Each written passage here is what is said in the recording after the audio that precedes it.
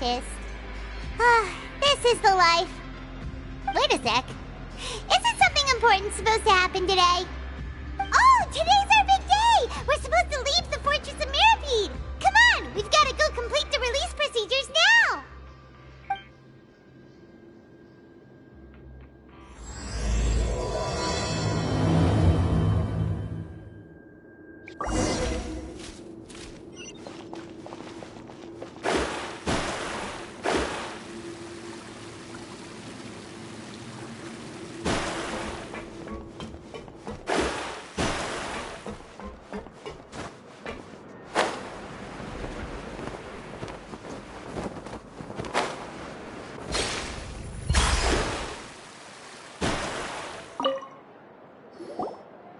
Please, sign here. This document will be effective immediately upon signing, and you two may exit the Fortress of Mirapede via the regular channels. It's been so long since we've been to the surface. Let's hurry up and... Huh? What's happening?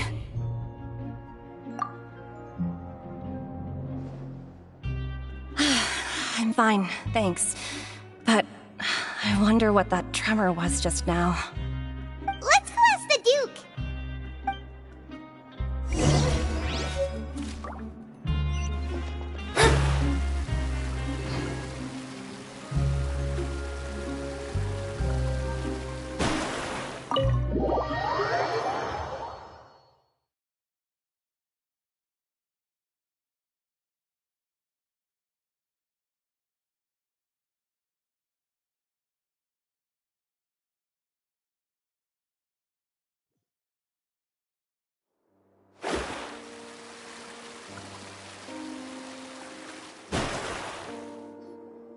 Your Grace?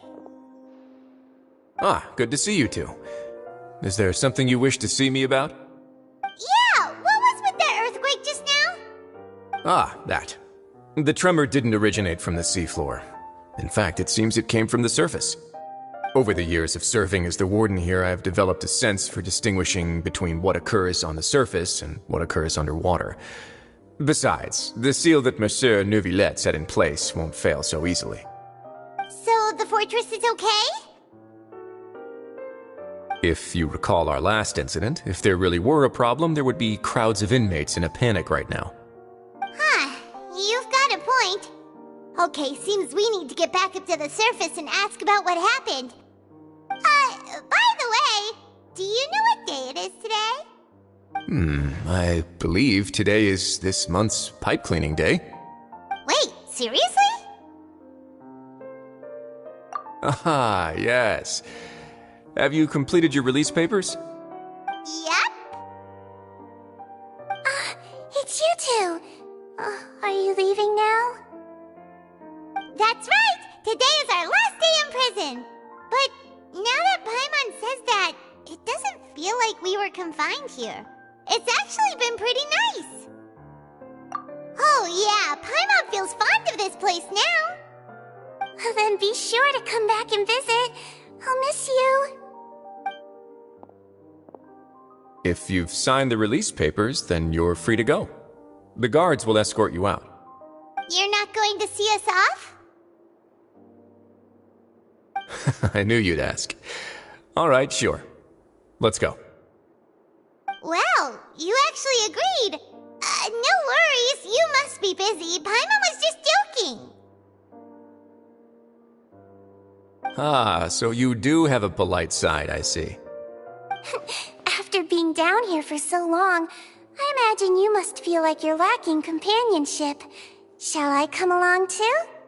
Yeah, don't worry, we'll come back to see you. Paimon really likes the cafeteria here. The chefs sure do know how to make good grub. I hope you won't be here as convicts the next time I see you. We'll do our best to stay out of trouble. Well, it seems our work in the Fortress of Mirapede is finished. That's the end of another chapter in our journey. And since Neuvillette was the one who asked us to come here, we should probably go report to him now. Next up, the Palais Mermonia. You're going to see Monsieur Neuvillette? Please pass on our kind regards. I'm sure just your regards will do, no? I believe it would be the polite thing to do. You're right. I've heard the Palais has been terribly busy these days. Tell him that I hope he hasn't been overwhelmed by the recent string of troubles.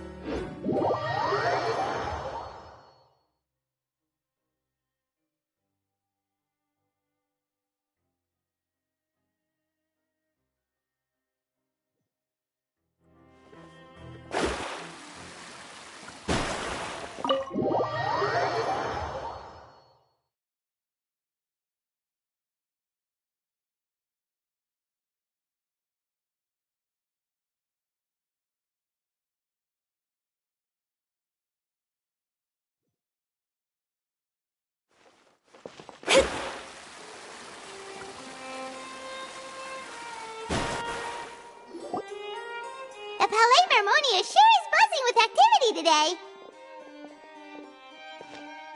Halt! Huh? Oh, it's you two. Apologies. Monsieur Neuvillette did say you'd be welcome at any time. Excuse me, would you mind helping me take a look at this report? I'll be right there. Sorry, I've got my hands full here. You can see yourselves in. Everyone's so busy. Seems a lot has been happening.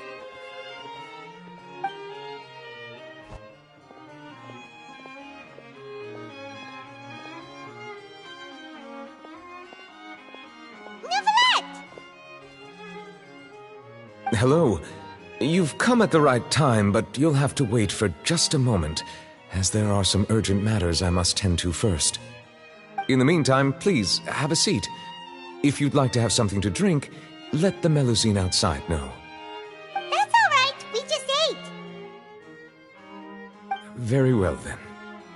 Let's take a break over there while we wait for him to finish his work.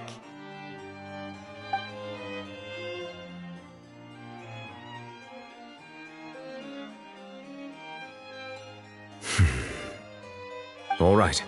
That should wrap things up for now. Are you done with your work? Yes, sorry to keep you waiting. Today should be the day you were released from the Fortress of Meripede, and it appears that you have managed to complete all the release paperwork. That's right, and we came here to see you right away.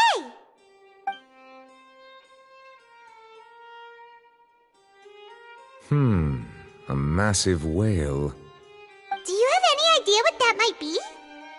Judging from your description, that cannot have occurred in any ordinary waters, but rather something like the primordial sea. A whale of that size and shape cannot usually be found in the waters of Tevat. Therefore, we can only assume that Child is presently immersed in primordial seawater. Immersed in primordial seawater? But how? And is he okay? Most people wouldn't be capable of entering in the first place. I'm not completely sure how he could have gotten there myself. Yes? What is it? Right! Paimon felt it too! We asked the Duke and he said it wasn't from underwater, so we figured you might know something about it. It turns out that I have just received a report about this particular matter. In fact, that's exactly what I was busy with a moment ago.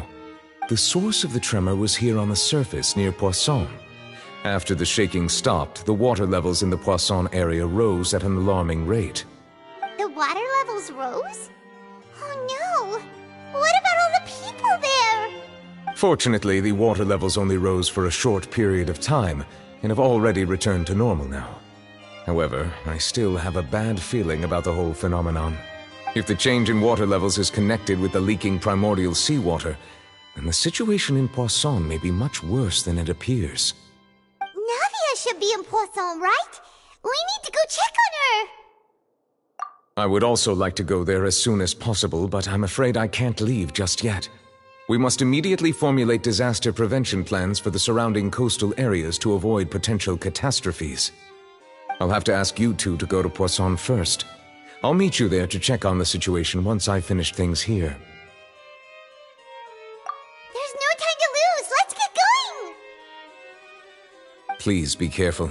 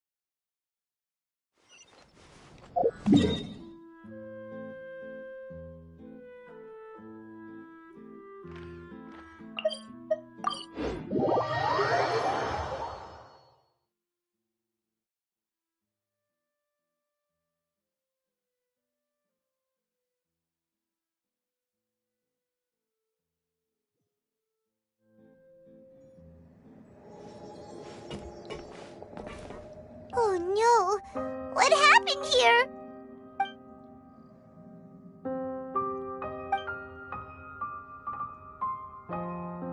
Navia should be around here, right? We need to make sure she's still... Paimon means we need to check on her.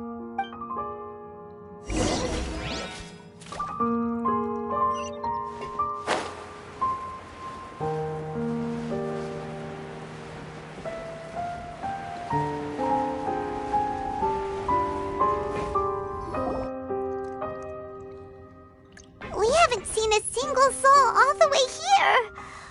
Oh, this is getting scary. What will I ever do now? Look, there's someone on the roof over there. Just stay put! We're coming up! Watch your balance! All right, just hurry!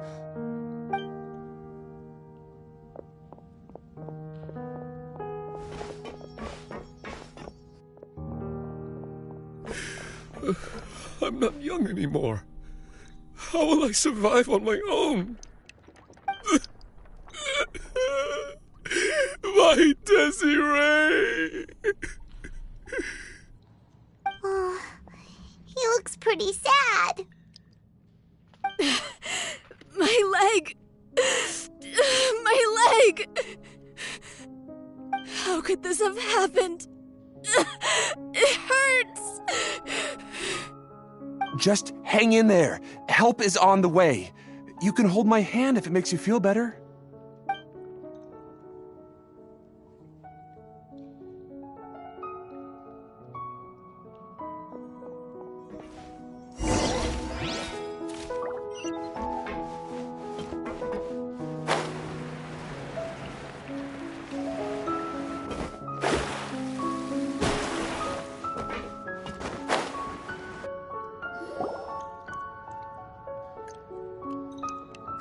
It's Navia! She's over there!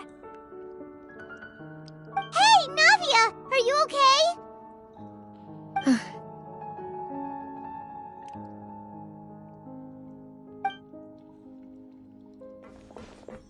You're here. We heard there was a situation in Poisson, so we came as quickly as we could! Yes. As you can see, the water level suddenly rose. It caused quite the disturbance, in fact.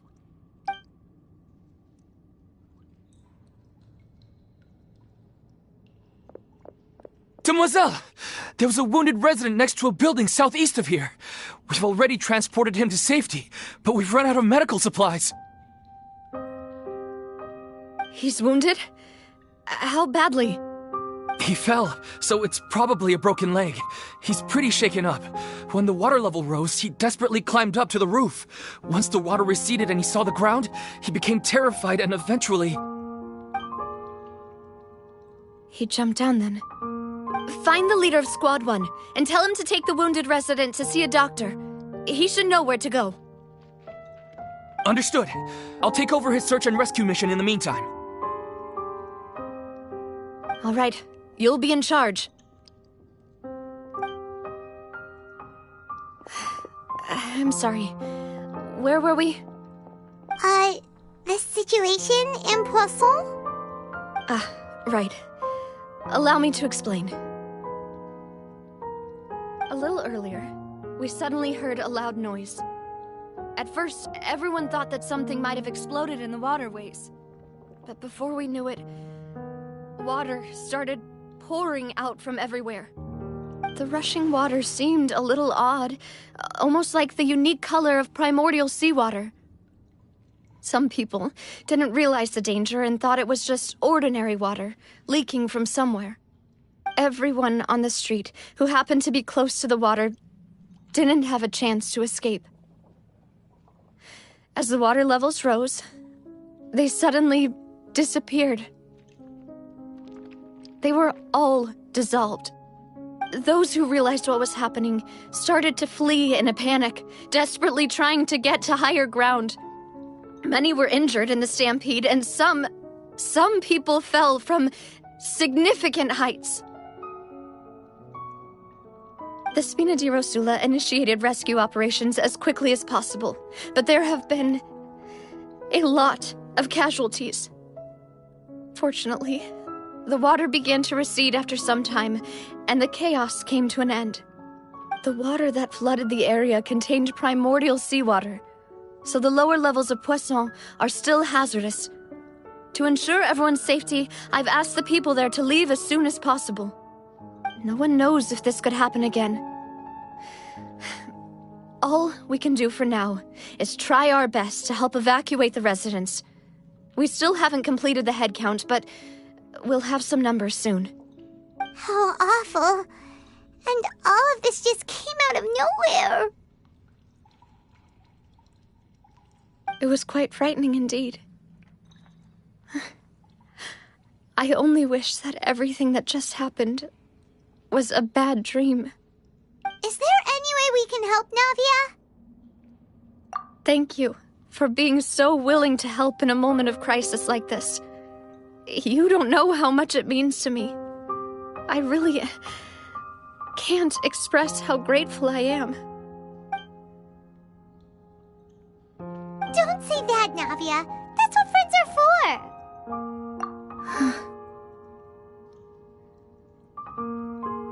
Demoiselle! We've got a situation here! I'll be right there. Sorry, I need to go for now.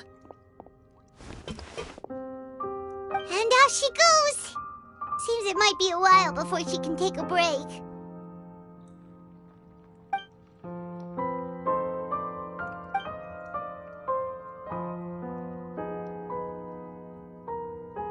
Okay, the wounded are being tended to, and we finished a preliminary head count.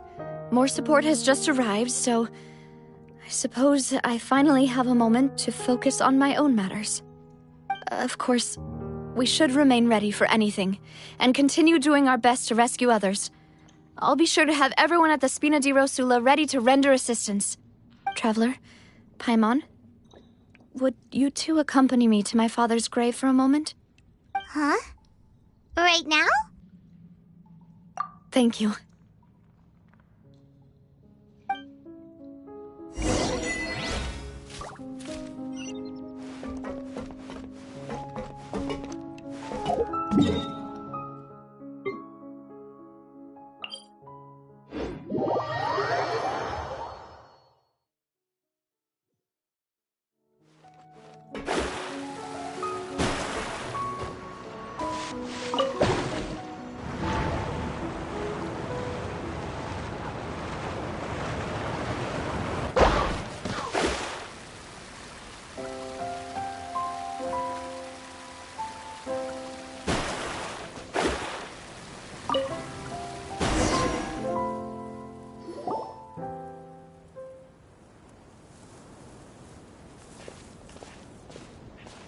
lot of people here, huh? Well, given the time of day and the whole situation in Poisson, Paimon doesn't think there'd be a ton of people here visiting graves. Right. That's how things are now. The living are so exhausted that they've no strength to spare any words for the dead. Navia?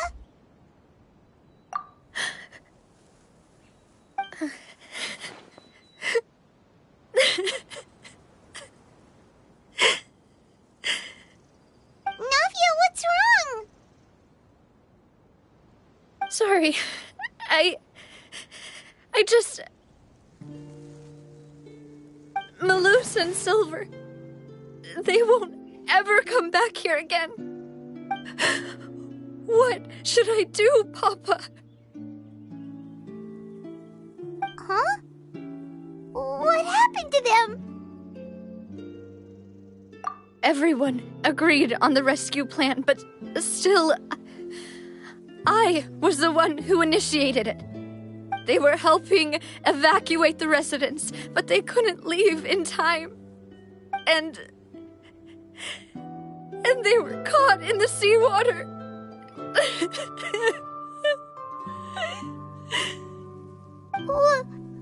What should we do? I've known them for so long. And I know they weren't afraid. But I could at least hold a funeral for my father. And I know where he rests. But as for Malus and Silver, they're just gone. I just can't.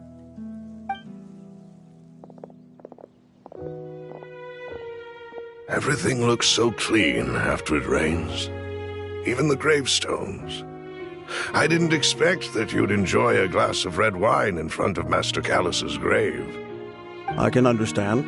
Besides, the scenery here isn't half bad. See, it's not just me. I always want to bring something when I visit Papa. Perhaps we might even have a picnic.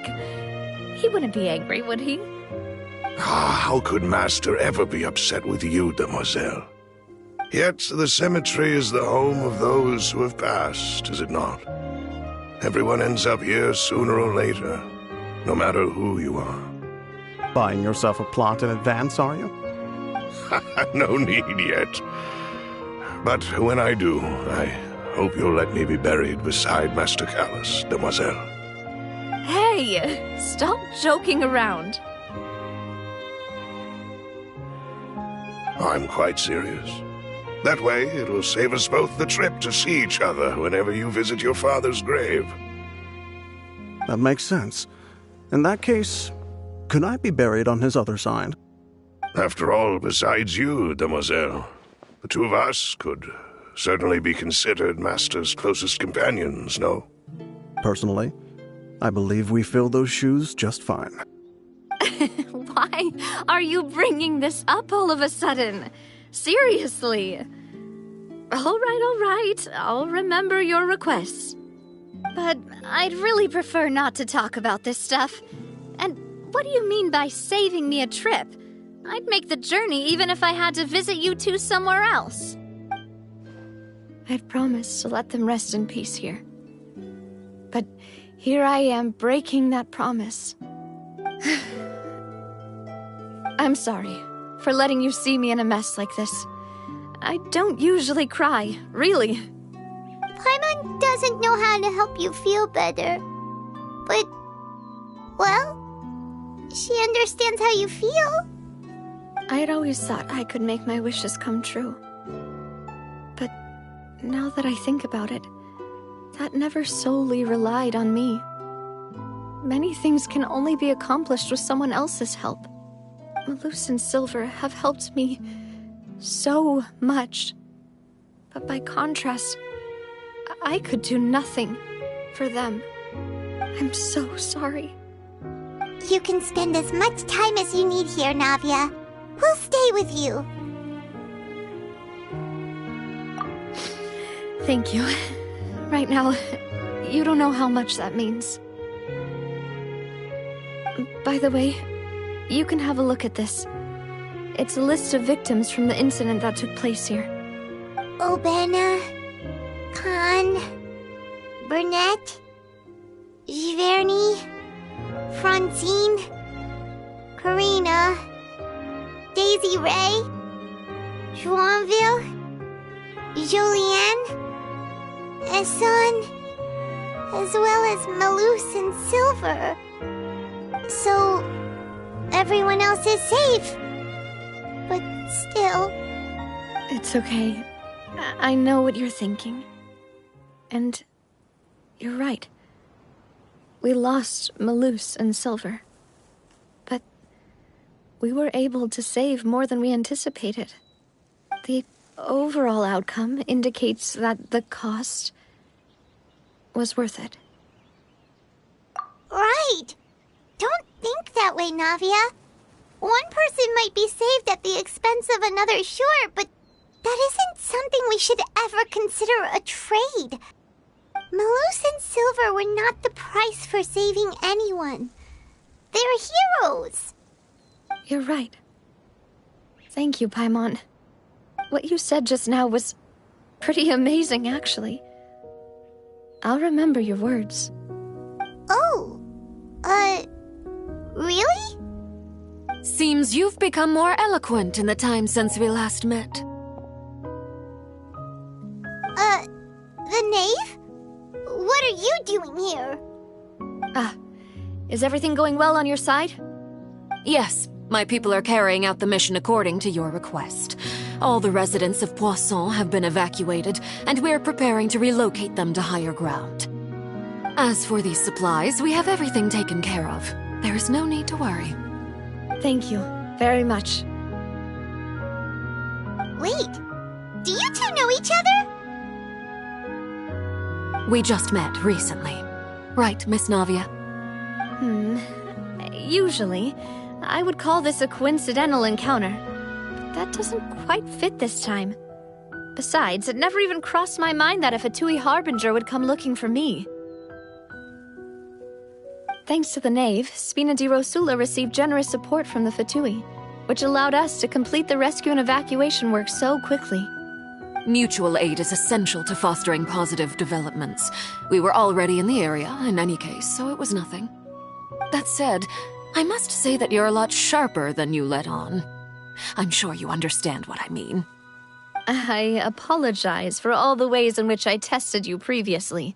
We've never worked with a Fatui before, and it's extremely important for us to know who we're working with. My subordinates have reported that Fatui soldiers have been observing water levels and taking head counts in various locations. I hear that they've also prepared a large amount of emergency supplies. I'm quite surprised. This is nothing to brag about, nor do I intend to. It is simply the way of powerful organizations to act forcefully, whether they are doing good or ill. You've witnessed that firsthand, in any case. As I've told this traveler before, I know of the prophecy, and I intend to prevent the impending disaster. Lending your organization a hand was a natural first step in accomplishing that. As such, do not be troubled by this token of our sincerity. Perhaps one day, you'll also be able to help me in the same way. Without your help, there would have been many more casualties. I won't forget your kindness. Furthermore, I sincerely regret what happened to Malus and Silver. I only wish that my people could have arrived a little earlier to prevent this from happening. Don't say that. You and your subordinates did everything you could. As Paimon said, Malus and Silver didn't choose to sacrifice themselves for any specific person. And they weren't the price paid for other salvation. They chose to become heroes themselves. I've never liked hearing people put it that way. It's like trying to relieve pain by saying some noble-sounding words. But right now, there's nothing more suitable. They really did become heroes. You're right. I'm sorry for your loss, Miss Navia. Water is life to Fontaine's people, and it also spells disaster. It's no wonder that people always say that prophecies represent fate. Fortunately, I've never been one for such opinions. So, you're one who will try to change fate then? Of course. That is why I'm going to Hotel Bouffe de Thé. I still have some things to take care of, and the children need my attention. By the way, Traveler, Paimon, one more thing. Alright, then we'll just... Huh? This isn't right. Paimon thought you would ask us to walk with you for a moment so you could tell us something in private. That is a clever and useful conversation technique, which I do like to use when necessary. But there's no need today. It would not hurt to have Miss Navia listening in. Traveler, I'm sure you remember that I said we could work together when we had the chance. You and I both know that there may be issues with the Primordial Sea. Previously, it was the Fortress of Meripede's sluice gate, and this time it was the water levels in Poisson. These are both signals. Indeed. Allow me to share the latest intel I've received from the House of the Hearth's intelligence network with you. During some recent investigations, a child claimed to have discovered some ruins near Poisson. The ruins date back to ancient times, and seem to be worth investigating in many ways. Judging by the dating of the ruins, they may be related to the prophecy and the coming crisis. The situation is becoming more urgent, so any pertinent information will prove extremely precious. My people initially came to prepare for ruin exploration. Unexpectedly, this disaster struck, and at present, we're all busy prioritizing the rescue effort. So that's why the Fatui were already in Poisson. I wanted to take the children along, but unfortunately, Linny, Lynette, and Fremine have all been dispatched to higher ground to assist affected residents. Linny told me that outside of the house, the person they trust most is you. Which is why I want to give you this task. The House of the Hearth's members see each other as family, but Linny, Lynette, and Fremine said that they also see you as such, even though you are not from the house. I'm sure you already understand how earnest they consider their friendship with you to be. Oh, that somehow makes Paimon feel kinda happy. The intel I just shared about the ruins could fetch a high price. But since the children consider you family, it's only natural that I freely share it with you. Got it! So all we gotta do is go to some ruins, right? We can handle that. Excuse me, but may I tag along? You wish to join, Miss Navia? But are you sure you're up to exploring some ruins? You need to rest.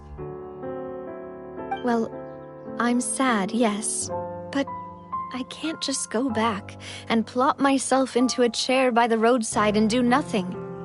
There's no point in being depressed while we still have a disaster on our hands. As my father's successor, I must live up to the hopes he had in me. Besides, I'm also doing this for myself. I need something, a distraction, to keep my mind off Malus and Silver. Since you put it that way, I have no objections. What do you say, Traveler? All right. The ruins are to the south of Poisson. Here's the map. Okay, the three of us will handle it. Come on, let's pack up and get going.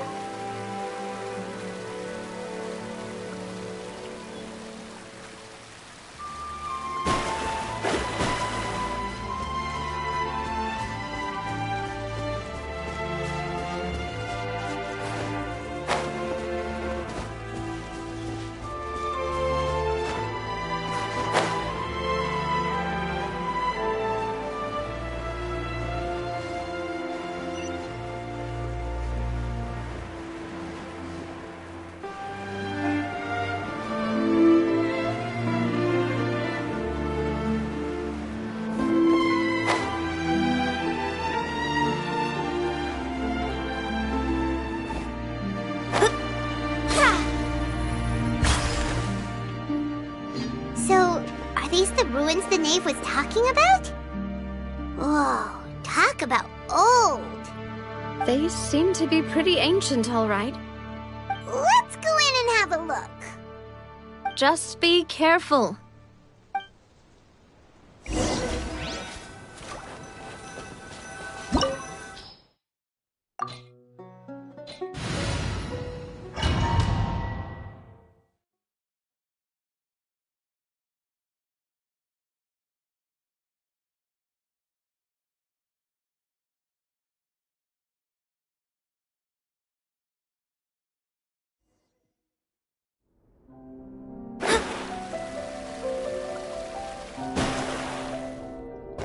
Scry the sky.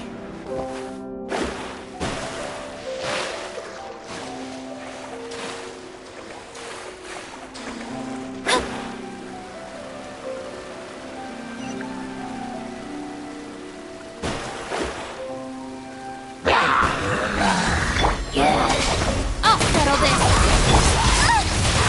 You're toast! Lola, get them! Into the wind.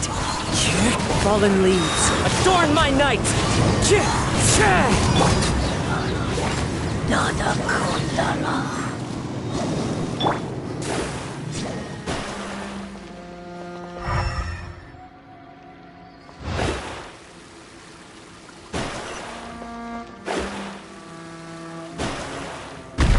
Watch it! The floor here isn't safe!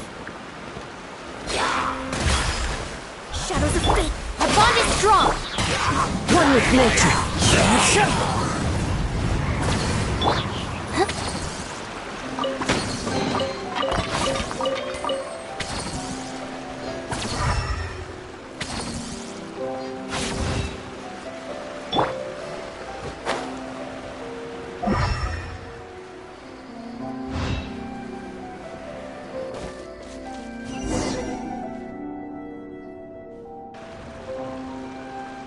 This place has also been contaminated by primordial seawater.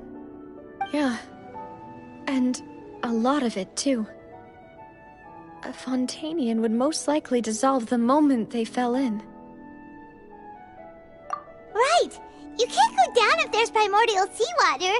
It's too dangerous, and it won't be any help for you to just stay here. Don't get Paimon wrong. We're not saying you're useless. It's just that... No, you're right. I can't do anything in this situation. I'll leave this to you.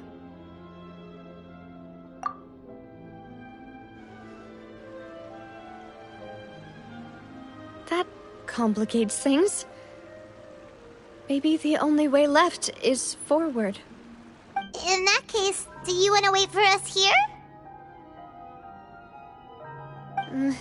The water levels here are unstable, and there's a chance the water will rise. So, staying here wouldn't be safe either. I'll go together with you. Perhaps we'll find the exit just up ahead. All right. Come with us for now then, but please be careful.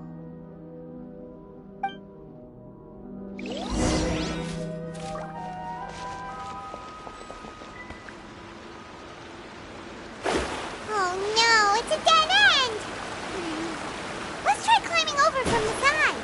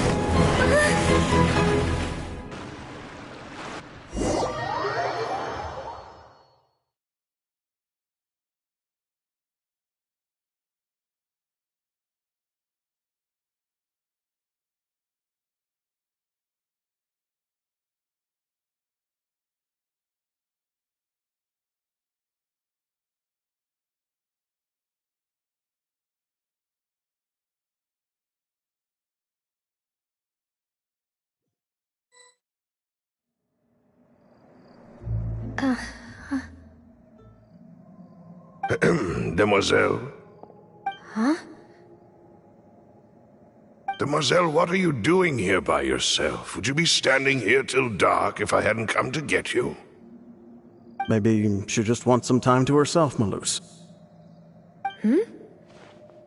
Oh. Was I sleeping? Yes, it would appear so. I must be tired. That's quite possible. However, you were the one that suggested we go out for a walk. Oh, right. I nearly forgot. It must have slipped my mind when I dozed off. I haven't had a nap today yet. Have I? This is a familiar feeling, yet something's a little strange. Is something the matter, Demoiselle? Oh, no. No, I'm fine. I was just trying to recall why we came out for a walk. Do you remember Mr. Giverny? He'd requested our help before with foreign merchants who had a debt dispute with him, and we'd resolved the matter not long ago. We were headed to see how things were going with him at the moment. Ah, right. Yes. I remember now. Oh? Miss Navia. Ah, Mr. Malus. And Mr. Silver, too. It's good to see all of you. How have you been? I've been great. Thanks to your help, those bothersome merchants finally realized that I wasn't the one they were looking for. Why, I wasn't even the guarantor for that person. They were knocking at my door day and night. Even my neighbor, Obina, was getting fed up with them. Sometimes force is required to calm someone down and get them to listen to what you have to say. That's right. Oh, by the way, Burnett, what was it that you wanted to give to Miss Navia again? Oh, yes. One moment, I have it right here. Miss Navia, these are some flower seeds that I prepared. Please take them. They're a very good variety, and they'll become very big and beautiful once they bloom. I don't know what we would have done without your help, so this is a little token of our appreciation. I hope you won't refuse. Ah, did you cultivate them yourself? Thank you so much. I'll certainly take them. Malus, we do still have some empty flower pots at home, right? Why, we can have as many pots as you'd like, Demoiselle. Perfect. In that case, we'll swap out some of the decorative plants for some of Mrs. Burnett's flowers. Very well. Wait. Something seems to be off here. Excuse me, madam. If I'm not mistaken, your name is Burnett, correct? That's right. Is something wrong? No, it's nothing. This is the first time we've ever met, but your name seemed familiar to me. I must have heard it when I was discussing things with your husband previously. I've heard this name before. Sometime recently, I'm sure of it. And why are there so few people around here? Where did everyone go? We must mind the time, Demoiselle. We still have important things to attend to today. Huh? We do? Like what? Well, now, did you forget? Miss Navia, here you are. I've been looking for you. Please, come to the Opera House. Your trial is about to begin. My trial? Wait, why would I need to go to the Opera House? Yes, she's right, Demoiselle. It's just about time now, so we should get going. Oh? All right then.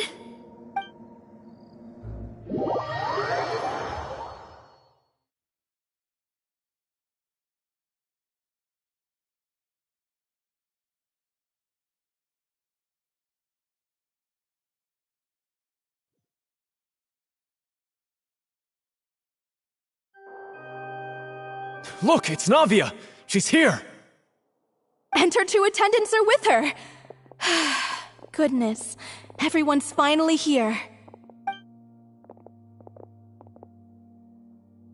There sure are a lot of people here to see the trial.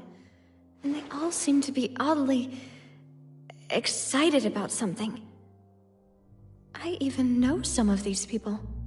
Karina, Desiree, Joyville, Jolien, Essen. Why are so many people here? And why do I have no recollection of this case? And as for the judge... huh? Where's Monsieur Neuvillette? Please sit in the defendant's seat. Don't worry, Silver and I shall accompany you. All right. But are you sure you can stand behind me? Typically, it wouldn't be allowed, but today is an exception. Hey, what kind of place do they think this is? Come on, do they have any idea what they're doing? Seriously. Enough with the whispering! Could someone please tell me where Monsieur Neuvillette is? And why I'm standing trial? My dear Miss Navia, have you not yet realized what you've done? In that case, allow me to explain. As all here know, you are Master Callus's successor, the head of the Spina di Rosula, someone held in high regard by every soul in Poisson. After you took over the Spina, you treated all of us just like the late Master Callus had. If anyone in need reached out to you for help, you responded. Not only you, but your butler, your subordinates, nearly everyone in the Spina di Rosula fought for the well-being of those in Poisson. Wait a moment. Aren't you just proving that I'm a good person? Yes, correct. Absolutely right. And that is why you stand accused. You have helped so many people get through so many difficulties. You are one with us. We are inseparable. We are one big family, all of us who are from Poisson, inextricably linked. And with you being so important, we couldn't possibly do without you. Therefore, this fair and honorable court shall declare you guilty, and you shall stay here. You will be together with us forever. Huh? What are you saying? Everything you have said is correct. I have indeed done a lot for my hometown, and I would be willing to be with you all, but what is the purpose of having me stand here like this? What is there to discuss? Ah, well, if that's what you think, then I have no further comments. How wonderful, Miss Navia!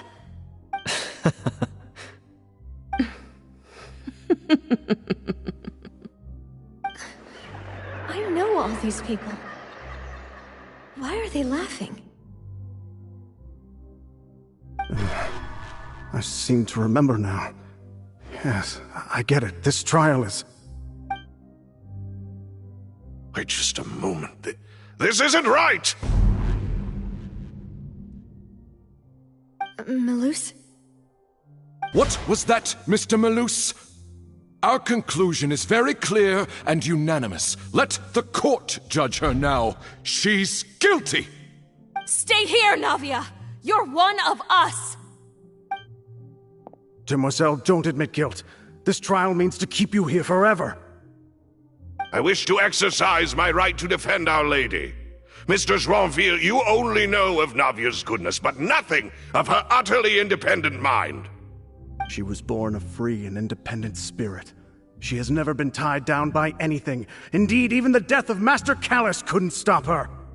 Her actions cannot serve as proof that she identifies herself as part of any group. She merely acted as an individual, extending her hand to help others. Please do not mistake her actions as being otherwise. Really? As an individual, you say? Don't forget, we are all Fontanians here. This is the nation of justice, the nation of Hydro! Even if Miss Navia only voluntarily rendered her assistance, that doesn't change the fact that her beautiful soul must return to everyone. Water accepts all, blends with all. It will surely accept her kindness. Everything is measured here in the nation of Hydro, and in the end, everyone shall meld together. Thus, when a unanimous opinion emerges, that opinion represents justice. Now I speak for everyone. Our opinion is consistent. Navia should stay. We and Navia are one. And you would call this justice? Preposterous. You are merely jealous that Demoiselle still has a chance to exist as an individual. Have you forgotten how much you all once longed to become individuals, to become independent? Do you mean to defy our justice? If your justice is flawed, then why should we acknowledge it? As you said, we can also have our own justice. Silver and I shall defend Demoiselle. And that is how we will enforce justice. Ugh, my head... It hurts. Demoiselle. Silver, it hurts. My head is spinning. All I can see is stars swirling in front of me. I remember now. Everything that seemed odd from the very beginning.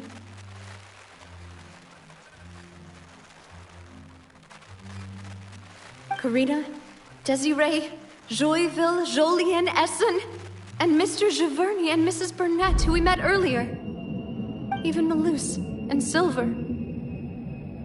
I don't want to admit it, but they're all dead. Don't be afraid, and don't admit guilt. We will protect you to the very end. Absurd! Who are you to say that she cannot be judged? We are the majority, and in the nation of trials, the majority is absolute justice. We are the will of all. Don't let them escape! We shall keep Navia here with us! Mr. Malus and Mr. Silver, must you be so stubborn? How could the two of you possibly hope to stand against the collective? Do not resist. This judgment is fair and just. Navia belongs to us. After all that happened, she should not be left alone in Poisson. What are you saying? No more excuses! He says we're jealous. Jealous? How could she possibly be an independent individual? What's with these people? Who's jealous of her? She belongs to us! Miss Navia, she... Silence! That's...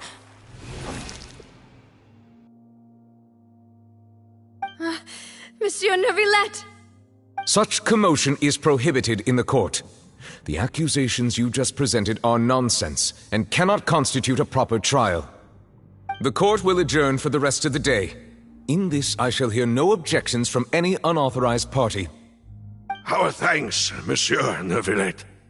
Please leave with me, Miss Navia, while there is still time. But... Go on now, Demoiselle. This is your only chance to leave this place. What, can't bear to leave us behind or something? Malus. My apologies. I couldn't resist making one little joke once I realized that this shall be our last goodbye. Malus. Silver.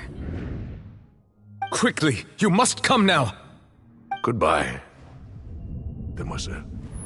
Farewell.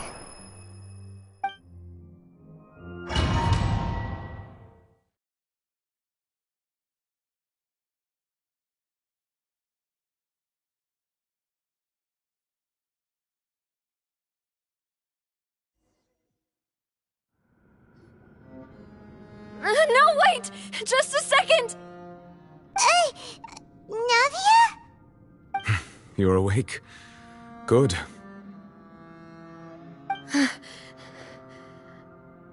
I must have been dreaming.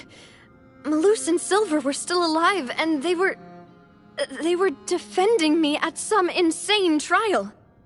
It looks like you're all right. Did all the sad feelings cause you to have a nightmare? Paimon could give you a hug. The ruins you were exploring suffered a cave-in. When I arrived, I found you falling toward the water. You were just about to be dissolved within, but I... What is it? I think I saw 2 Oceanids protecting you. It was only for a moment, perhaps even a fraction of a second, but they gave me the chance to retrieve you. Were it not for their intervention, I would not have been able to rescue you before your consciousness dissipated. Wait, did you say Oceanids? You mean like what happened with Vache? Perhaps those 2 Oceanids were the people you saw in your dream. I always told them that they didn't have to protect me. To think that they'd keep doing so even after death.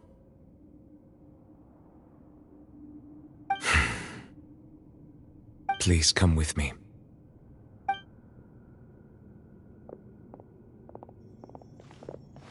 Neverlet, are you okay? Oh, I am quite all right. Perhaps there's something we could chat about? Why do you look so stiff all of a sudden? Oh, Paimon knows. You're the type who feels awkward when there's nothing to talk about, right? I merely thought that we should give Navia some time to herself. Huh? Why didn't you just say so then? Don't you think it's even more awkward to call us over like this and then have nothing to talk about? I suppose so. Ah, Sigewinne. I hope all is well with her these days. Her work in the Fortress of Meropide has not been too much for her, has it? No way, don't worry. She's doing fine down there. She's an amazing head nurse. I see. Well, that is good. I have always worried that Sigewinne would need a lot of time to understand the world of humanity, just as I have. Oh, and the Duke also says hi. Even though Sigewinne made him do that. He hopes that you haven't been overwhelmed by all that's happened lately. Thank you. I have indeed been busy lately, and I also hope that everything is going well in the Fortress of Meropide. He still doesn't know what to talk about. Let's chat about something else then. So, Neverlet, you're probably quite the swimmer, huh? This isn't going anywhere. Let's try something else. How did you find these ruins? Did the knave tell you? Yes, in fact. I had arranged to meet you in Poisson, but when I arrived, I discovered that the Fatui were helping the residents evacuate. They had even transported a large quantity of supplies to the area. Amid my astonishment, I ran into the knave, and we had a chat. She informed me that she had asked you to investigate the ancient ruins here. Yeah, we originally planned to meet up with you, but we thought you might still be busy with all those official documents. We didn't think exploring the ruins would take very long, and who would have thought you'd wrap things up so quickly?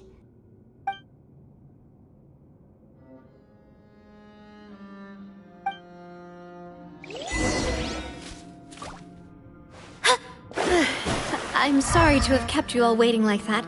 I'm feeling much better now. I guess we should get going again. Will you come with us, Monsieur Neuvillette? Yes, if you wouldn't mind my company. All right! Another one joins the party! Let's get knows it.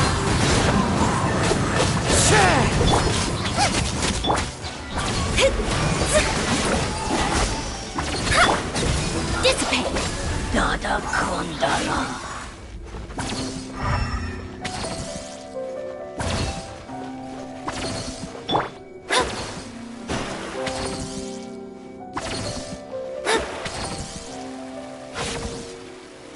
Oh no, another unstable path. Watch your step.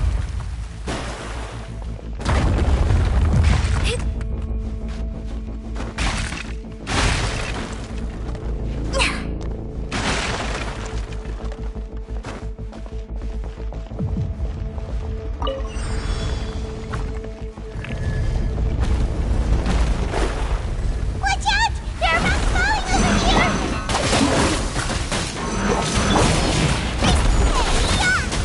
Boba, get them! Clouds high. Birds come! Into the wind.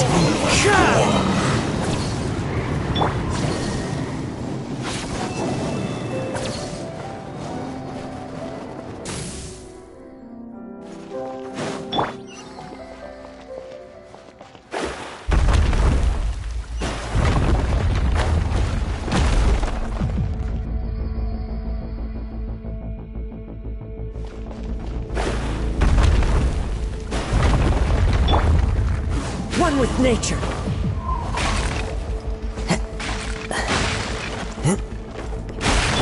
Seems we're almost at the top. Keep it up!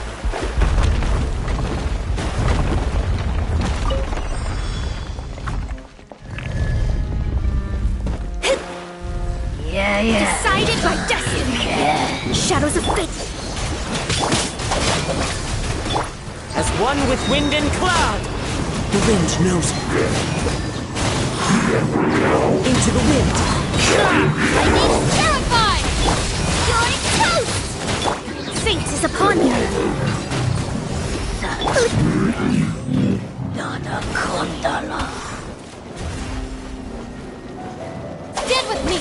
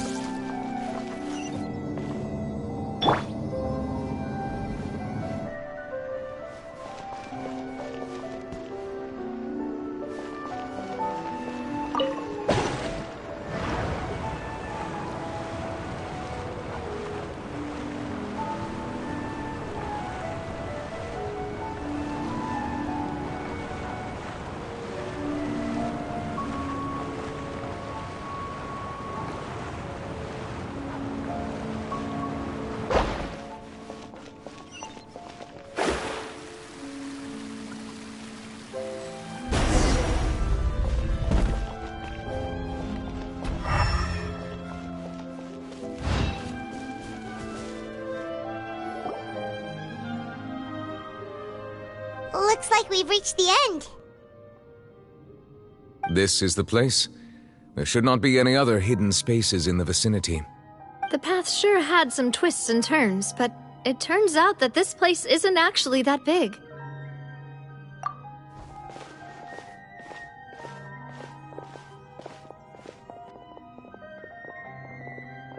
Stone slates. It seems like they were put here as an offering. Could we take them down and have a look? Perhaps we should just leave them be for now. There are 4 locations in total, but only 3 stone slates. The slate that should be in the first empty spot is missing. The surrounding walls also show signs of damage. There's something written below. Let Paimon see. Reason dictates that this nation be destroyed. I shall record the history of its future here in its past. Say what? It feels like someone left these slates and these words here for a purpose. But does he mean that Fontaine should be destroyed?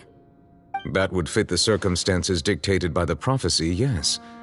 Indeed, the slate's contents correspond to it. Take the second slate, for example. there's a person kneeling here. She seems so dedicated. And there's a whole bunch of other people behind her doing the same. She's facing this... what is this? Some kind of island in the sky? And is that Lady Farina in the third image? Did the Hydro Archon fall into the water? And is that a ring of people around her? Paimon doesn't quite get it. Are they all in the water? The fourth image. I know this one. This exactly matches the content of the prophecy. The people will all be dissolved into the waters, and only the Hydro Archon will remain, weeping on her throne.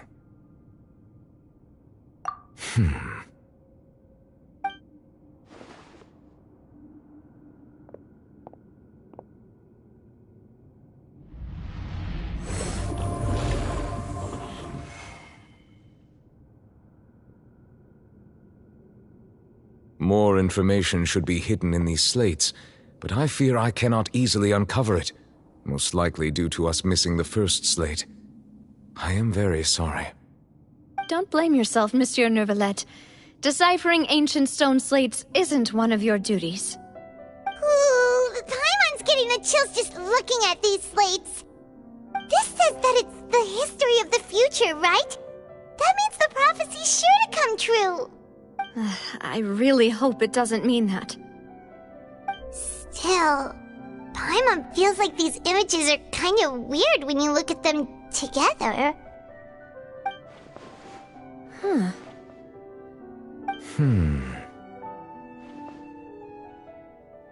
That's right!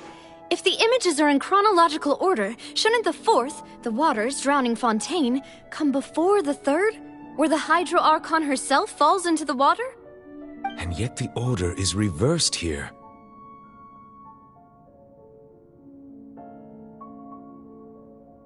If we go by timing, Lady Farina only emerges in the third image. That means that the person in the second image might be the previous Hydro Archon. Egeria, then.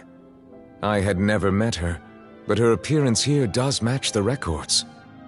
The previous Archon kneeling before the floating island in the skies, as if confessing a sin. Did she herself commit that sin? And if not, why would she be in such a posture? Also, I'm still wondering why these ancient stone slates are here at all. Judging from their contents, could this place be the origin of the prophecy? Does that mean that someone, or some people, once saw these slates? But who would have created these slates and left these words here?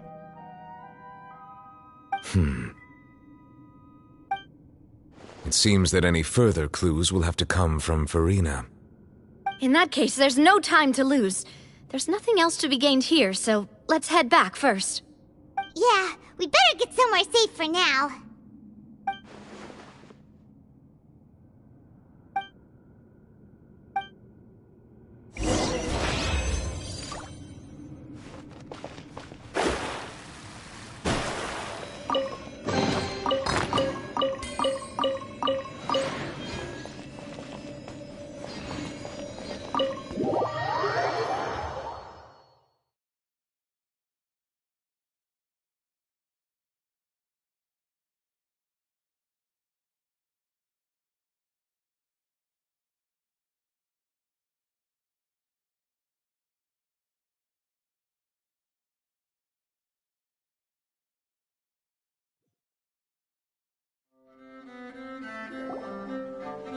Let's split up here.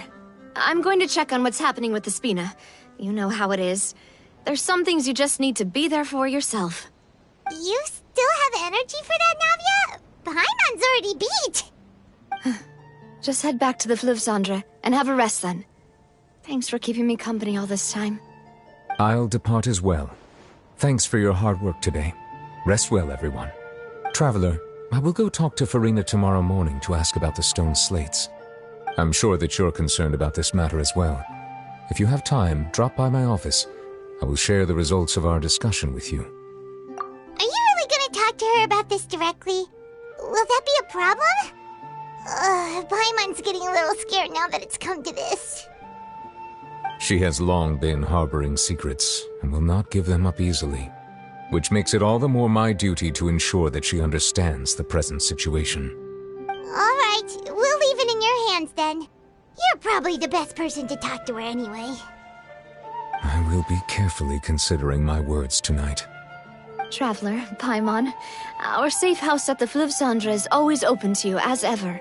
So please don't think you're an imposition. All right. I'll be on my way then.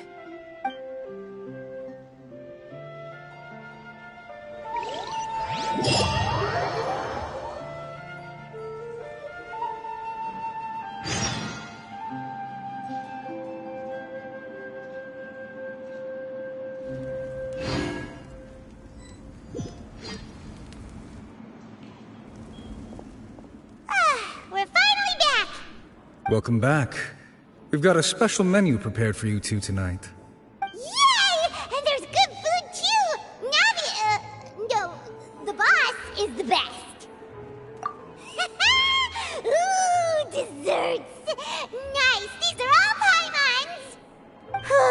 Paimon's already starting to forget what happened today. Oh, that voice. Is that who I think it is? Huh? It's you two. What are you doing in Fontaine?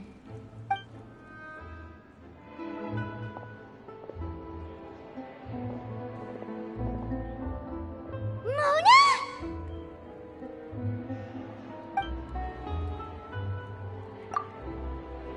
Seriously, nobody just uses a scry glass whenever they've got time to just see who they'll meet on the road. Still, we didn't expect to see you here. Wait, you're not a Fontanian, are you, Mona?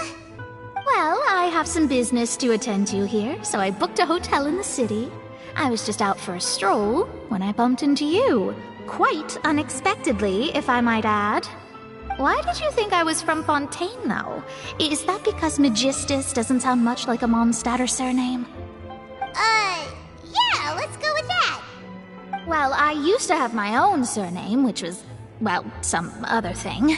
Either way, the old hag told me when she took me as her disciple that the first step to being a great astrologist's pupil was to change that name. There was nothing for it, really. She really is amazing at astrology, so I changed my name to what it is now according to her wishes. To my surprise, however, Magistus is not the name of some ancient house or clan. It isn't? Nope. Although it is used by us in place of surnames, it generally just means great. Wow! Imagine including a boast in your name. Wait, are you gonna have to put that into your genealogy as well? I reckon so. In any case, I'd give my disciple a name like this as well, if I were to take one. Astromancer Barbeloth Trismegistus. Whoa, that's a long one. Does it also mean great or something? My name means Mona the Great Astrologist. As for the old hag, hers is, in plain speech, the thrice-as-great Scholar of the Stars. Just take it as a title specific to astrologists. Thrice as great? That's so petty. I know, right? That's just how she is. She used to call herself Magistus, actually, but when she took me in, she changed her name to Trismegistus. Talk about excessive. Magistus is thus the calling card of our school, so to speak, which makes it about the same as a surname. It's all right if you don't get it. You can look into it further should you need to study astrology more deeply. That sounds terrible! But anyway, you're not Fontanian, are you, Mona? You're from Mondstadt, right? Well, I was born in Mondstadt, yes. My parents migrated to Dorman Port, and I traveled with the old hag for a while, after which I settled down in Mondstadt City. Oh, that's a good thing then. At least we know you won't be dissolved by Fontaine's waters. Speaking of that, I'm sure you're aware that a bunch of things have happened here in Fontaine, right?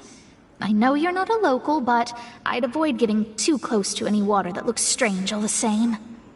There's something ominous about it. Well, the water, I mean. That was the main reason, yes.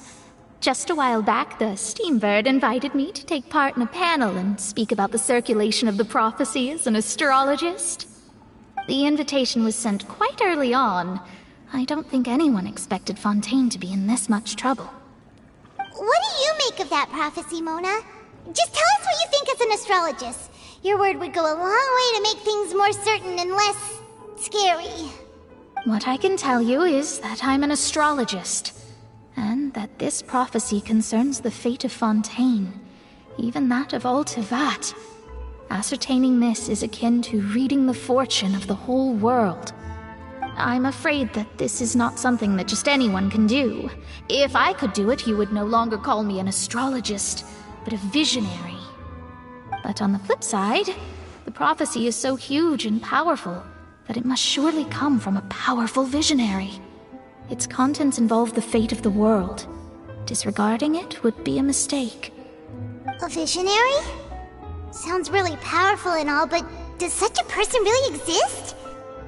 Of course.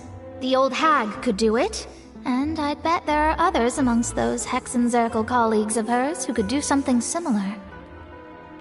Huh? Are you sure? All right, I'll help you.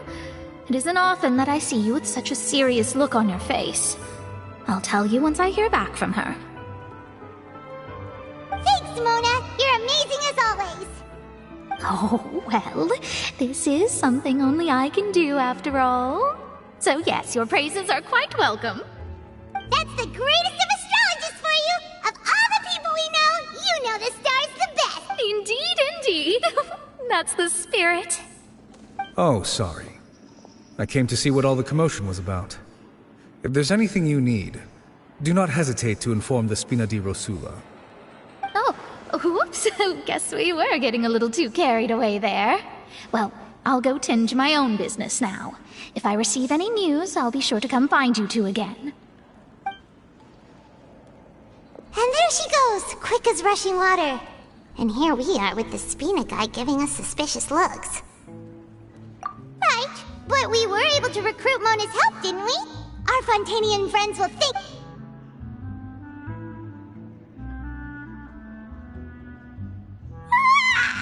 Good morning. To be honest, Paimon's still feeling kind of sleepy.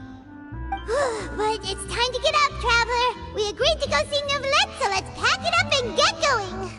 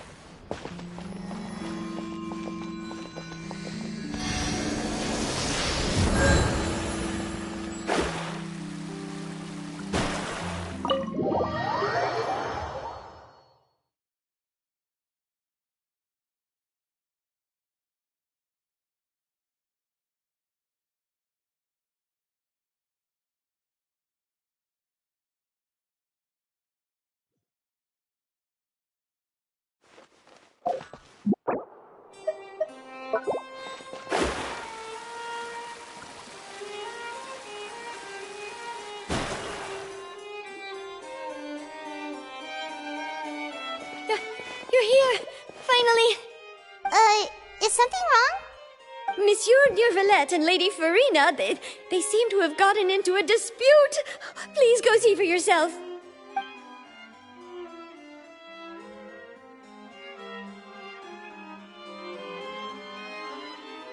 Like I said, I've already explained everything. And yet the problem has not been properly solved. There is little space for excuses between us. It is not my intention to offend you, but please, tell me where you stand. You are the Hydro Archon Focalor, are you not? Look at this. This is a list of the victims from the recent Poisson incident.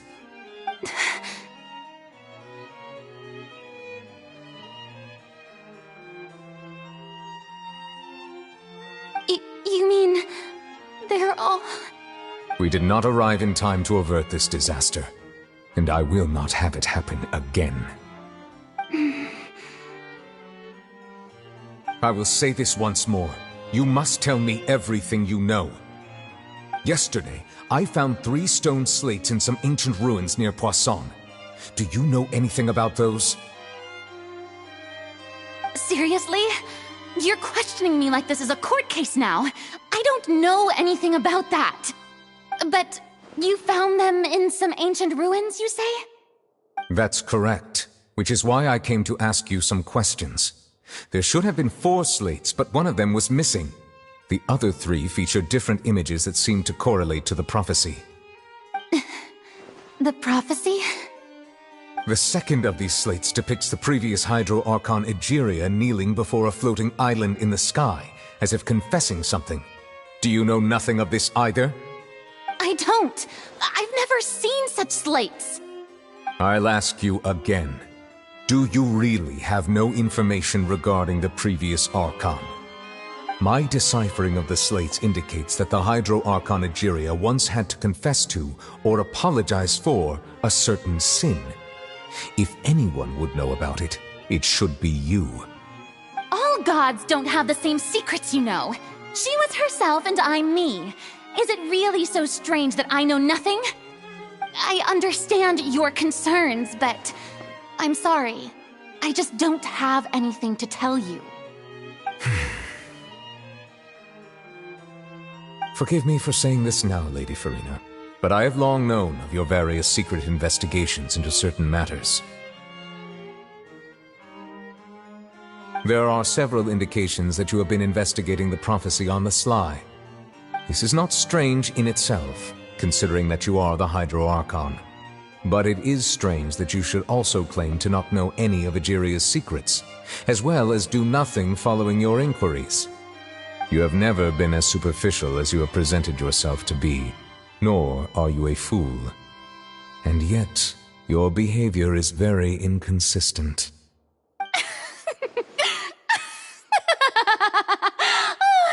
So you've been watching me all this time, have you?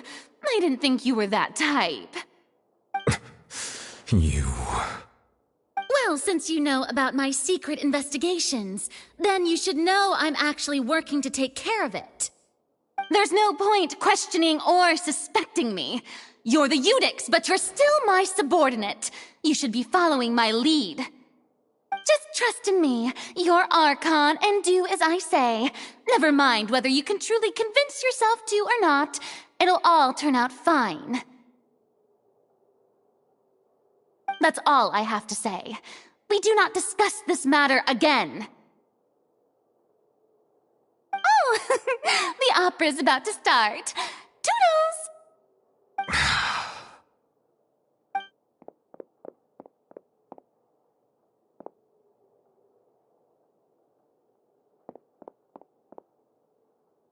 Did Farina not notice us standing by the door? Wonder what's up with her. She was smiling. She didn't seem in the mood to care if we were listening in or not. I assume you've been outside for a while now? Oh! You noticed! Seems Farina didn't even realize we were here. She was in a great panic, though I cannot discern the reason. Our discussion reached impasses time and again, a state of affairs that we cannot allow to continue. Still, I do not understand. Dialogue is the basis for understanding, so why did she keep refusing to engage?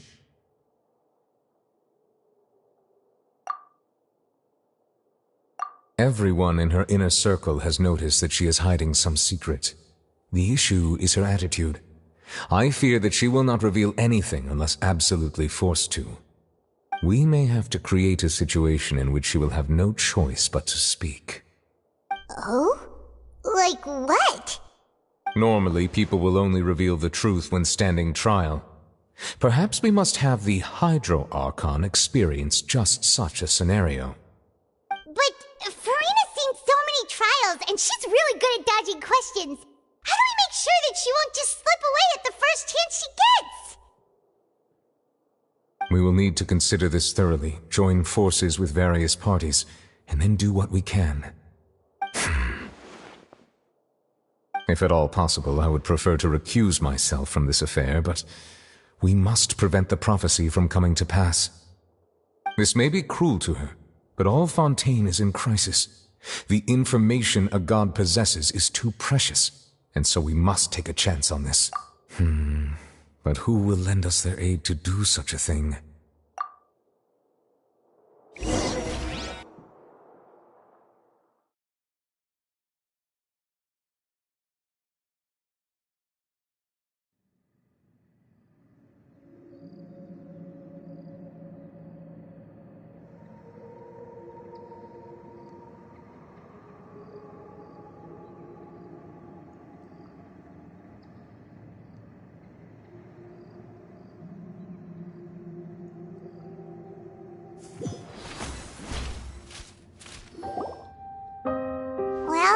That's everyone, huh? Speaking of which, it was pretty smart of you to think of hiding here. Poisson was just involved in a disaster, so it's presently devoid of people. That naturally makes it the best choice. And here you are drinking tea like it's the most natural thing in the world, huh? That's what family should do. Sit and enjoy a leisurely time together. It's nice to enjoy tea here, you know? Care for a cup? Lend me your ears, everyone. Or perhaps one of you might like to start us off. How about you, friend? Me? No, I don't think I can. Then, how about you, good sir? I fear that I will cause the mood on this boat to become as somber as it is in court. Well then, I guess we're lucky we've got a local like me to organize things. Wonderful, the spotlight at last. I guess I'll be facilitating things from here. That was a little long-winded, don't you think? Oh, you might be right. Anyway, to cut to the chase, our friend here, the Traveler, has brought us together to discuss something. As for what that is, well, let's start by saying that we'll be pooling our efforts together to create a series of traps. Oh, how intriguing. Well, it's just an expression, really. One that I just learned from Chlorand, and use on the spot. So, let's invite her to explain in detail. A round of applause, please. Huh? Didn't you say that you would be facilitating this? Oh, come now. Your work doesn't involve much public speaking, right? This is a good chance to practice. You might even pick up some fancy oratory tricks to impress your boss with in the future. I see. And what does my boss say? He is glad that you consider him your boss. Do go on.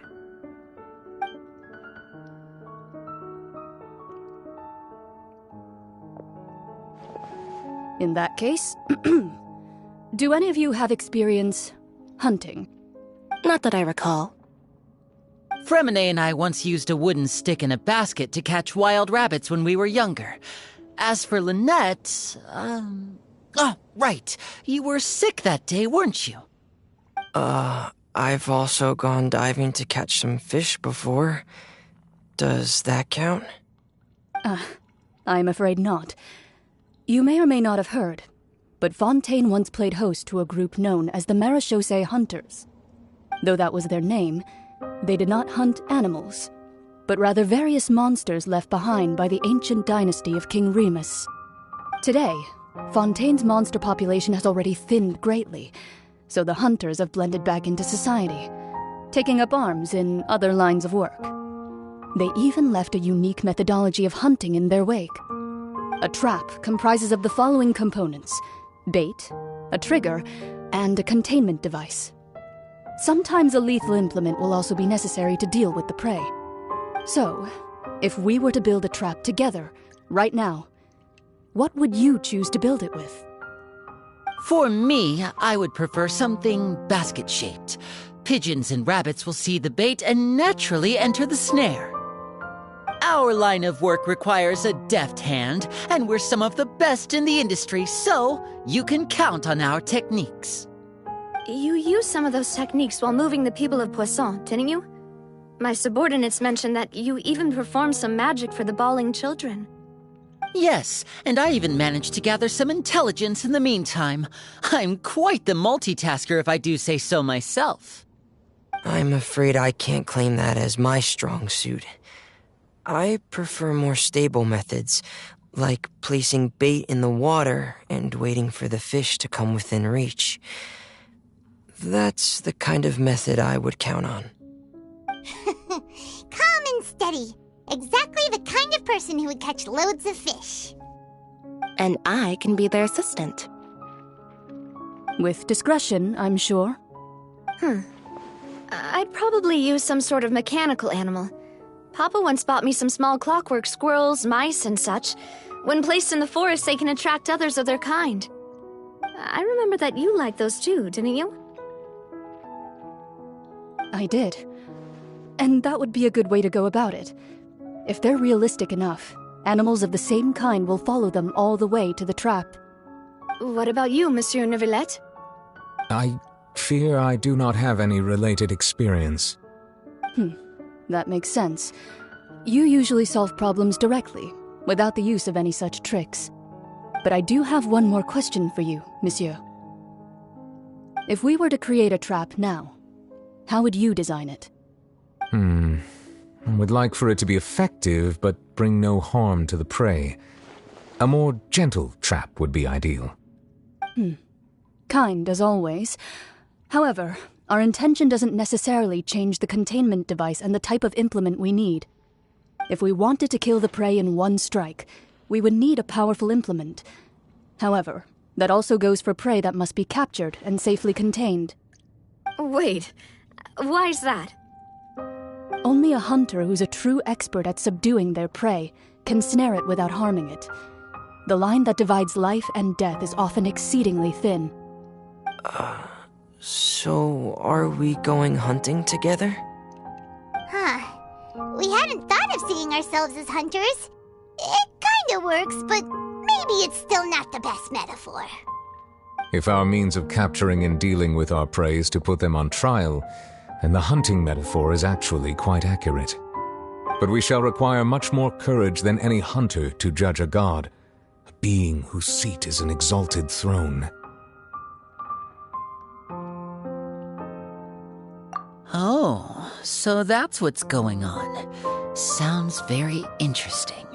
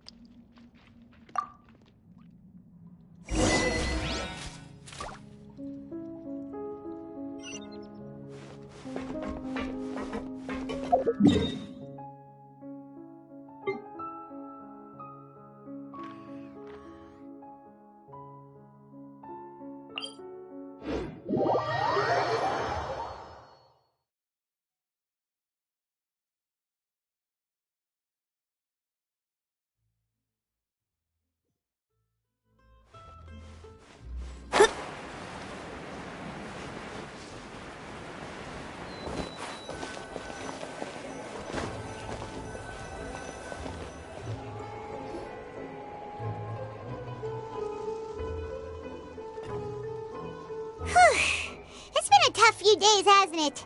So much has been happening. Paimon didn't think the meetings would go on for so long, but everyone seemed pretty fired up, huh? Paimon thought they'd be at least a little frightened.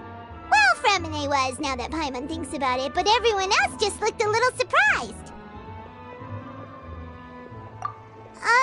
Well... It's hard to say.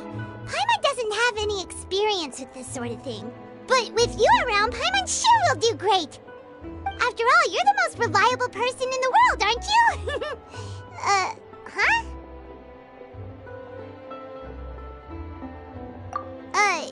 Did you just pour some tea? Paimon didn't notice you doing that at all. Then what's that? Paimon's never seen that cup before. Don't be frightened. I'm just joining you two for tea. I merely refrained from saying anything till now. Who's that voice? But there's no one here. Ah, have you forgotten me already? Wait, you are familiar. You're the voice we heard from the sky in Sumeru. The voice from the sky, I fear that description is wrong. Though, not completely wrong. You're feeling lost now, just as you were feeling previously. I sensed that confusion and thus came to you. Guiding people is an irresistible hobby of mine, after all. Consider me a passerby, just accepting a commission from my friend's disciple on a whim. The prophecy. Yes, what has been prophesied will be fulfilled. You may view such things as the history of the future. What? Then is there any way we can stop it? I believe you have witnessed a failed attempt with your own eyes. Can everything in Teyvat so easily be changed? Ah, so you've caught on. Just as prophecies are usually only the future as seen from the perspectives of the gods, could things be happening in hidden corners where the gods' gaze does not fall?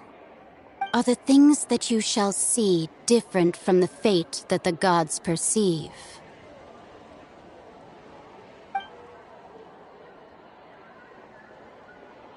What is she talking about?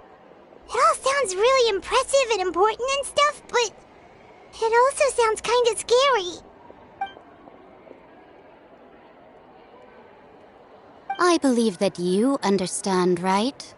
Some things are insignificant, but others you must reach out to change. Ultimately, fate shall serve as your only guide, no matter what will happen in Teyvat's future. All you need to do is to play your part. This was good tea, by the way. Thank you for your hospitality. Well, that'll be all for today. The voice. It's gone.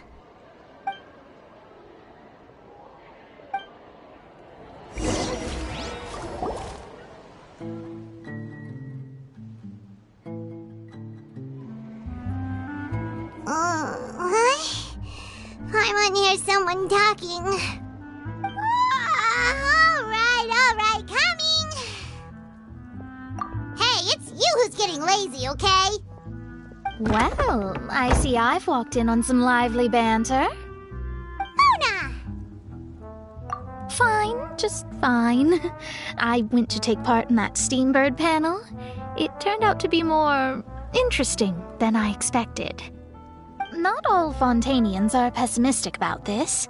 One journalist mentioned that sitting around and waiting for the end to come would be wrong, and that they should make their own rescue preparations. I agreed, so we had a brief chat with her. Did she have pink hair by any chance? Why, yes, it was Charlotte. You remember her, right? That daredevil journalist?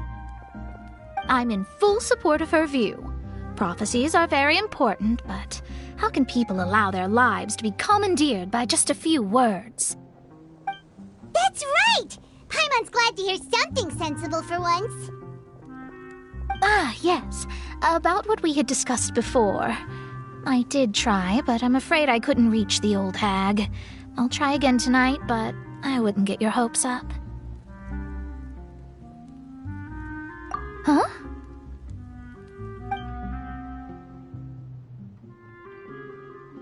Goodness gracious. Are you serious? She said that even the god's gaze has blind spots. Pretty bold if you ask Paimon. Most people would believe the gods to be all-knowing, right? The Hexen Circle members are certainly anything but ordinary. As for the mage named N, the old hag has mentioned her a few times. She said that N's sense of direction is incredible, and that she loves guiding those who are lost. But I've never met her, and if she were still alive, she'd be... Well, suffice it to say that the hag's at least a few hundred now, and N's been around for longer than that. Whoa, the Hexen Circle sounds like a scary group. But they must really stay in shape to live so long. Their abilities alone are pretty terrifying. If she came to see you personally, then the problem you're facing must truly be of great importance. Well, it's not like Paimon could understand anything she said. Yes, she was quite cryptic, but I suspect she means that there is still a way to turn things around. She didn't say when or what that would be, though, so... Perhaps it is something that you cannot know right now.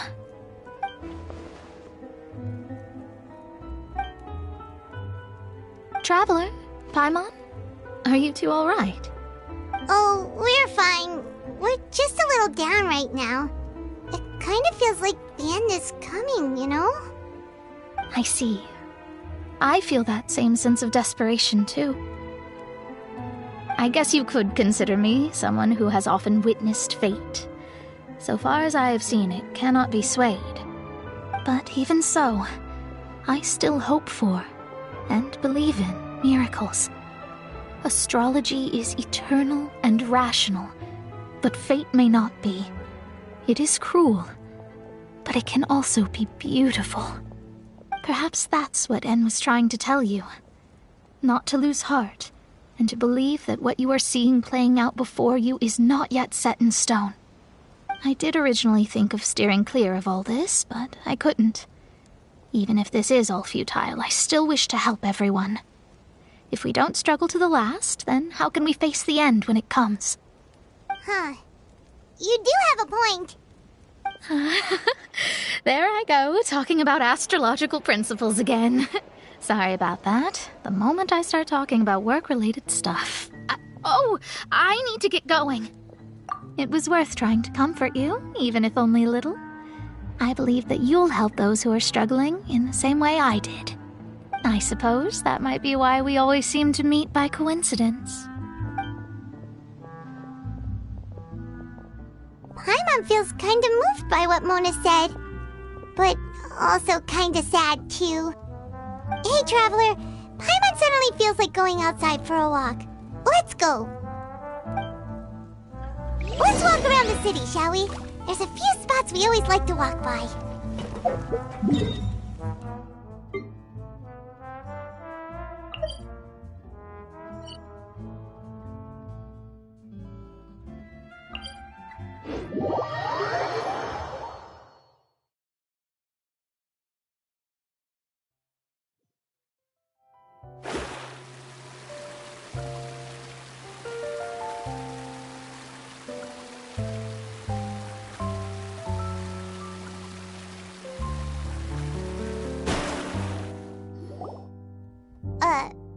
Huh? Our names are written in this newspaper. What's going on? Let Paimon see! The underwater stronghold, the Fortress of Meripede, has continued in its noble autonomy, but that does not mean that others cannot interact with it. My recent attempts to enter the fortress bore little fruit. Huh. Guess Charlotte still hasn't given up on that. Thus, did an Outlander friend become the focus of this report, a blonde adventurer with their white fairy legends trailing in their wake. It is said that this mysterious traveler once visited the underwater fortress. So while the fortress's interior remains a mystery behind closed doors, do not fear, for the tales of the traveler contain surprises in spades. Journalist Charlotte's biggest scoop yet, the Traveler's Trail, World Walker. Huh. Charlotte took so many awesome photos of us and we never even noticed her. She hasn't been able to get a hold of anything at the fortress, so since we're easier to find, she's using us as the subject matter instead? Ugh, seriously? Well, fine. Those headlines and photos do look cool, so Paimon will forgive her this time.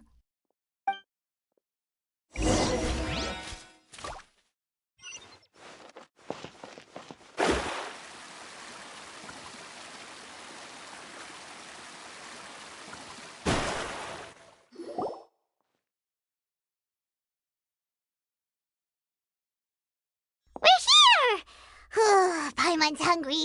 Should we go in and get something to eat?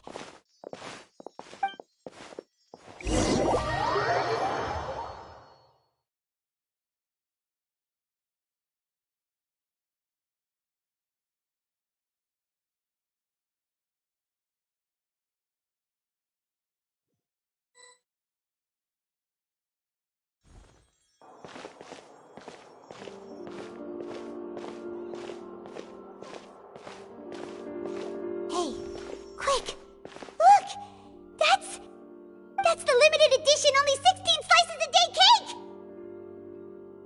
It was so delicious the last time we tried it! Despite the tense situation we were in, let's give it another go! Paimon's sure it'll be great! 1 slice of cake, please. Someone showed up after all! Oh, wait, you're the one from the Palais Mermonia. Oh, are you here to buy cake too? It seems Monsieur Nervalette was right. You really can eat. Wait, did he really say something like that? That's right. Even he has his own preferences when it comes to food. As for me, I love the cake and coffee here. Do you come here often? Usually every day. Every day? It's part of my daily schedule, apart from work. I shall have my cake and coffee. Then what if someone told you one day that this place would be closing soon, and you wouldn't get to eat cake here anymore? What would you think? But why would it close? Well, Paimon doesn't know either, but maybe the waters will rise tomorrow. You know, like in the prophecy. Oh, the prophecy. To be honest, I haven't paid much attention to that. No, still, even if there'd be no more cake tomorrow, that wouldn't keep me from having some today. No, it's the same for eating in general. You might not be able to eat tomorrow, but if you can do so today, then you should carry on. That's what people call living, you know. Huh. Don't be sad. Excuse me, could I have 2 more slices of cake to go? These 2 slices are for you. Sijuin said that this kind of expression you're making is what humans call being sad. Oh, you know Sijuin? I sure do. She was born before me, and she sometimes comes to the surface to teach us things about humans. She said that humans are creatures that are saddened easily, yes, and you can only lift their spirits by feeding them delicious food. So please try the cakes here. I've got something else to do, so I'll be going now. You two try to stay in a good mood after eating, all right? Bye.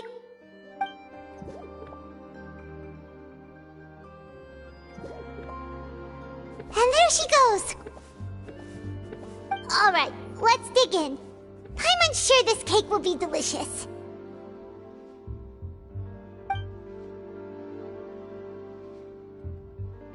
It's more delicious than last time! And the flavor gets even better with a sip of tea.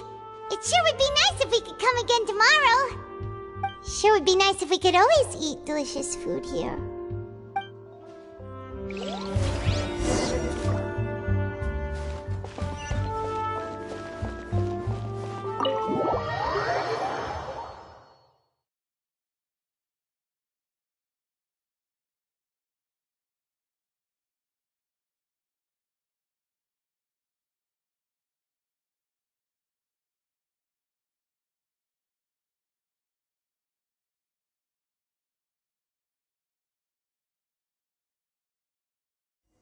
Oh, we're near the Steambird office. Let's go look for Charlotte and have a chat.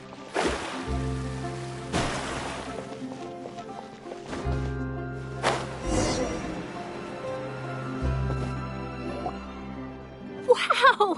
If it isn't the Traveler and Paimon! Oh, have you seen the article I wrote about you? Ha! You've got some nerve! You just used us to make some quick mora! Oh, you needn't worry about that. I heard that you were in Poisson some time back, so I sent you a letter to discuss just that. It appears you didn't receive it, though. It's all right, though. I've set aside the amount intended for you. I've even set the table with some food. Really? Oh, you're the best! You're almost a little too easy to win over, Paimon. If I were a journalist with ulterior motives, you'd be in trouble now, you know. Oh, Paimon knows you're not like that. Still, what brings you here all of a sudden? Were you looking for me? When Mona mentioned you, we thought of coming to see you at work. I see. It seems you've already bumped into Mona here in Fontaine. So she mentioned me? What did she say? She said that you're a real daredevil of a journalist. Nice. In which case, can this daredevil journalist dare to request an exclusive interview with the legendary Traveler and Paimon? Huh?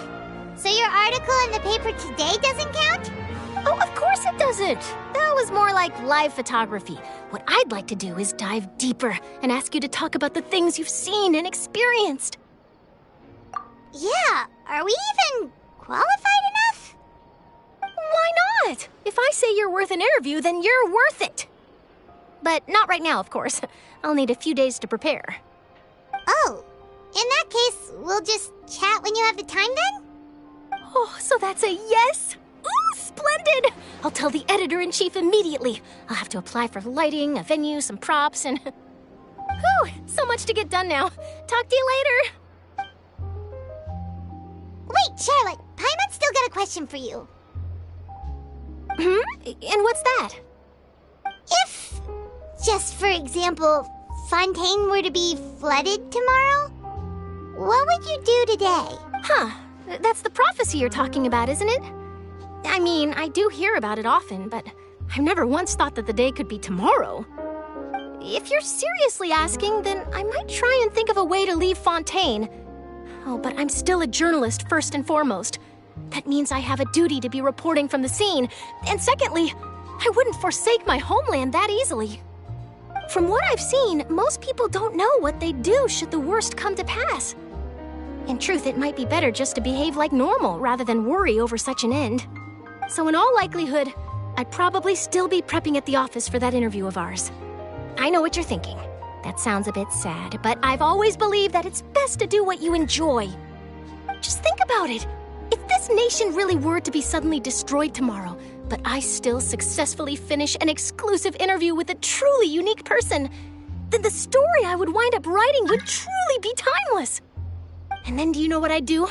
Well, I'd write that story, send it for printing, and use messenger pigeons to get copies out to the various nations as soon as possible.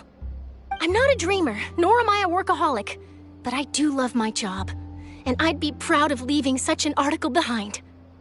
I guess you could say that I was born to be a journalist. But anyway, that's my answer. And on that note, I'll get back to my preparations. That's so nice. All of a sudden, Paimon actually kinda envies her. Anyway, let's go and take a look at the sea, shall we?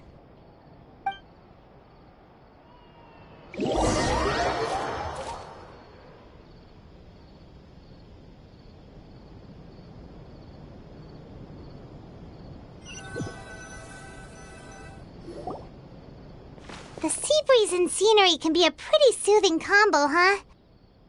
Paimon's been thinking. If it wasn't Fontaine, but all of Tevat that would be destroyed tomorrow, where would we go and what would we do? No, Paimon should ask, if you could choose, what would you like to do?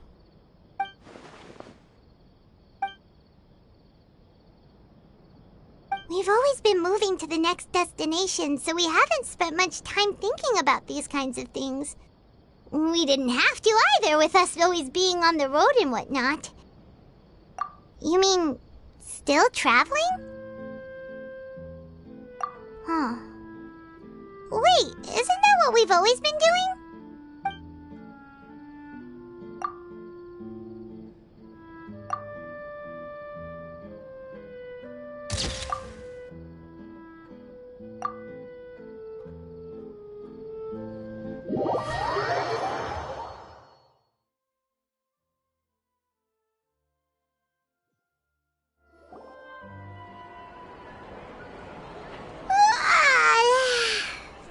like you'll grow mold if you stay here long enough. But it's still better than the Fortress of Mirapede, that's for sure. It's not only damp there, but salty too. Ah, so the two of you are still here. Wonderful. Oh, you're from the Palais Mermonia, aren't you? Yes, I'm Isadora. Monsieur Nervillet sent me to look for you two before. I heard that afterward you went to the Fortress of Mirapede. Not at all. I'm well aware that you're friends of his. Actually, I'm here to pass along a message from him. Yes, inside the Opera House. The Maréchaussée Phantom has declared the incident a small-scale riot. A riot? Well, that said, I don't personally think it was that serious. Lady Farina was watching a performance at the Opera House, and while she was resting during an intermission, some other audience members suddenly started harassing her, loudly accusing her of doing nothing about the prophecy crisis. And before she could respond, others started to join in. The crowd continued to grow, and protests against the Hydro Archon started to break out. So people have started to put the blame on Farina. Guess they finally found an outlet for the pressure they've been under due to the prophecy. I agree. People will naturally rely on gods, as is customary. But the moment people feel threatened, gods are also the first to be blamed. So what happened after that? Is Farina okay? Seeing that the situation was spiraling out of control and that further argument was pointless, she claimed that she'd gotten tired of this and left in a hurry. The Maréchaussée Phantom had their hands full maintaining order and did not catch where Lady Farina had gone. Only when things had stabilized did we realize that she had gone missing. So, you mean she's still missing? That's right. The Maréchaussée has dispatched many people to search for her, but we don't have any leads yet. That said, I don't think there's much to worry about. She is a god after all. Even if she were to fall into the hands of rioters, what could ordinary people do to her? Good. Monsieur Nervillet sent me to tell you about the situation, but he didn't say anything else. Don't worry, this is more than enough to go on. Thanks for keeping us informed. Ah, is that so? Well, all right then. In that case, you two take care. I'll be heading back to the Palais now.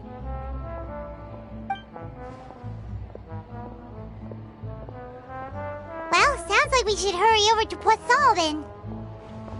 If we know Farina, she won't try to fix things in this situation. Instead, she'll look for a place to wait out the heat. And, as we also know, she may be loud and dramatic, but she doesn't have a heart of stone. When Nervillet was talking to her in the Palais Mermonia, and she heard about Poisson, she couldn't hide her sadness and remorse. It would be hard for her to ignore being accused by the public today. Paimon thinks Farina's probably taken the opportunity to slip away to Poisson and try to relieve the sense of guilt that she's feeling. Huh. Well, what do you think? Paimon knows the answer, of course, but Paimon can do the analysis to back it up, too. Cool, huh? In that case, there's not a moment to lose. Poisson, here we come!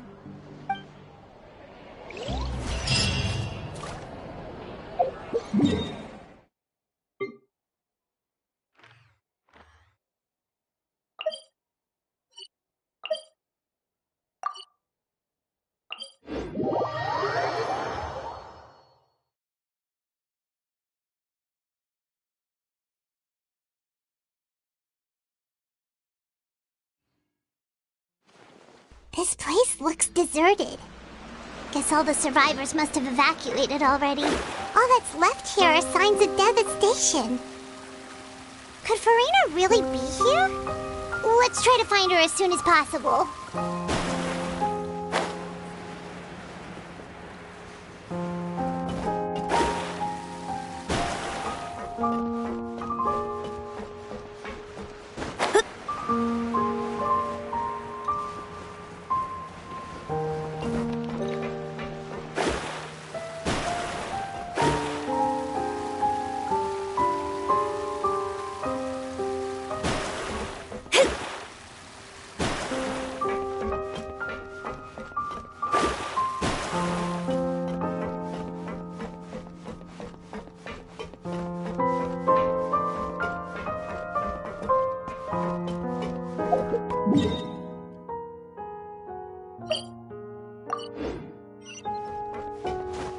scry the sky.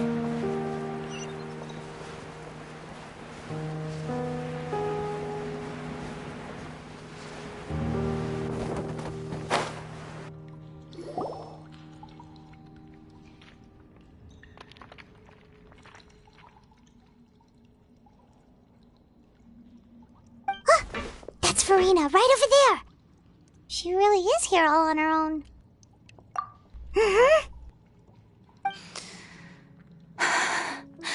Should I just give up? This is all meaningless. What was meant to happen did happen after all. Everyone's dead. I'm sorry. I am so sorry. Give up, Farina. There's no point in holding out. I'm sorry. But what can I even do other than to repeat meaningless apologies over and over? Who's that? Don't worry, Farina. It's just us.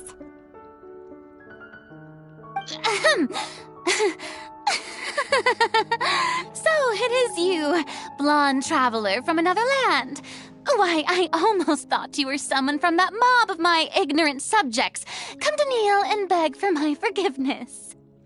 Farina, you were crying just now, weren't you? The tear stains on your face are obvious. What do you mean, tear stains? Oh, I remember. The show at the Opera House earlier this morning was so moving. I'm still trying to process it. Who did that uncivilized rabble think they were, disturbing my enjoyment of the arts? They even dare to tout their Archon. I must teach them a lesson.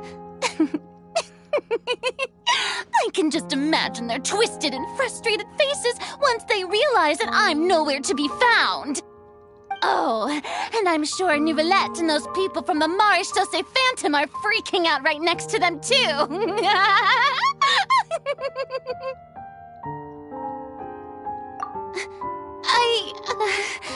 Of course not.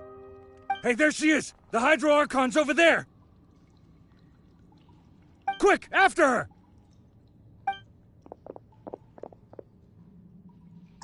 Farina, those people seem to be after you. They are? They're just some rabid fans who want to cut the line because they haven't been able to meet me in person, aren't they? That's against the rules. I can't let them get their way. Farina just ran off!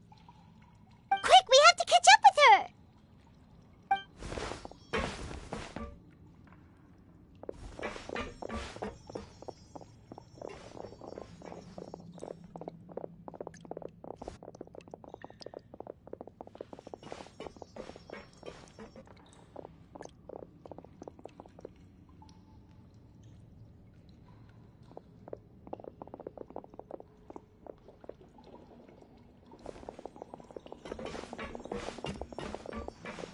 This should be the place, right?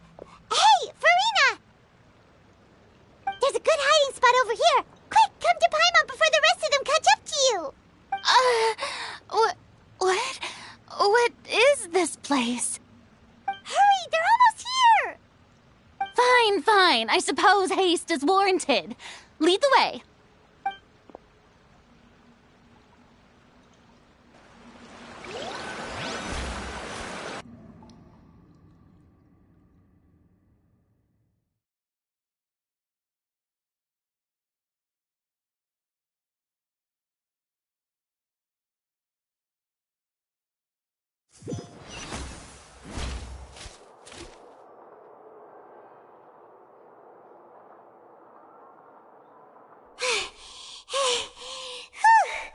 Paimon's exhausted.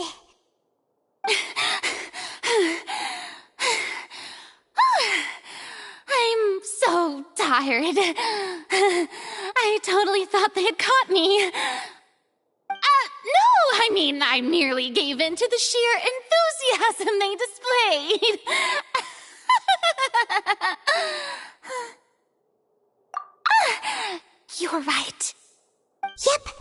good girl.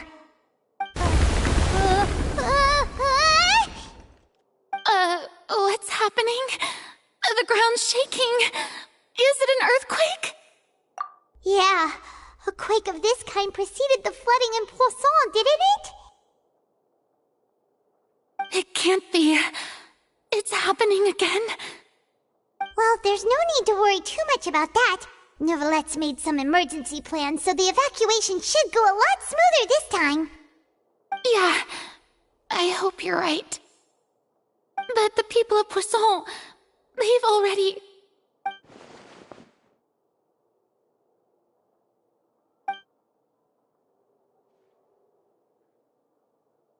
It's true. I've been investigating the prophecy for hundreds of years.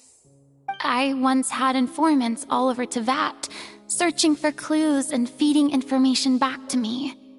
I've tried all kinds of ways, too, to hold back the sea. Anything to keep the coastline from advancing. But all my efforts proved to be futile in the end. Really, the truth has been clear to me for a very long time. We cannot make an enemy of the divine.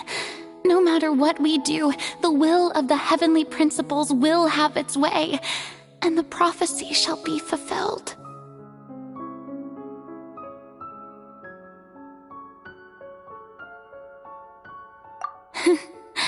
Give up. I do love the sound of that phrase. It would mean finally coming to terms with fate, but also for me to finally be free.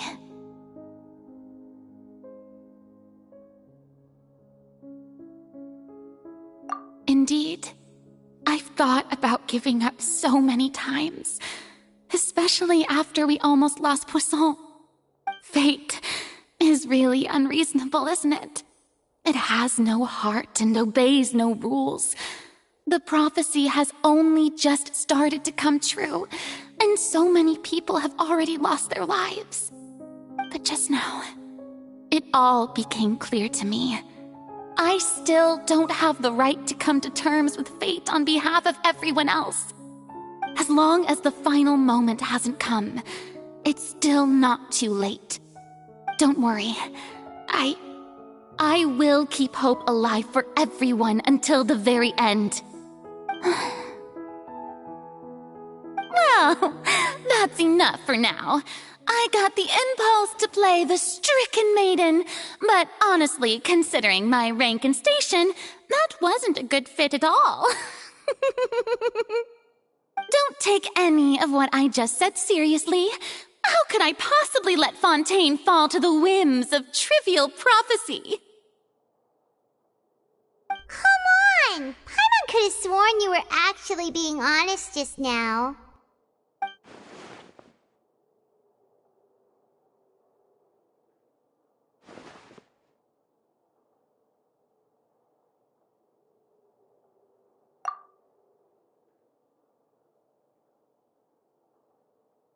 Share my burden. That's impossible. It was fated right from the start that this would be my duty alone.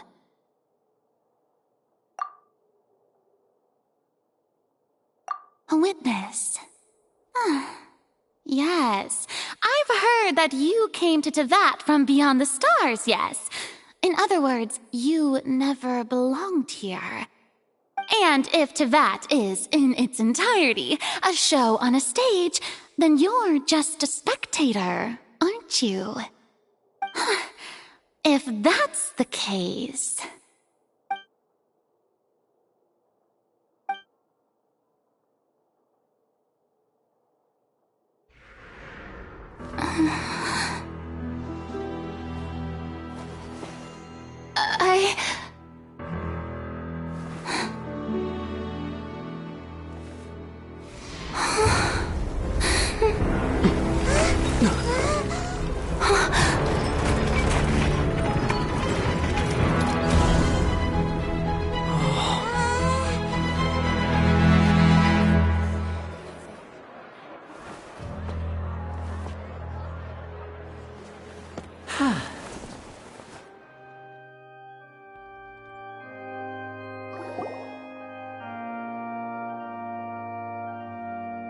Ladies and gentlemen, this concludes my opening performance.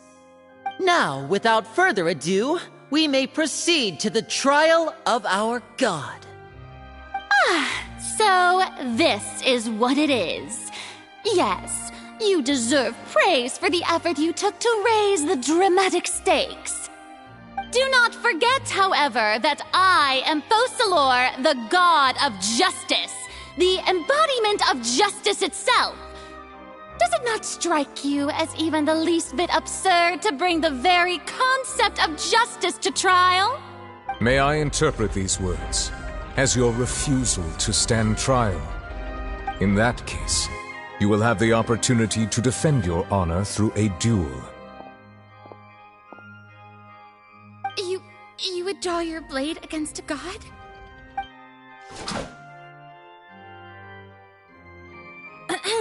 I see. It seems like you have made up your mind.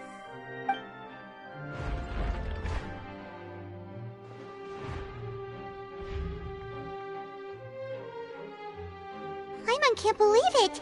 She just surrendered. What the heck is going on? Did I just see an Archon surrender to a human? Wow, how utterly humiliating. Lady Farina, what is the meaning of this? Shh! It would seem that there has been a misunderstanding. To be clear, the raising of both hands is not always an indication of surrender. Looking for excuses again, huh? I raised my hands just now to indicate my acceptance of the trial. No duel shall be necessary.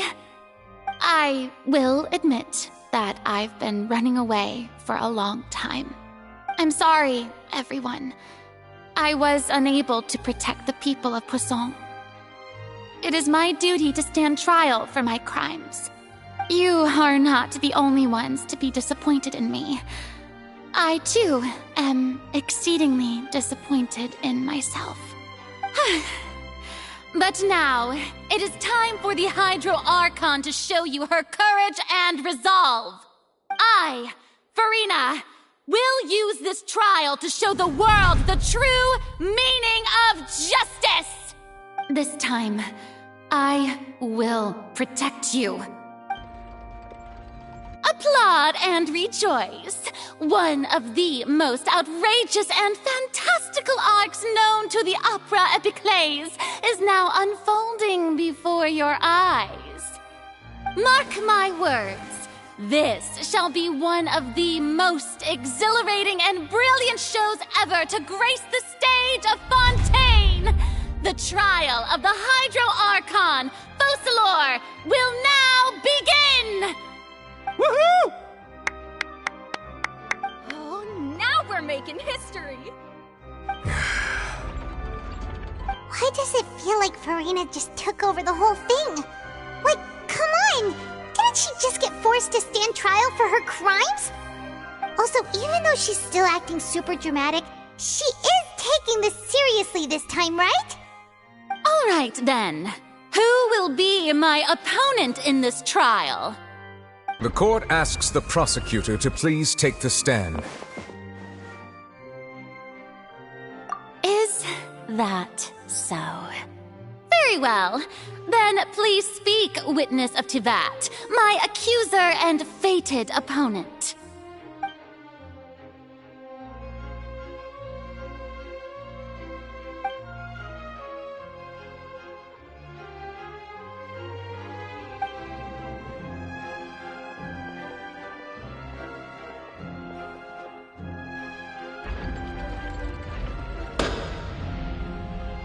Also, please allow me to ask, as a final question before the trial begins.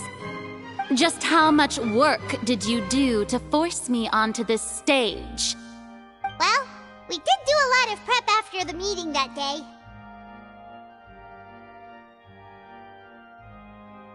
I can go over the tasks assigned to the Spina di Rosula, since they were rather straightforward and easy. Navia, the president of the Spina di Rosula. Most of the people who participated in the disturbance this morning were my subordinates. They changed into plain clothes and came to the Opera House as regular audience members, waiting for the perfect opportunity to incite insurrection against you. The people's resentment against their Archon has been building as more and more of the prophecy is fulfilled. A spark was all we needed to turn smoldering anger into a flame. Moreover, according to our understanding and analysis of you, when something like that occurred, you would likely flee the scene and head to Poisson by yourself.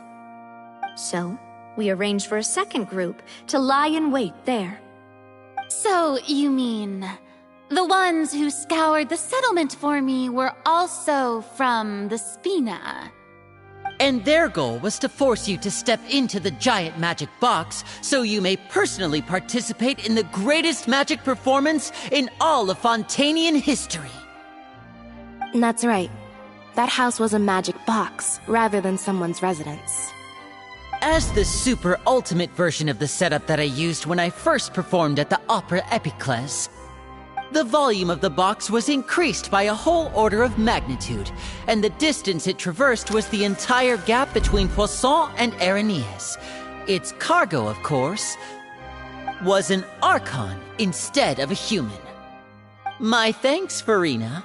Without your help, we could never have pulled off such an extraordinary performance. You're welcome? Of course, this performance was only made possible with Father's support. The House of the Hearth spent a massive amount of labor in Mora to pull this off. We had to select a location, construct the giant magic box, dig a tunnel, and open up a path through the water. It was a lot of work for all of us. So, in other words, the earthquake that we felt within the giant magic box was just a normal tremor from the transportation of the whole house? That's right. It wasn't a sign of another disaster to come. Then, I can guess Nervilette and Cloran's parts. You gathered a crowd, prepared a stage, and made sure that the champion duelist would be immediately ready for a fight. Also that as soon as I appeared on the stage, the trial may commence without a hitch. Am I right? Yes, that is correct. Well, Clorand, I must commend you for your courage. Only the most outstanding champion duelist in all of Fontaine would accept a duel with an Archon without flinching. Thank you. As for you, Traveler, I suppose your role was to keep me distracted with conversation once you found me in Poisson. You'd make sure that I didn't notice anything amiss before revealing yourself as my prosecutor once we'd arrived onto the stage.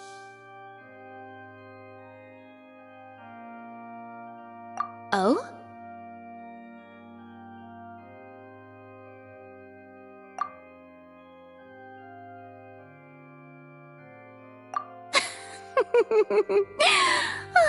Is that so? Then I suppose I must have missed my final chance. It's fine. It matters not. What's done is done. The stage is already set, so there's no reason to disappoint the audience. Let's see this trial through to the very end.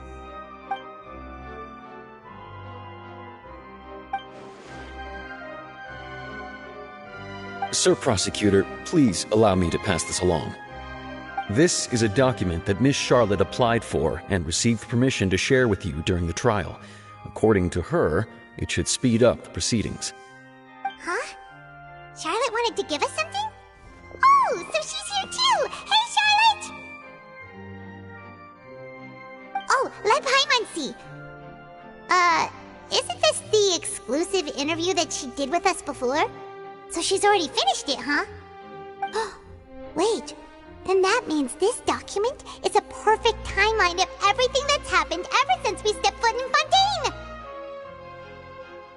So in other words, we can refer to this anthology of evidence every time we want to use something from our journey as evidence for an argument! Let's quickly confirm the information in it. Just think of it as a refresher, alright? You defeated the Hydro Archon in the very first duels you took part in at the Opera House. That's one for the history books, all right.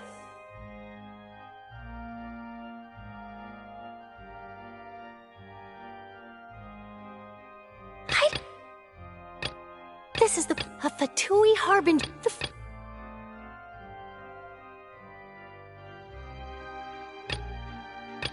According to Monsieur Neuvillette, both Child and that whale should have been in the primordial sea at that time. I nearly lost my awesome friend Navia. To be honest, that still gives me shivers. The words of someone as extraordinary as a witch can probably only be truly understood when something surreal happens to you.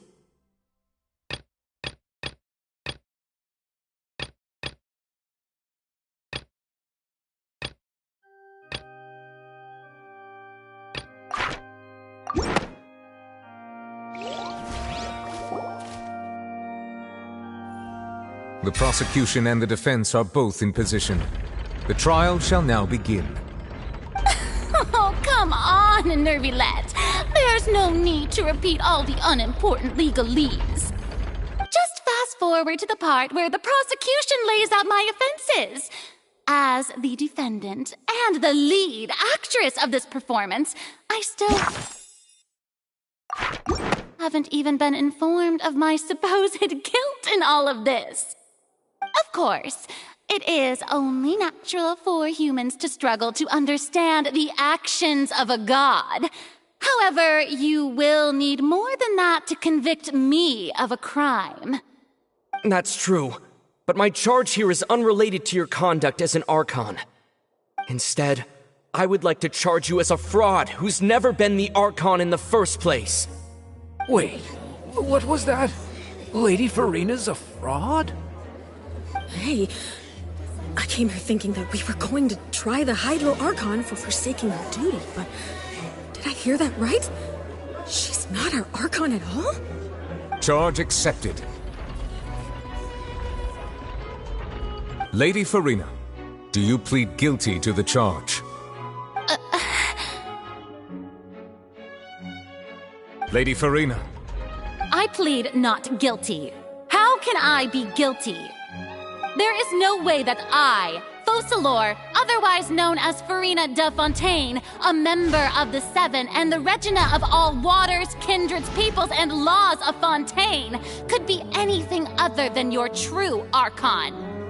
Yeah, even though Lady Farina can be rather eccentric, isn't it going too far to doubt her very identity? Yeah, I've never questioned her identity either. Sure, Lady Farina can be super irresponsible, but what grounds does that prosecutor have to make such a huge claim? I have cause to believe that common sense will prevail in this case. Many of the members of the audience have known me as the Hydro Archon ever since they were born. There would be no fooling their memory. See? Even the Oratrice has decided to show me its favor. Are you sure you want to commit to a charge that will never be upheld? If you wish to drop the case, I can promise you as the God of Justice that you will not have to face trial for making a false accusation. We will treat everything that's happened as a dramatic spectacle and move on with our lives. What do you say to that? Huh. An argument with near impossible odds, huh? We have to not only refute Farina's claims, but also overturn the long-held beliefs of the people.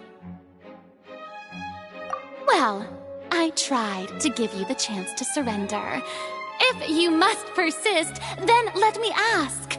If you believe I'm not the Archon, then what manner of being do you think I am? And if I was not the Archon, then how did I manage to live for over 500 years?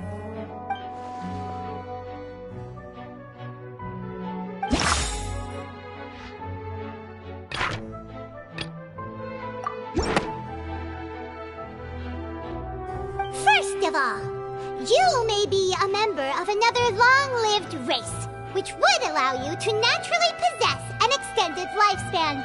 And second of all, even if that wasn't the case, there could be other ways to extend your life.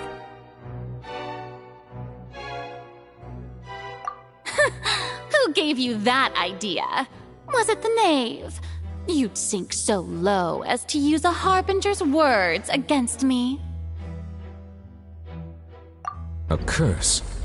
I once thought it possible that the aura of an Archon might naturally resemble a type of curse. But in light of this claim, perhaps what I sensed was not your divinity, but a curse after all. You sensed it too, huh, Neverlet?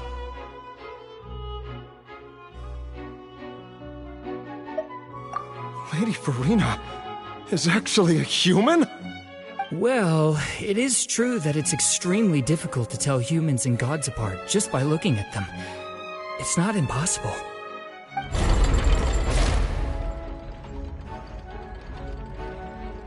Well, don't start celebrating too early now. Even if I have been carrying a curse like you said, how does that prove that I am merely a human being? Besides, everyone knows that the main difference between a human and a god is the possession of authority. Gods can do what humans cannot. That's why they're worshipped as gods.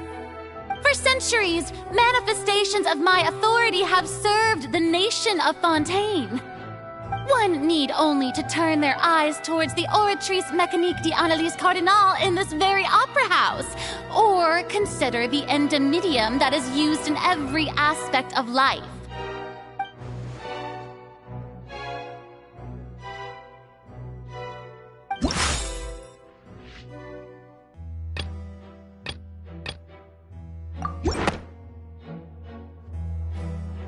You tried to reference the Oratrice. But weren't you as confused as all the rest of us when the Oratrice declared Child to be guilty without any proof? Otherwise, you should have come up with a good explanation for that by now. Didn't I make myself clear at the time? The decisions of the gods are naturally difficult for humans to comprehend. There is no need to provide an explanation. Lady Farina, I believe a reminder of your current circumstances is in order. While the court is in session, the principles of justice and the law must come before all else. While you are an Archon, you are also first and foremost the defendant in this trial. You will prove yourself unable to defend against the prosecution's charges if you continue to withhold vital information against the rules of the court. I never thought you'd use that kind of rhetoric against me. That was no trick of rhetoric, Lady Farina. I've merely reiterated the rules of the court. Rules that all should respect and follow. So, you neither knew why Child was declared guilty, nor did you understand the structure and operations of the Oratrice. Instead of having been created by you, the manifestations of authority you mentioned have been made by the real Hydro Archon, haven't they? The real Hydro Archon? Well, now you're really losing me.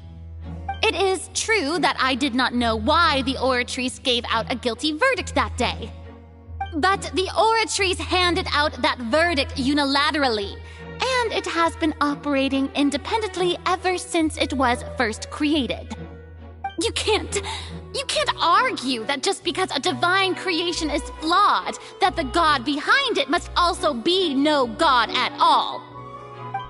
She's still throwing out all kinds of excuses.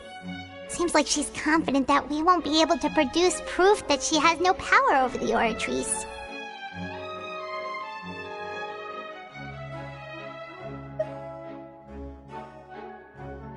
My power as an Archon.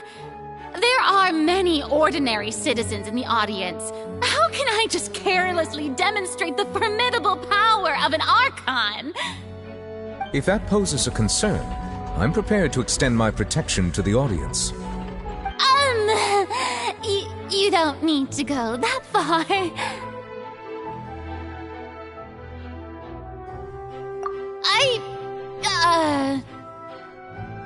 Aren't you the Hydro Archon? Or is it that you can't even wield the power of Hydro, much less the authority of a god? Indemnitium! Yes! It's all because of Indemnitium! All Archons derive their power from the faith of the people, and I've converted the people's faith in justice into Indemnitium! Thus did I give up all of my divine power to provide everyone with energy for their daily lives. Have you ever seen a more magnanimous god? Isn't that a huge stretch? Yeah, no matter how generous an Archon can be, how could they give up all their power? Can a god with no power even still be called a god? It seems like nobody's buying Furina's excuse. Hey, come now, everyone! Please don't stare at me as if I was a liar! I'm still the same Furina you knew, right? The one that you loved! Shouldn't you want to believe in me? Please? You've got to believe me! If what the prosecutor said is true, she really has committed a grave offense. Did she deceive all of us? And all of our parents and grandparents too? And all of our ancestors? Ever since they were born? Enough! That's enough! Tell me then, if I'm not the real Hydro Archon, then who is? If you have no evidence of another Hydro Archon's existence, nor can you find anyone who can back up their claim to be such, then what grounds have you to say that I'm not actually the real deal? Wow, she came up with yet another argument. How can we refute her now? Seems like she really doesn't want to give up.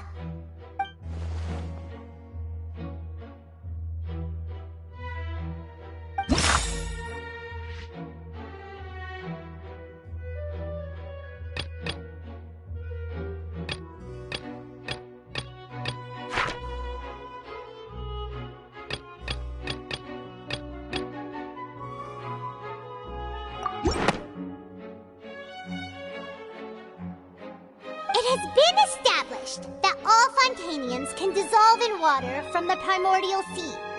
And that means... Since you insist on claiming to be a god and not a human, then there's a method that you can use right here and now to eliminate all suspicions of you being the latter. Miss Navia, please apply to serve as a temporary attorney for the prosecution before addressing the court. Though you act in partnership with the prosecutor, you must still adhere to proper procedure. Super sorry, Monsieur Chief Justice. I swear this really will be the last time that I'll speak out of turn. Now, I've brought some seawater from Poisson. As everyone knows, a massive flood struck the area not long ago, taking many lives, including those of some of my closest friends. So, Miss Furina, would you dare to touch some of this seawater? If we are to believe that you are indeed the real Hydro Archon, touching this seawater would have no effect on you. All it should do is strengthen your case. But if you don't dare to touch it, then we would have basically proved the reverse. Oh, and I must remind you that after the disaster at Poisson, nobody wants to see any more people dissolve. I do hope you'll act prudently and choose the simpler path of admitting guilt. Navia from the Spina di Rosula. The Spina has governed Poisson for many years. I guess her suggestion is valid. If Lady Furina is indeed just a human, she's probably Fontanian like all the rest of us. Would she really dare to try?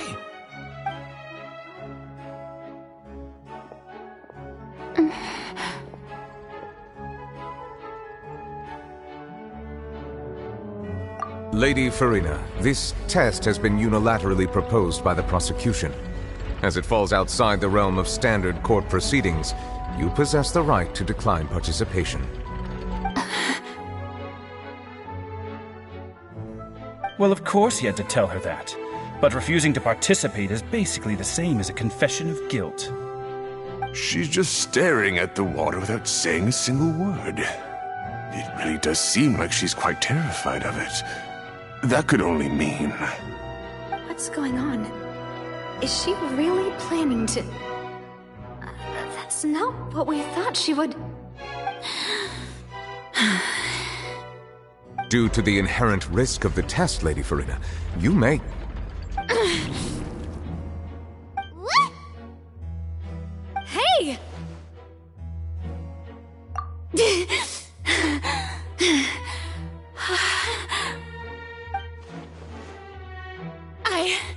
I'm fine!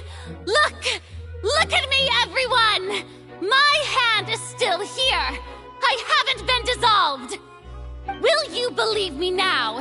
I really am your Archon!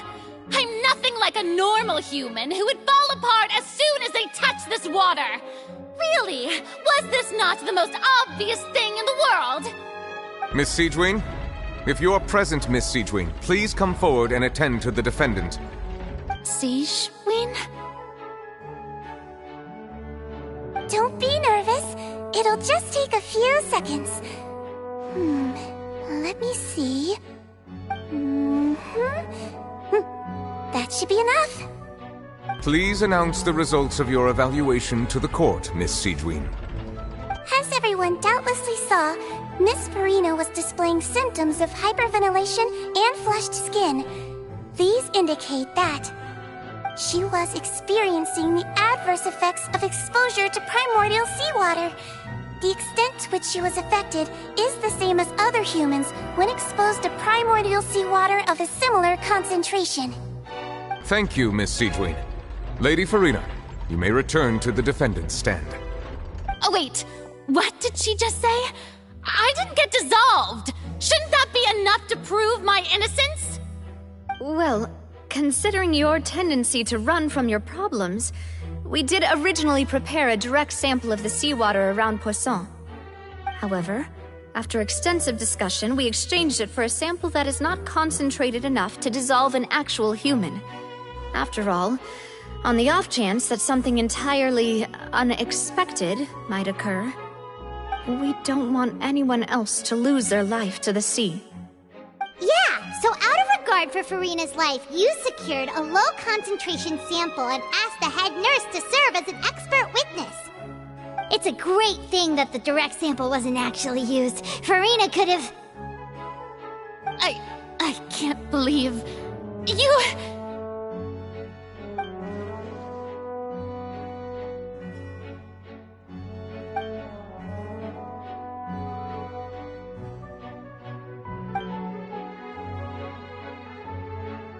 Listen to me, everyone! Please don't give me such cold and disdainful looks! What happened just now didn't prove a single thing! Think about it! How can you conclusively prove that an Archon can't also be affected by the primordial seawater? Also, if I was really just a human, why would I dare to just put my hand in that kind of water?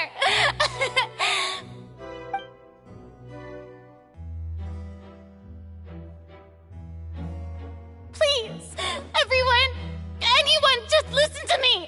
I swear, I really am your Archon!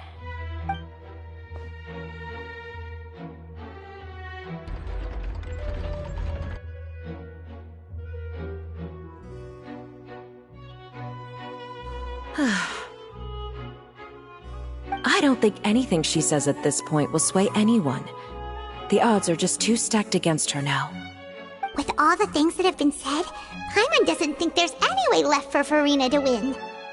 I believe the time for arguments and presentation of evidence has come to an end.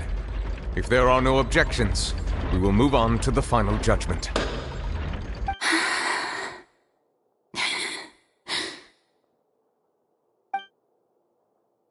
I don't think anything she says at this point will sway anyone. She's too stacked against her now.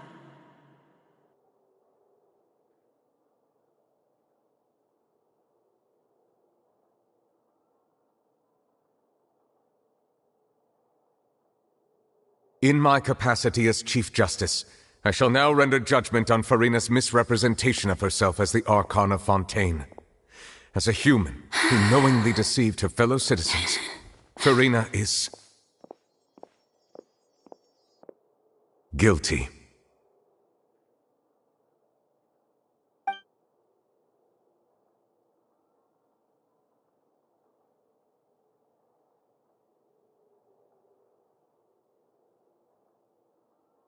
We shall now turn to the Oratrice Mécanique d'Analyse Cardinale to render the final verdict on the charges.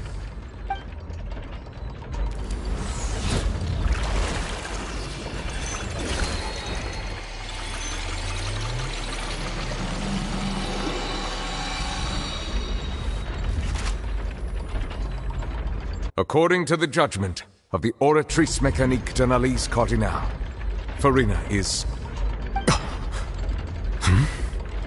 Well, what's wrong? What's the Oratrice's verdict? No, the Oratrice also displays a guilty verdict. Isn't that correct then? However, the exact wording of the verdict is thus. The Hydro Archon, guilty, to be punished via the death sentence. The death sentence? That's actually one of the available sentences? I've always thought that it was just a myth. The one and only time the death sentence has been handed out at the court, and it's been given to the very person we've worshipped as the god of justice? What an unexpected twist. Farina's been sentenced to death by the Oratrice? We just wanted to use the trial to show her the seriousness of things so she'd tell us the truth. How did things escalate this quickly? This outcome is indeed quite strange. According to Fontaine's current definitions of justice, as well as its recommendations for criminal sentences, is this sentence really appropriate for the crimes that have been committed? Yeah! Even Vacher wasn't sentenced to death by the Oratrice. You know, the real evil mastermind behind the serial disappearances case. Indeed. Not only is Farina's sentence overly excessive, the very point of our trial today was also to prove that Farina has never been the Hydro Archon in the first place. But now, the Oratrice seems to have deliberately invoked the title of the Hydro Archon. What does this mean?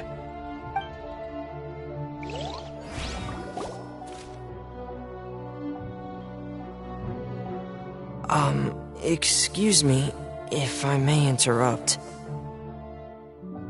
Is the trial still going? Fremine! Oh, you finally made it. I assume this means you've completed your mission? Mm-hmm. Any mission Father assigns to me will always be top priority.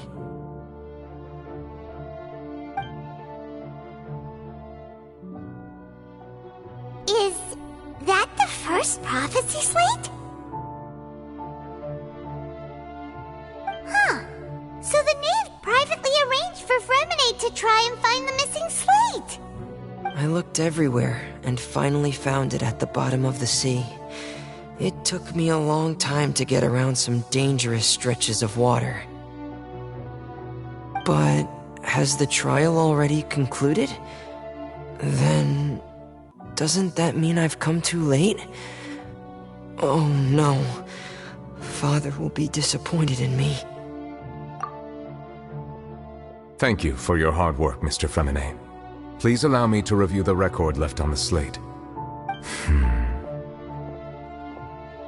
Traveler, I believe that you have already seen the other existing slates, and would like you to come here and confirm their contents.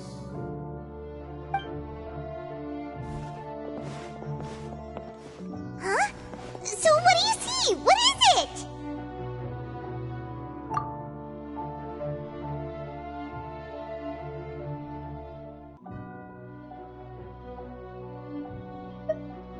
I believe I have now made sense of the Hydro Archon's crime. It has to do with Fontaine's lost history. Huh? Isn't the Hydro Archon just guilty of deceiving her people? Oh, wait, no, that's Farina, and we've already proven that she's not the Hydro Archon. So when you say Hydro Archon, do you mean the real Hydro Archon we've been kinda talking about? In truth, everything that you've encountered in Fontaine up until this point can be traced back to the contents of these stone slates. However, I'm uncertain as to how much sense they currently make to you. Okay, let's try to recall the contents of the other 3 stone slates. Paimon will do her best to help you remember.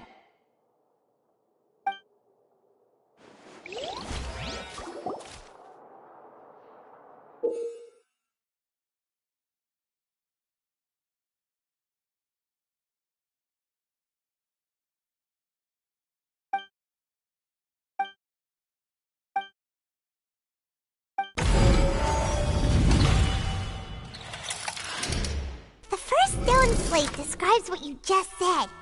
It seems to show the previous Hydro Archon using her divine power, and then the Oceanids turn into humans.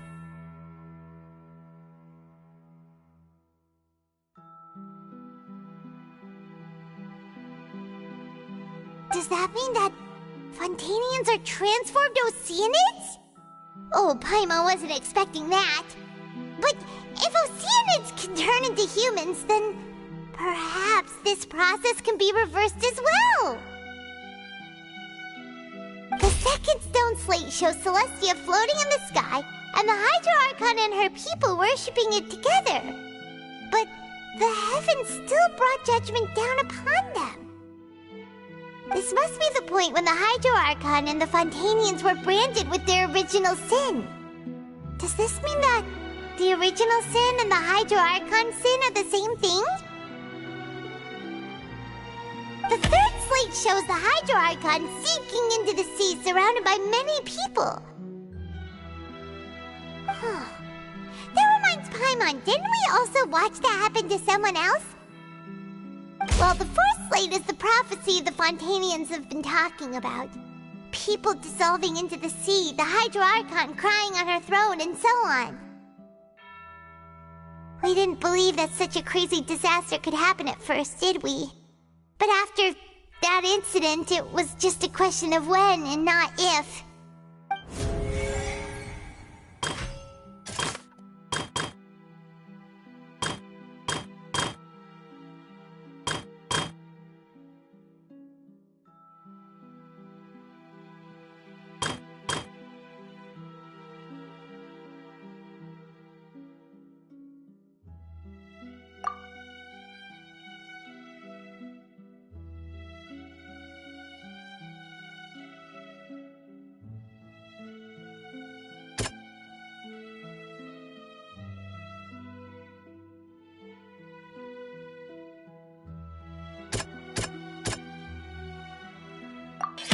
We know from the case of the serial disappearances of young women that Fontanians can be dissolved in primordial seawater, and the first stone slate tells us that long ago, the Hydro Archon used her power to turn Oceanids into humans.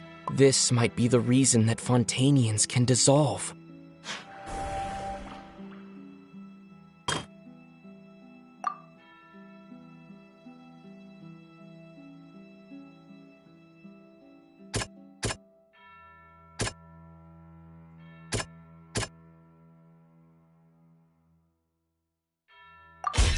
Perhaps what is about to take place has all happened before. The true sin of the Hydro Archon that Nervalet mentioned, and the original sin cast down on the people of Fontaine by Celestia, as recorded on the stone slates.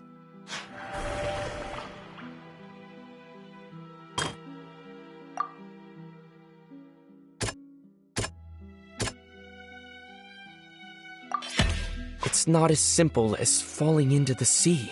When Navia fell into the sea, her consciousness was subjected to judgment. The stone slates show the people gathered around the Hydro Archon in the sea. Could that be alluding to the same thing?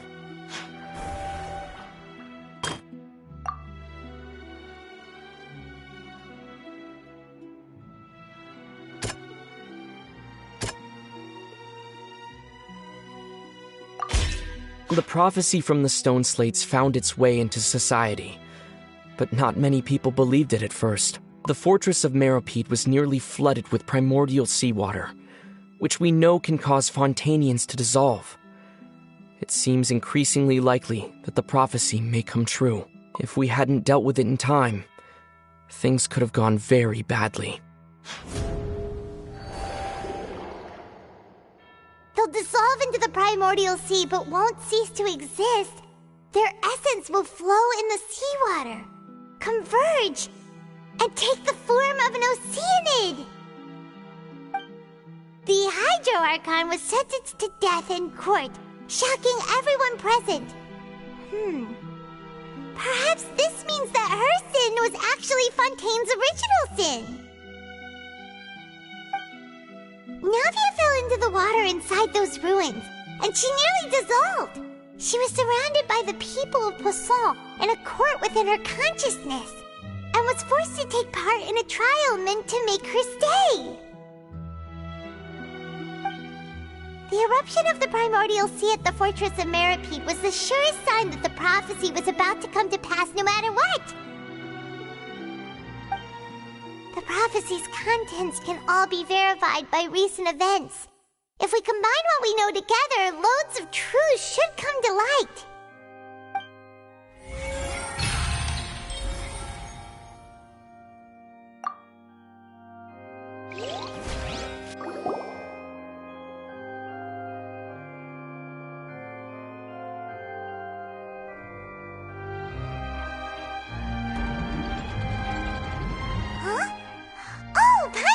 Now, so that's how you can make sense of it. But then it feels like we're going to have to share some truly shocking revelations. Let's hear them.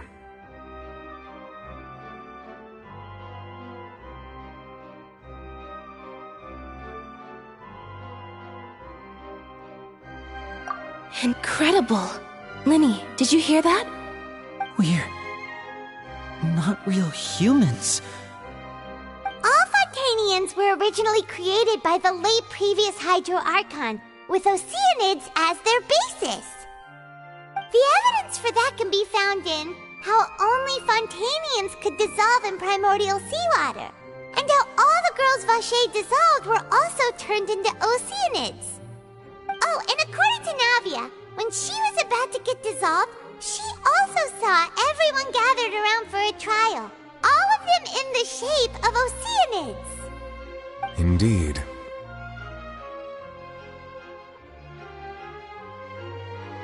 Yeah, and it follows from the content of the first slate that she probably angered Celestia by creating humans without prior permission. That could also explain why the Oratrice judged the Hydro Archon to be guilty. It's to account for that ancient sin. The Hydro Archon's true sin was creating us? And yet, after many hundreds of years, the Hydro Archon's creations have turned around to try to judge the Archon within the Opera Epiclese.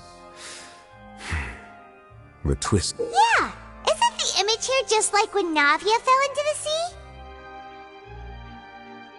So wouldn't it be trying to show the image of the Hydro Archon also falling into the sea once the prophecy has been fulfilled in the fourth slate? In the end, the people will all be dissolved into the waters, and only the Hydro Archon will remain weeping on her throne. Only then will the sins of the people of Fontaine be washed away. Did Paimon get all that right? You've made some keen deductions. I must say, given how much you still don't know, it is impressive that you've already managed to connect so many pieces of the truth.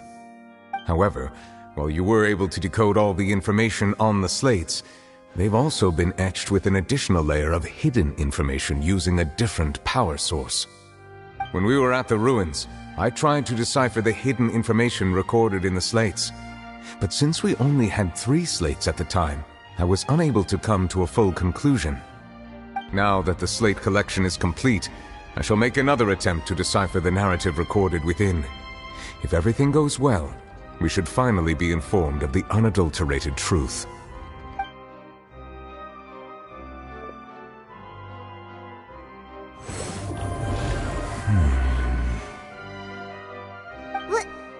Well? Did you get it? I believe I should share this truth not only with you, but with all the people of Fontaine as well. I will try to briefly summarize it for you.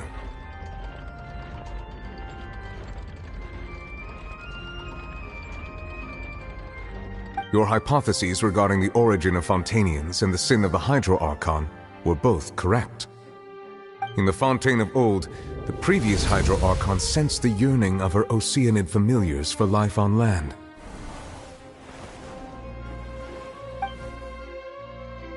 The Oceanids were enamored with the beauty and romanticism of human beings, and wishing to have those experiences for themselves, expressed to the Hydro Archon their desire to become of a similar kind. However, Even though water as an element is intricately linked with the power of life, the Hydro Archon, as one of the seven, did not possess the authority to create a new form of human life. Not one to give in, she eventually found a way to create permanent humanoid bodies for her familiars by appropriating the power of this planet's primordial sea. She poured primordial seawater into the Oceanid's blood vessels, creating humanoid mimics in the process. But if Fontanians were to ever come into direct contact with water from the primordial sea, the power within their bodies would escape these artificial restraints and return to the sea. As a result, their forms would collapse, and they would be reverted to their original forms as Oceanids. Of course, the Hydro Archon never received permission from the heavenly principles to create a new human race. And thus, the Hydro Archon and all of her creations came to shoulder the original sin of appropriating the power of the primordial sea. That is the true history of how the people of Fontaine first came into being. So we were all Oceanids before we turned into human beings? That's way too much information for me. I think I'm just going to pretend that I never heard a single thing. Wait, but if that's the truth, we can't let the Hydro Archon be sentenced to death. After all, her only sin was creating us. This really might be too much information for your regular Fontanian, but it does answer a lot of our questions. Alas, your hypothesis regarding the third and fourth stone slates was inaccurate. The slates' respective positions are, in fact, correct. A key point of the visual on the third slate is how all the individuals depicted in the water are humans rather than Oceanids.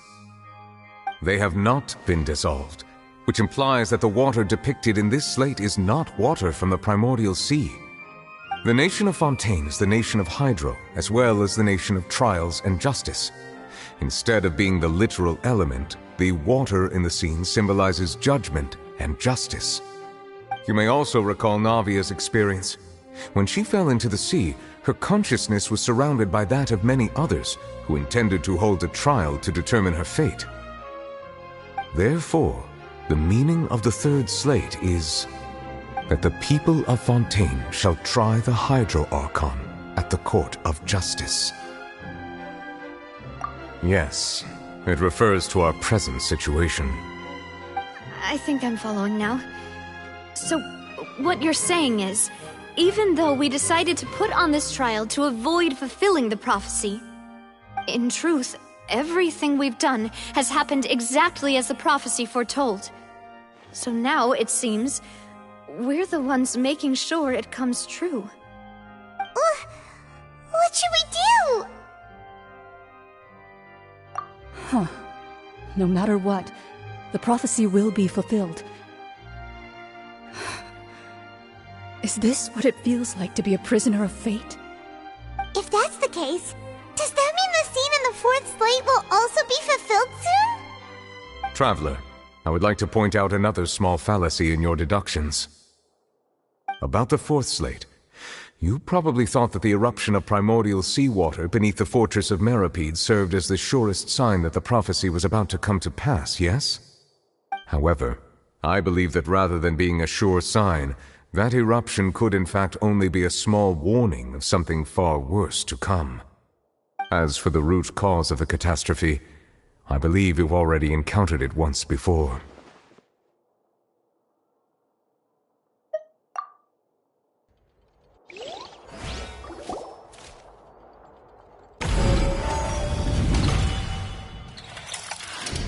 This eruption was just a small warning of the things to come.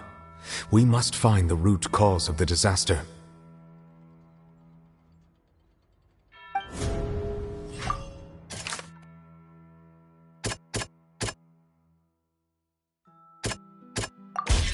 It was both dream and reality. If we're talking about a true culprit, that could only be that thing inside the primordial sea, right? The truth, the original sin, the trial. and the root cause of the disaster.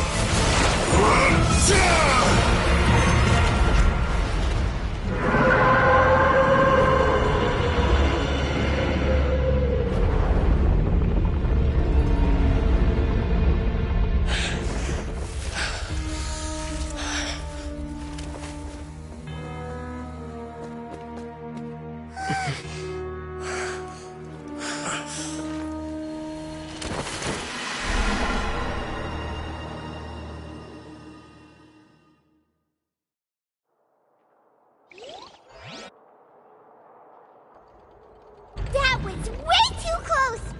How did that thing just burst into the Opera House? Wait, was that the huge whale you saw in your dream?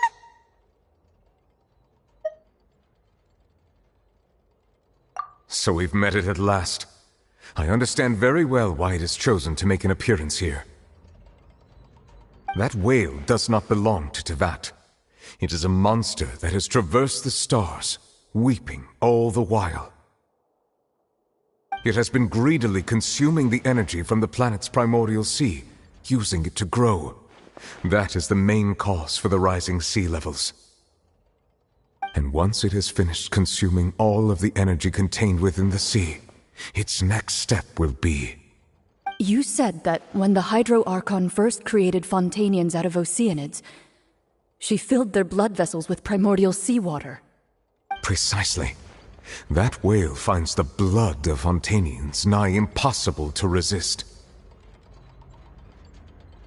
Therefore, when it left the primordial sea, it decided to make its next stop a packed opera house full of food. Food in the form of Fontanians. We just barely managed to push it back, right? In that case, won't it come back to target the people again once it's managed to recover its strength? That is correct. Indeed, it is more accurate to say that we should thank that Harbinger for buying us some time. Without him, the whale would have likely come onto land far sooner. From the way he looked, he must have been fighting the creature for quite a long time. That battle maniac. We've always known that he had a special connection with that whale, but we definitely didn't expect it to help us out like this. Anyway, now that we know that this whale is the actual cause of the disaster recorded in the prophecy, all we need to do to stop the prophecy would be to find a way to beat it up, right? It is too late. It had already absorbed too much of the primordial sea's energy before we could notice it. At this point, it has become practically integrated with the sea itself. Even if the entirety of Teyvat were to be destroyed, it could still survive and swim off towards some other world. That's not something I will accept. We've already done everything we can, and we even found the true culprit. We've come so far. You can't just tell me that the last hurdle is some impossible foe. That's just not fair. Indeed, that's not how a grand performance should end. I'll fight it to the end, no matter what. So the prophecy will be fulfilled no matter what, huh?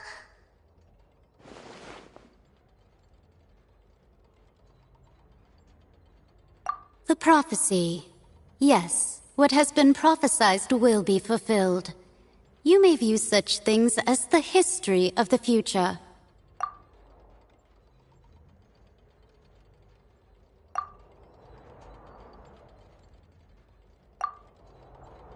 Just as prophecies are usually only the future as seen from the perspectives of the gods, could things be happening in hidden corners where the gods' gaze does not fall?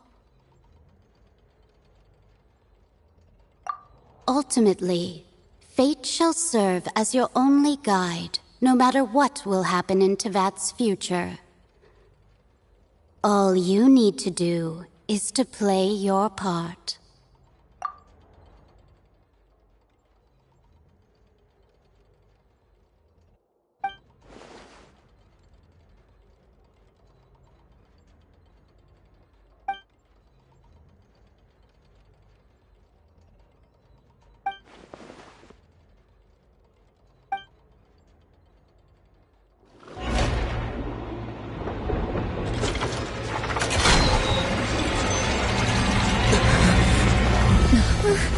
What's happening with the oratories?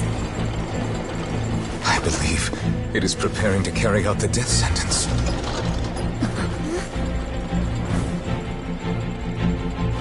Furina!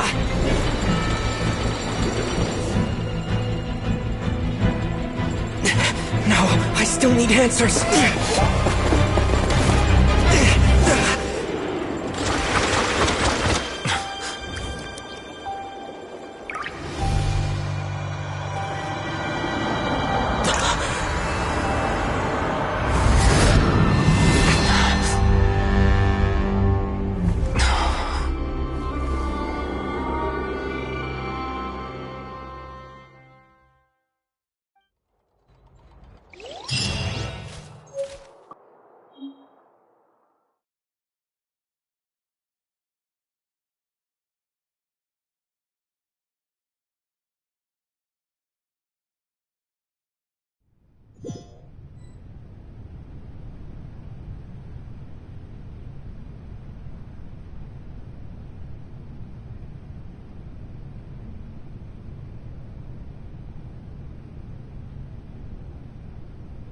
You...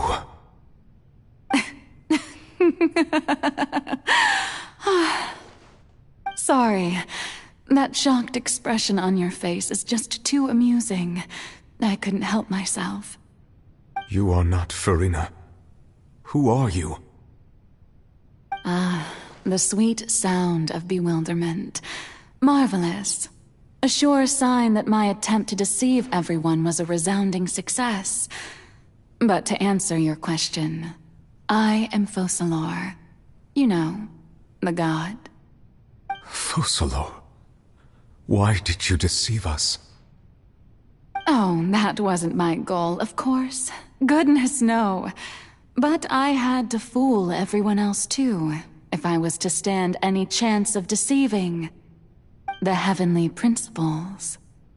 Deceiving the heavenly principles? It's all because of that pernicious prophecy. Dreadful, wasn't it?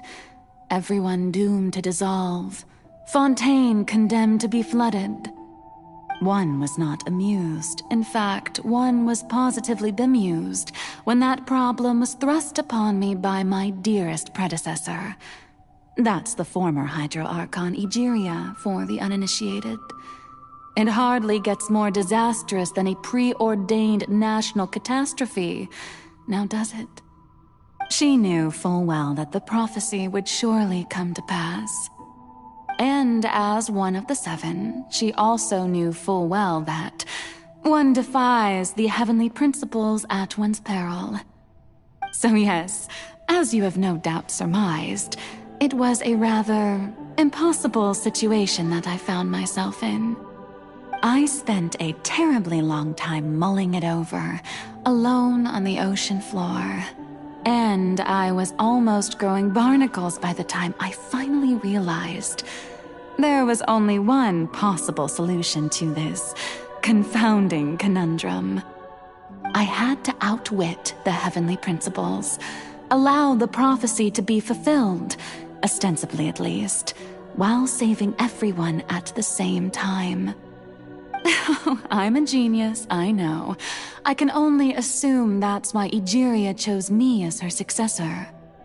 Although, looking back now, it was hardly the inheritance one dreams of. Between the task of saving the nation, the quotidian duties of the Hydro Archon, and not to mention the original sin of creating a new race of humans, I dare say she left me quite a colossal mess to clean up. But one can only play the hand one is dealt. I did not choose this, any more than I chose to be one of her Oceanid familiars. So you were also once one of the Oceanids, transformed into a human by Egeria's hand. Yes, I was. I always dreamed of becoming human. And I still do, even now. In my eyes, to be human is to be part of the greatest opera ever known. After becoming a god, I separated my divinity from my body and spirit, leaving behind only a self that was as naive and bewildered as my past self on her first day as a human being. The me you see before you now is that divinity. And the human counterpart I left behind, I named Furina. She could feel joy, sorrow, and everything in between. She could be as vain and conceited, or as meek and vulnerable as she wished. Her strengths were of a kind only a human could possess, as were her shortcomings. But in my eyes, Furina's humanity was what made her perfect. She was perfectly human in every way. The person I always wanted to be. Anyway, so then I cursed her. All part of the plan, of course. The plan to deceive the heavenly principles. Do you still remember the final scene of the prophecy?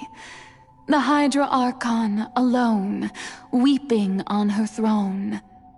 In order that the prophecy might appear fulfilled, I invited Furina to be an actress, to play the part of the Hydro Archon in the prophecy.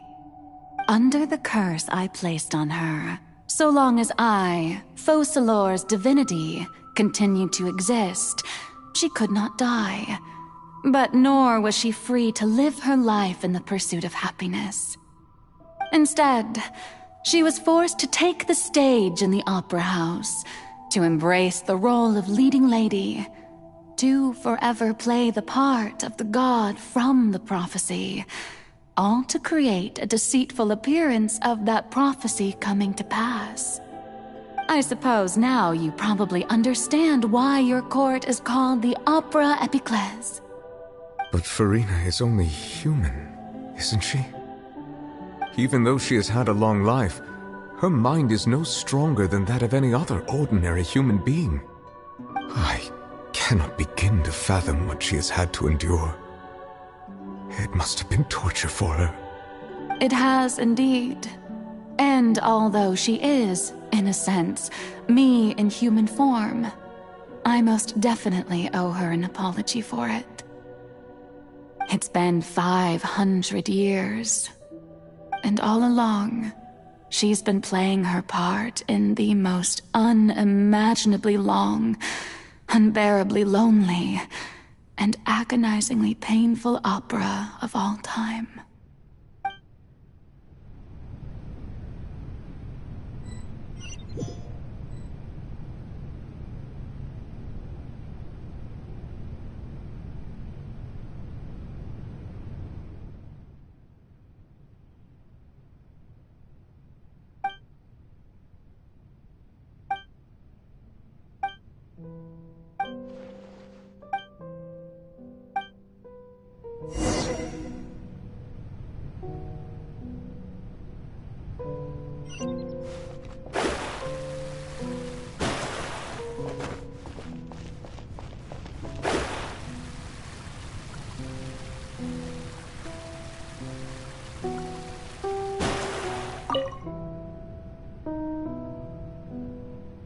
So, who permitted you to come onto the stage? Now, I understand your admiration for my august self, but I must ask you to keep to the rules. All right. It is not my intent to reprimand you. There is no need to state your name. Just be off with you. Do not distract me from my performance.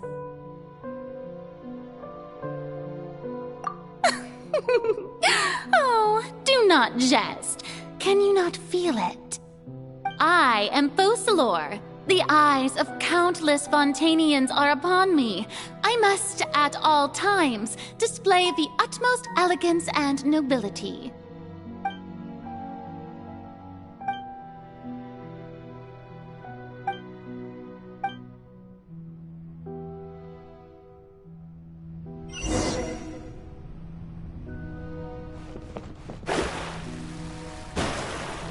Dear audience, the performance is experiencing a technical difficulty, but worry not.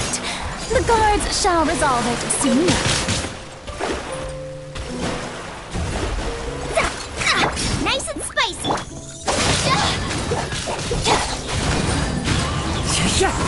Fallen leaves, adorn my night! Delve into destiny.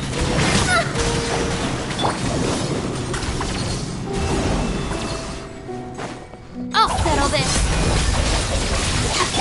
Out of the frying pan, into the shadows of fate. Hey, it gives. The audience is still watching me, you know. Guards? Wait, where are the guards? Guards! Written in the stars. Our bond is strong. Eat this! Nice and spicy. Clouds high, the birds call, into the wind.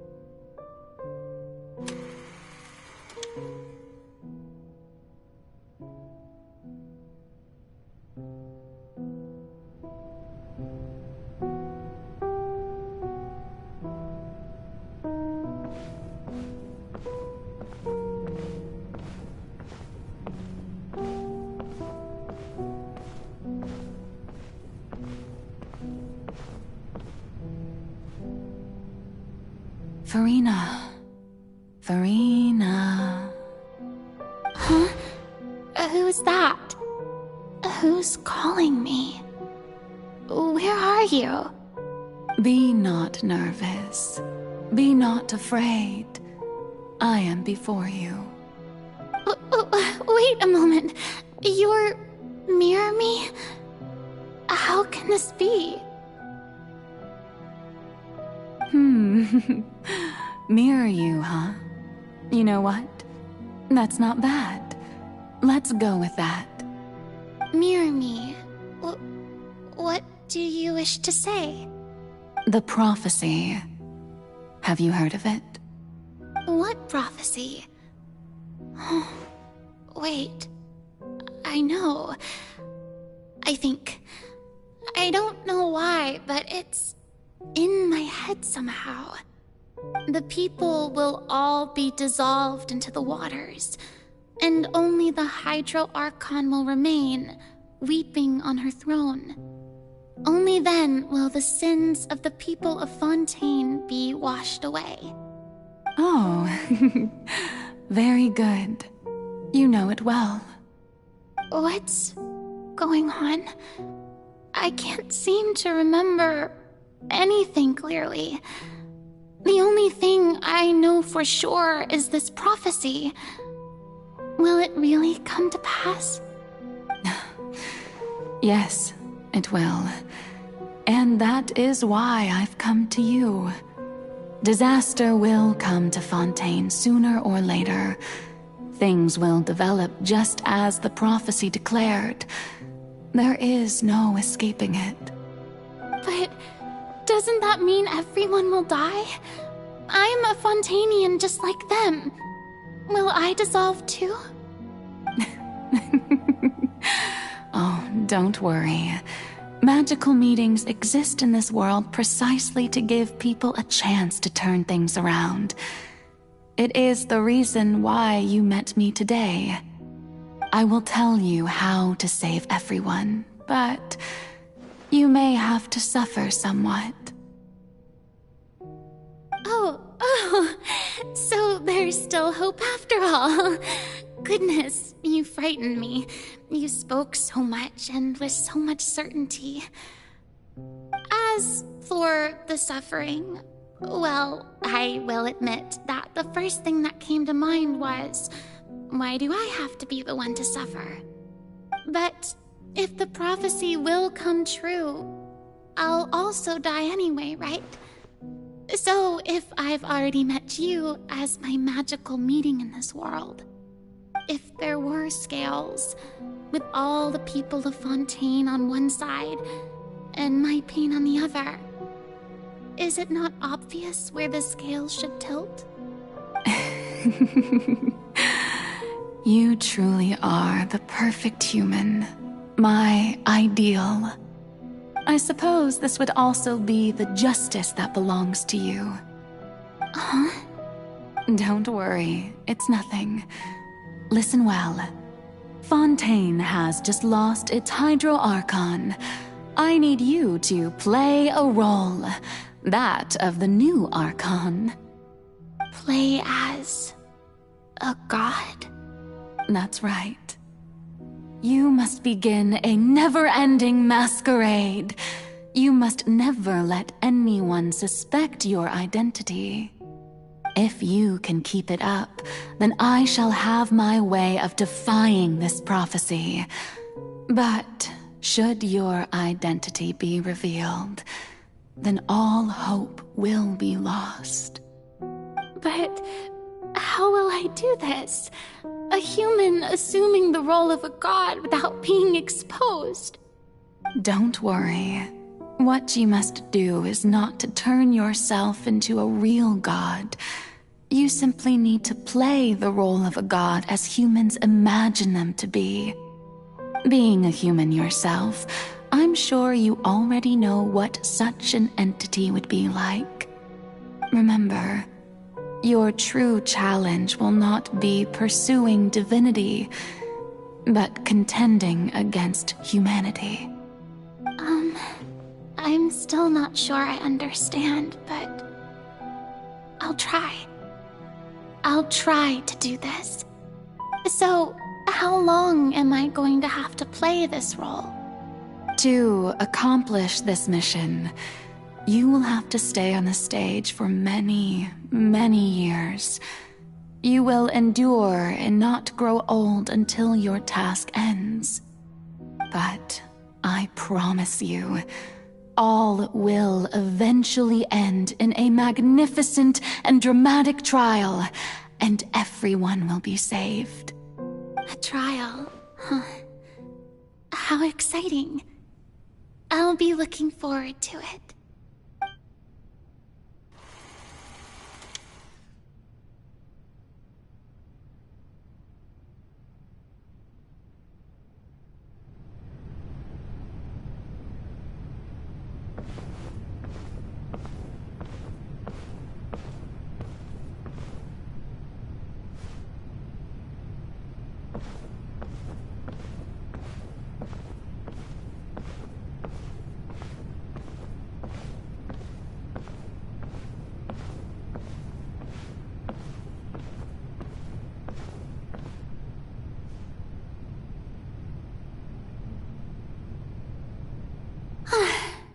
The Maison Cardinalise has announced my accession, but this is my first time facing the people. What should I say to most appear like a god? To be honest, I still don't know. Perhaps I should first try to act natural. Ladies and gentlemen, good evening, and welcome to the Opera Epiclese. I'm sure you've all heard about how I have taken on the role of Hydro Archon. Indeed, I am Verena de Fontaine, your new Archon. In truth, I know little about becoming a nation's new god, but it will be my honor to guide you all. As the god Focalor, the god of justice, I shall do all within my power to lead you into an age of fairness and justice. Once again, thank you all for coming. If you should have any questions or suggestions, please send them to the Maison Cardinalise. The future of Fontaine will require us to work together, after all. This should do it. I thought I might stammer, but thankfully, I was able to convey my thoughts just fine. Okay, and next. That's the new Hydro Archon. Is this some kind of joke by the Maison? I would have thought that a being that surpasses humanity would be a bit more assertive.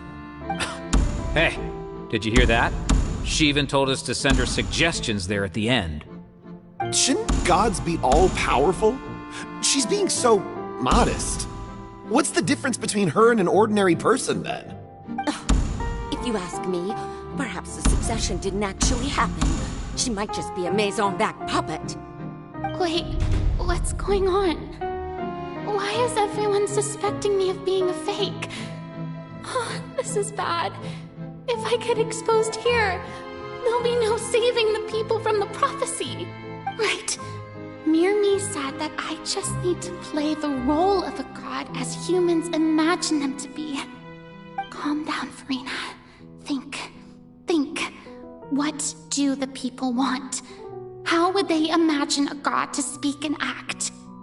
Assertive, with a strong sense of presence. One who can dispel all doubt. That is the character I'm fated to play.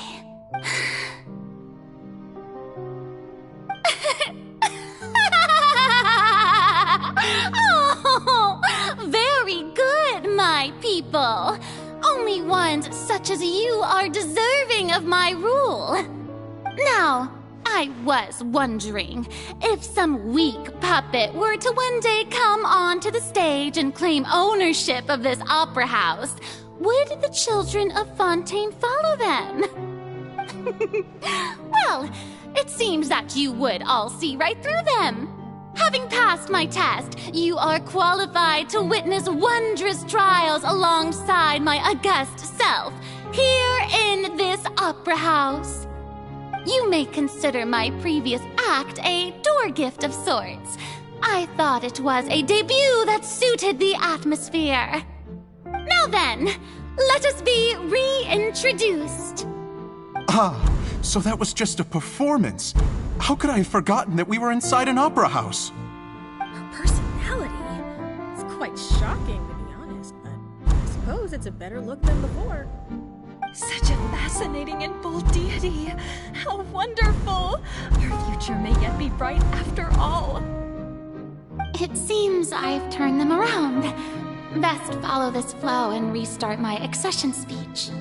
My dear people, whether you acknowledge me or not, whether you trust me or nay, I say to you, keep faith in your ardor for justice.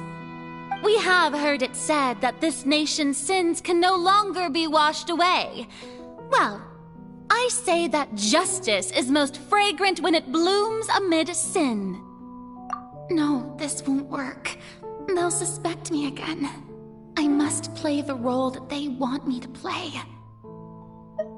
The scales of justice should not weigh heavy in the hands of its god. On one side, it must carry fairness and justice. And on the other, praise and applause. May law be the prayer on our lips. May judgment be our worship. Let us light the fires and drink to the future of Fontaine. There is no trouble in this world that justice cannot solve. All that is needed is for you, my people, to believe in it, heart and soul. So long as I, the Archon Focalor, stand within the Opera Epiclese, so long as I stand before the Oratrice, I shall even judge the gods of this world!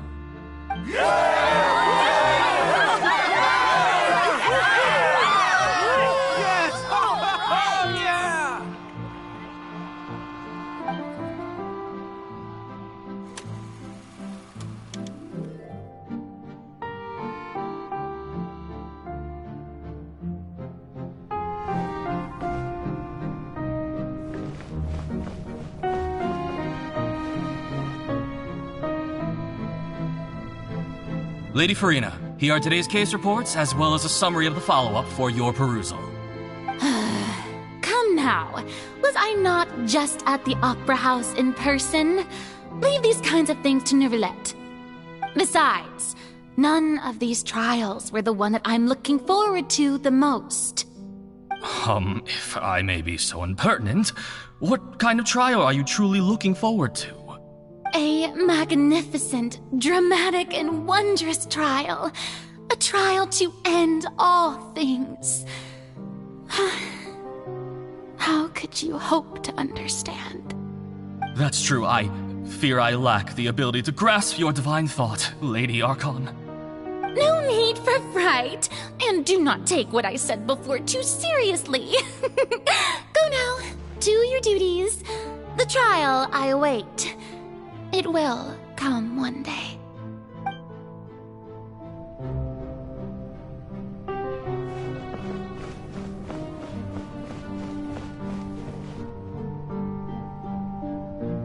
Lady Farina, I don't know what to say. Thank you for agreeing to see me. No need to thank me. Or rather, thank your own sense of perseverance instead. Long have you stood in line to meet me, have you not? Oh, I'm afraid that's just an inevitable consequence of my divine charm. All right, Deoteria, is it? How is your son's illness? You remembered me, and you knew of my family, too. He is doing much better now. In fact, he is far more of an ardent believer than I. He was the one who forced me to seek an audience with you, and to bring your words back to him. Oh, good. Very good. If this should happen again in the future, please do not hesitate to come and tell me.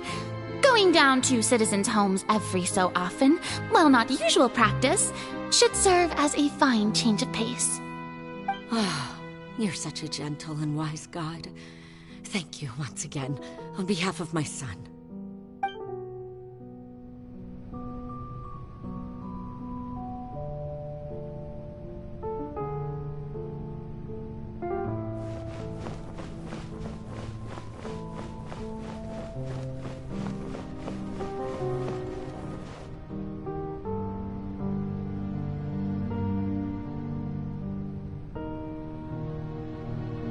Lady Farina, here are the latest hydrological reports. As for the specific parameters you asked to take note of, I'm afraid things still don't look good. I see. It's as I thought, then. As your god, I did already expect this, but I wanted to see how far your human wisdom would allow you to analyze it. All manner of signs indicate that the prophecy will still come to pass. Forget it. That's not something you need to worry about right now. Well, as I understand it, the Fontaine Research Institute is also trying to find a way to counter the rising water levels. Really? Have they found anything? I'm afraid that they haven't found any effective solution thus far. Oh, is that so? Well, no wonder. This issue has reached the realm of the gods, after all. Still, their spirit is praiseworthy.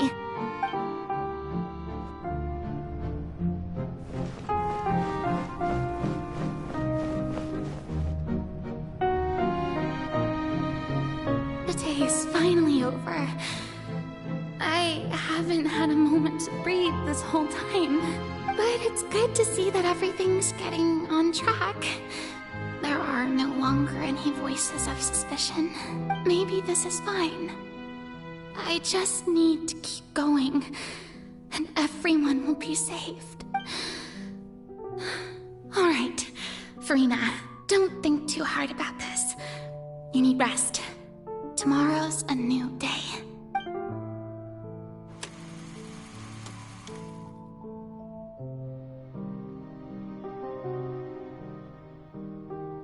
Lady Furina, here are the new trial reports for the latest cases, as well as a summary of the follow-up. They'll be... Lady Furina, I've waited so long for this chance to see you in this manner. Indeed, my dear, loyal citizen. This joyous moment is an honor for us both.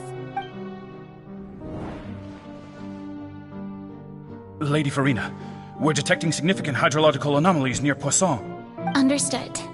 Keep monitoring. Keep me informed should anything come up at the Institute.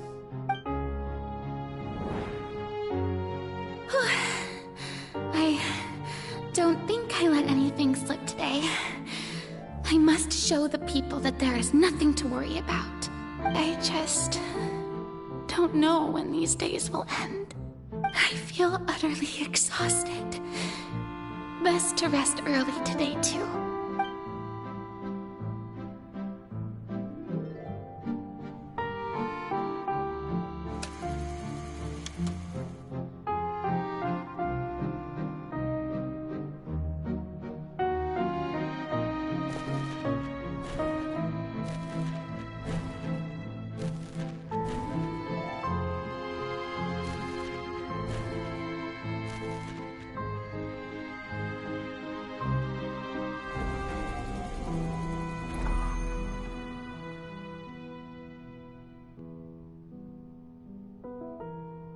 Lady Furina, it's like a dream being able to speak with you up close like this. I've heard that the first member of our family who was honored to receive an audience with you was Madame Deoteria, almost 20 generations ago. And what a fine family yours is indeed. It brings me great joy to meet such a faithful believer, a descendant of a line most ardent. Surely you exaggerate, Lady Furina. My lady? What is it, good citizen? Are you crying?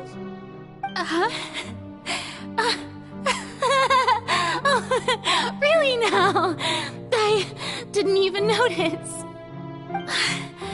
This must be the overflow of hydro from my person. Well, can't quite help being the god whose dominion is the waters, can I? No wonder. No wonder. A manifestation of your power, then. Oh, Archon, I am honored to have witnessed it. Honored indeed.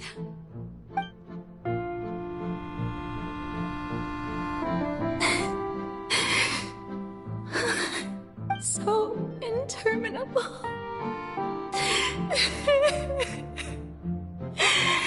So lonely. Just how much longer? Hundreds of years must have passed by now. Perhaps the show must go on for hundreds more. I never imagined that it would hurt so much. Have I reached my limit? No. Perhaps I reached it long ago. Today I didn't even notice my own tears. I want to tell someone, anyone, about this. But would that not destroy all I've done so far? I've conducted so many investigations across the centuries, but there's not even a sliver of hope that we might break the prophecy. All I can do is keep heart. I must maintain this act. It is the only way to save Fontaine. Please.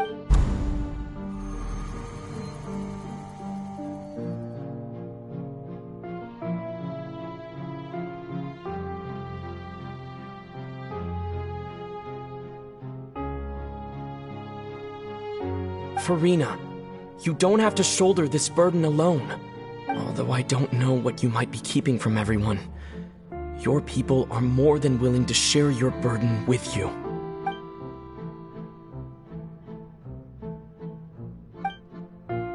Share my burden. That's impossible.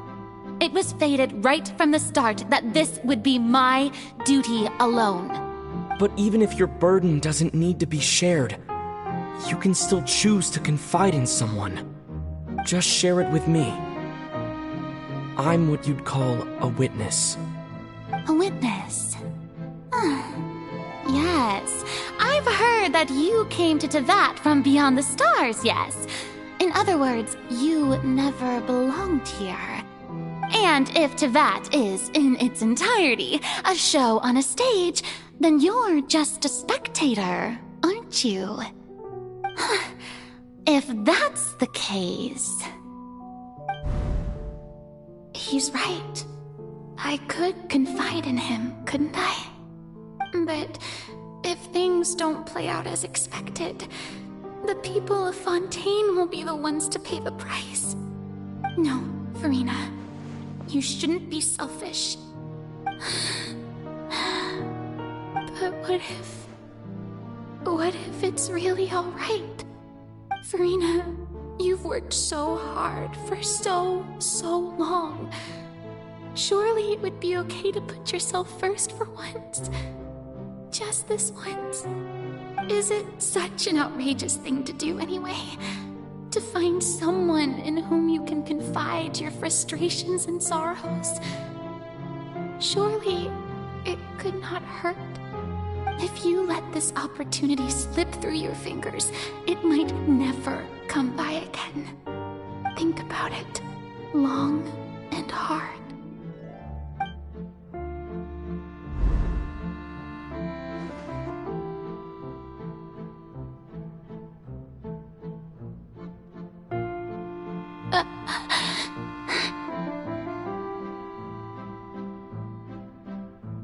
No, I have nothing to say. I am Furina, the Archon of Fontaine. Everything will surely get better. All you need to do, dear spectator, is to witness my performance until the curtains fall.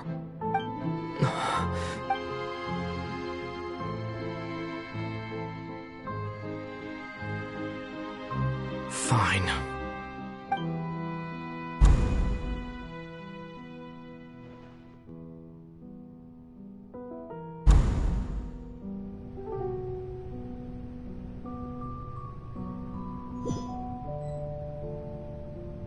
So even Furina doesn't know the truth? You've never once let her in on the full plan? Yes, it had to be done. To deceive the heavenly principles, you must first deceive yourself. She did very well.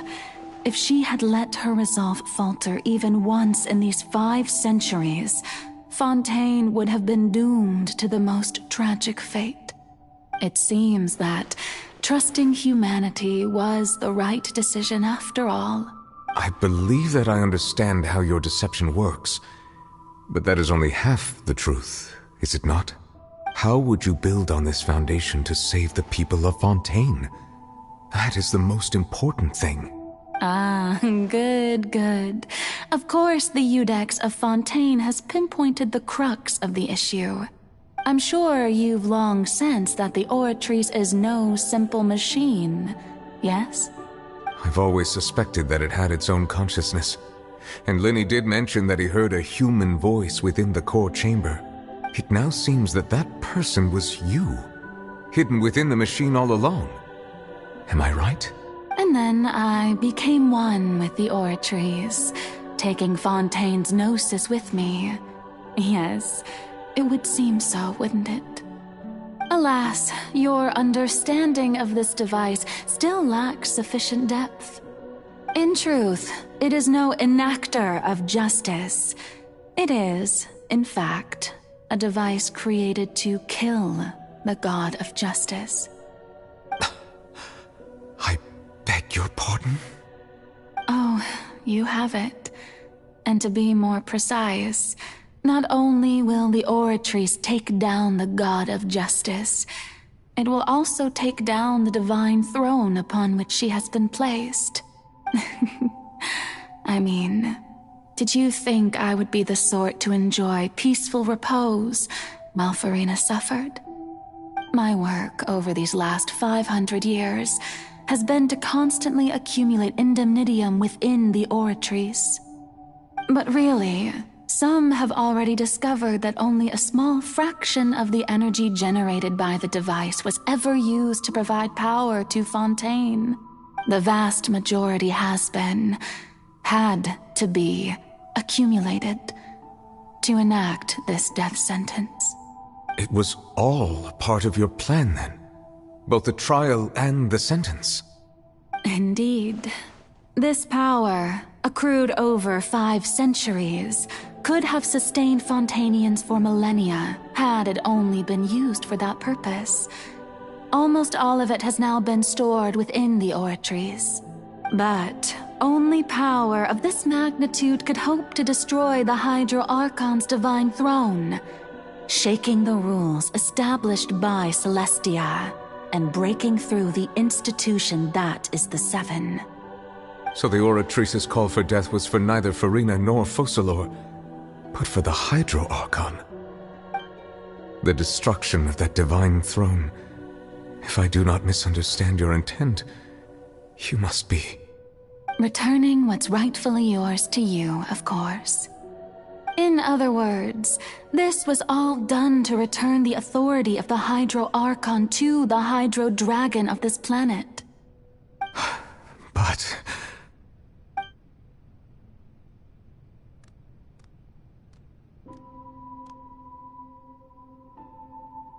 Oh, what?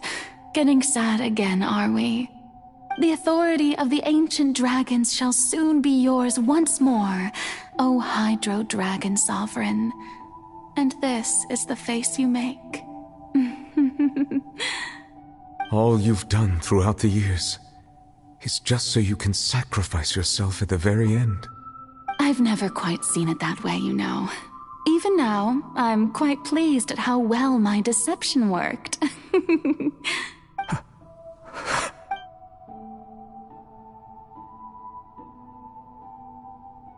Hydro Dragon, don't cry. I must say, had it been within my rights, I would have loved to judge the heavenly principles themselves. Were they not guilty of essentially the same crime? Egeria stole the power of the primordial sea, and the heavenly principles stole the power you ancient dragons possessed. I, for my part, am the god of justice. And is it not just that your original powers should be returned to you? Speaking of justice, I have always believed that justice lies in the process of pursuing human existence itself. So, if the theft of the primordial sea's might was Fontaine's original sin, then, leaving matters of procedural right and wrong aside, the descent of the Fontainians as humans and their right to exist in this world would be Fontaine's original justice.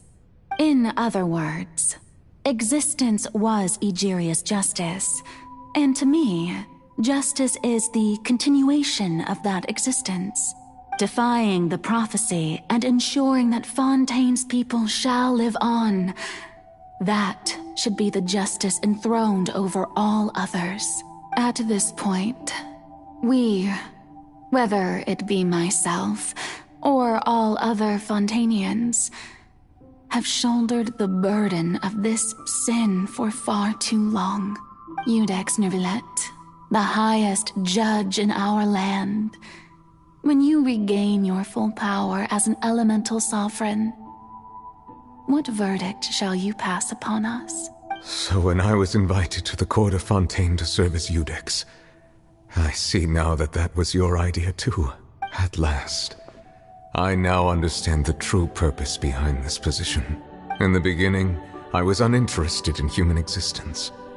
But these 5 centuries of living alongside them have gradually brought about mutual understanding between us. And I have even attempted to feel as they feel.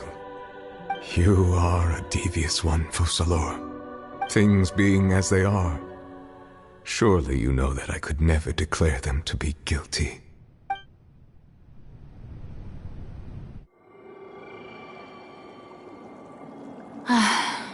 The hour of my execution is almost here. For the sinner, the curtain call has come.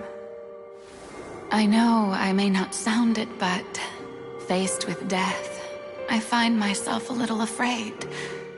Perhaps this is one thing both gods and humans have in common.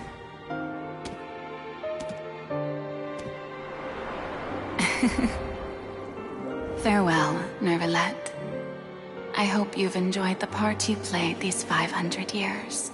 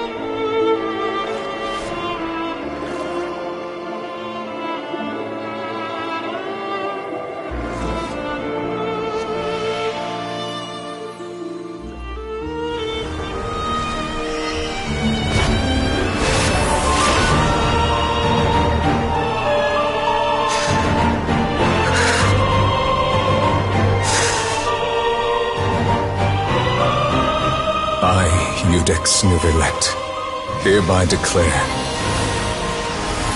people of Fontaine, your sins are forgiven.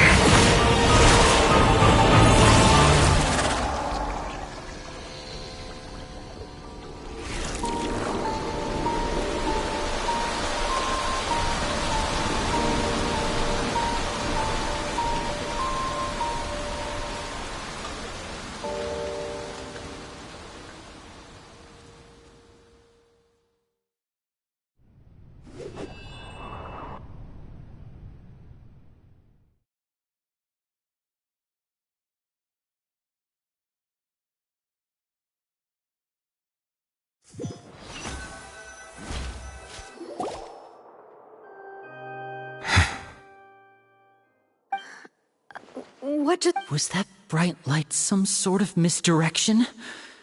I have a feeling that something huge just happened. But since we're all still alive and haven't been dissolved, I assume whatever happened was good for us. It's time to end this. We must mete out punishment to that beast. But didn't you say just a moment ago that it can't be defeated? I have gained the strength sufficient to deal with it. Through certain means, I now have the ability to separate the power of the Primordial Sea from that creature. We should seize the opportunity to pursue our quarry. Traveler, now that the oratories can no longer function, I require an executor to help me mete out justice.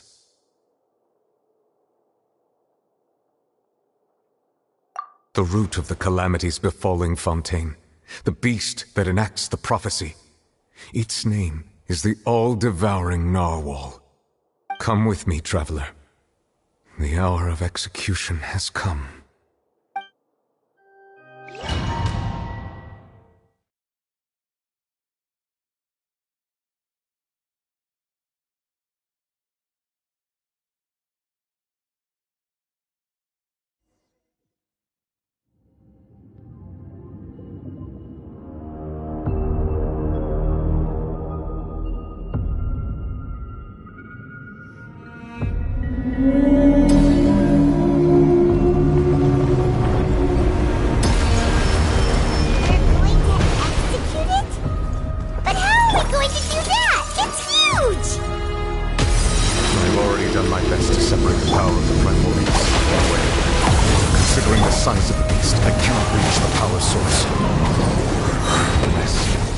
Find a way to attack it from within.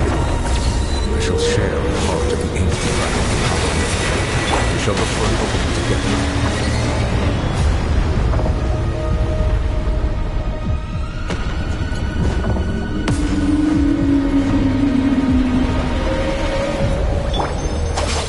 I can feel its sorrow turning into hostility.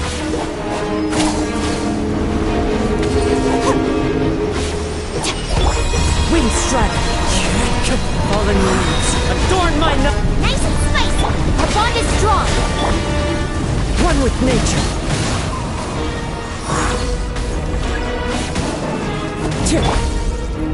The all-devouring narwhal cannot resist its instinct to devour. Continue to trigger its hostility. Chance will present itself.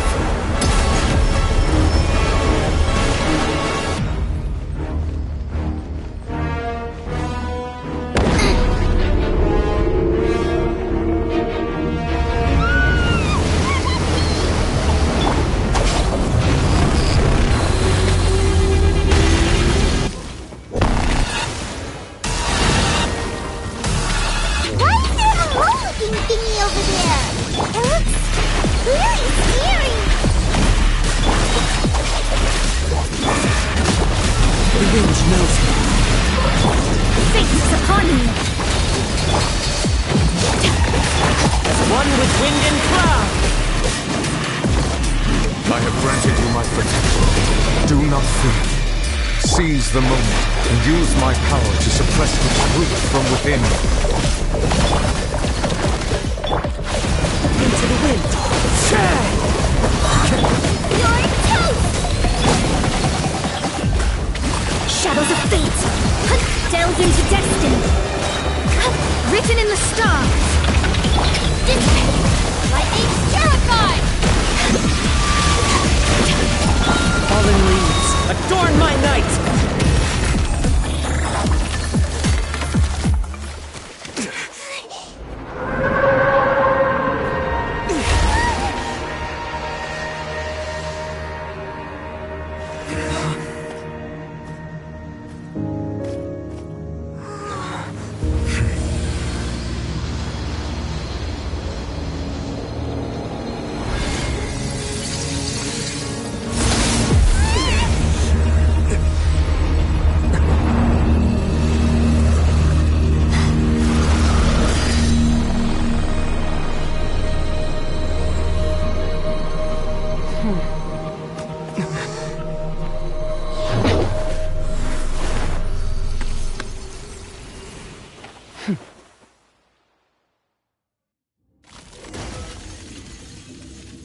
Thanks for helping with the cleanup.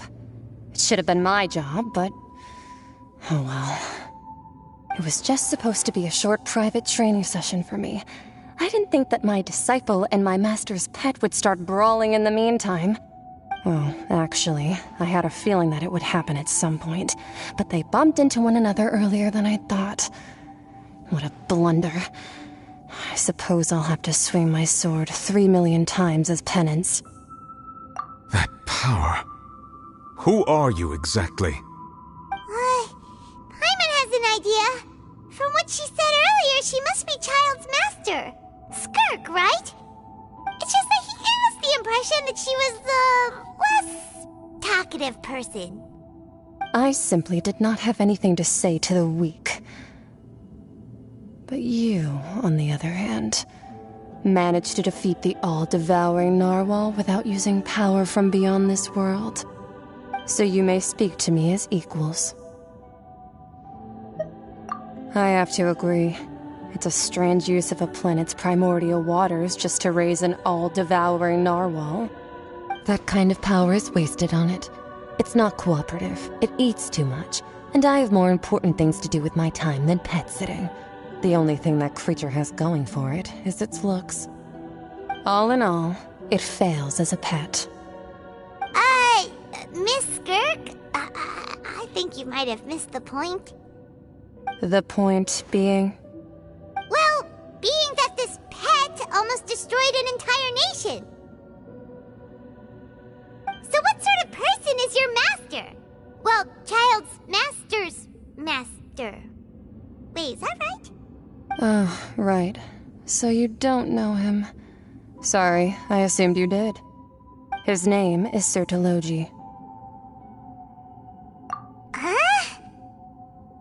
I am unfamiliar with that name. Huh. So Master isn't sufficiently famous. How should I describe him then? Have you heard of the name The Fowl? The Fowl? Still nothing? Well, how about the Visionary? Vetterfulnir then? Or Gold Rhindaughter? Ooh, that one we've heard! Rhindaughter's part of the Hexen Circle. She's Albedo's mom, right? Oh, so you do know that name. To be honest, I also heard all of those names and titles from my master. I don't actually know them either. But I suppose you understand now, yes? My master is likely a similar sort to Rhindaughter. They are both pursuing some form of perfection. Wait! Didn't you also mention a visionary person? Paimon didn't quite catch their name. Actually, never mind that. I believe it expedient to inform you that the all-devouring narwhal used up nearly all its strength fighting you. Such roiling hydro energies will prove difficult for the planet's deep seas to digest. As such, the fontaine back on the surface has most likely been thrown into chaos. In other words, the prophecy that you've been fretting over should now be in full swing. What?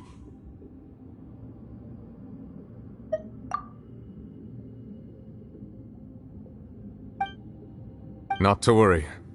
Focalor has already managed to deceive the heavenly principles. In the end, the people will all be dissolved into the waters, and only Furina will remain, weeping on her throne.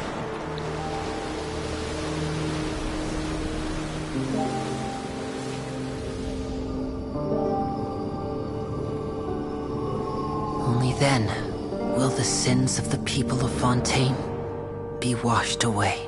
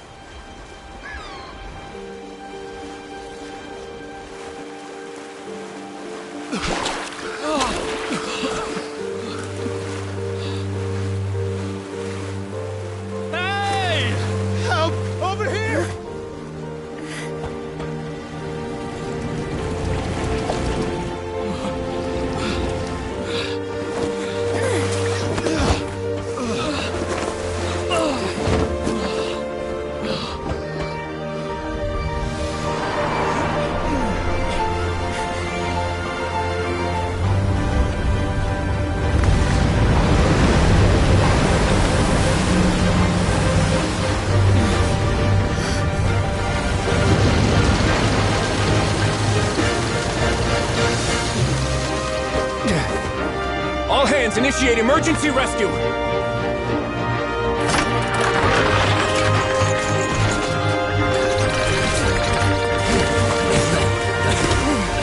Hurry!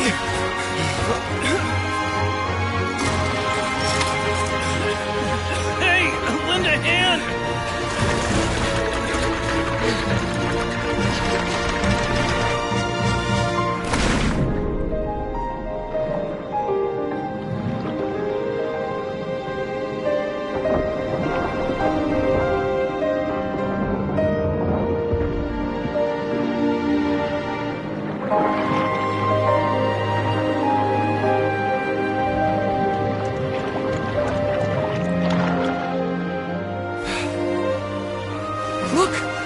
proceeding? It's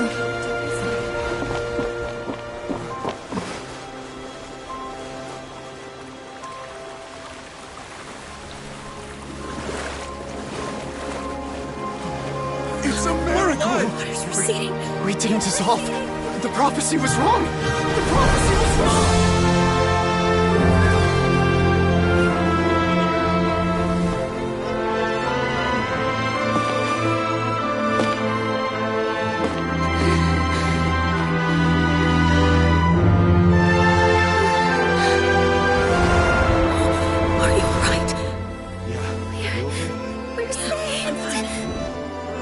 The prophecy was wrong.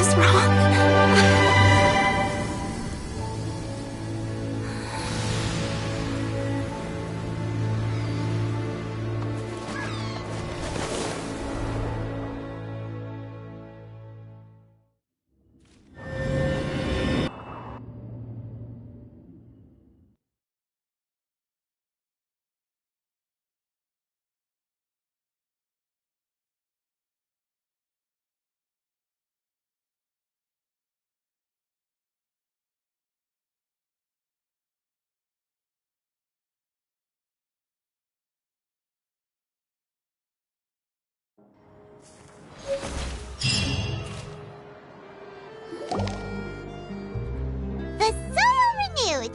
The Spina talks post-disaster rebuilding. I recently visited Poisson to meet with Miss Navia, spokesperson of the Spina, and we spoke about Poisson's present and future. Old soil can still give birth to new bloom, Miss Navia stated. Hope is like seeing a small cookie when you're starving late at night. You just need a little of it. Skyship Winglet, lunar brain of the Fontaine Research Institute. The various disputes that have arisen on account of Mr. Edwin have suddenly become a shield over the Institute, with Jurier turning out to be a once-overlooked hidden gem. People always call the first researcher mad, but few know what to call the second.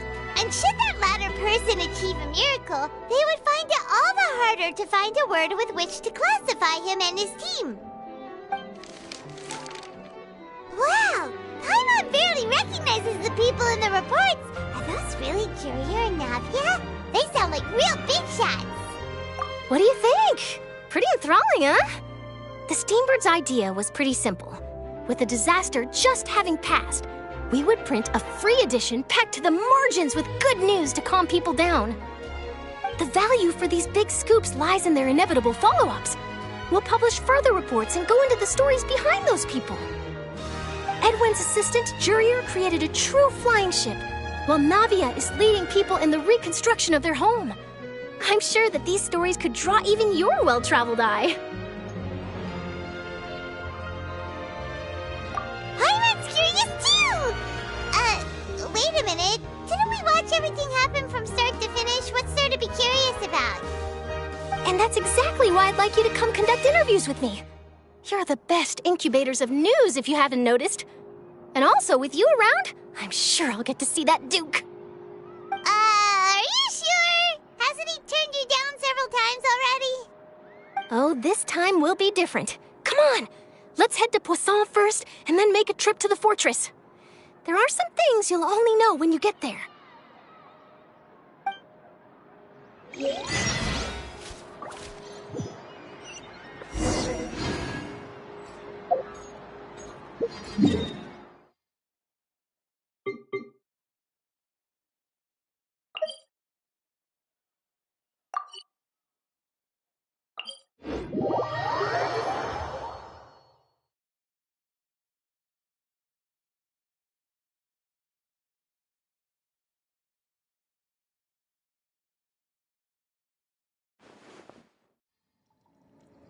One with nature.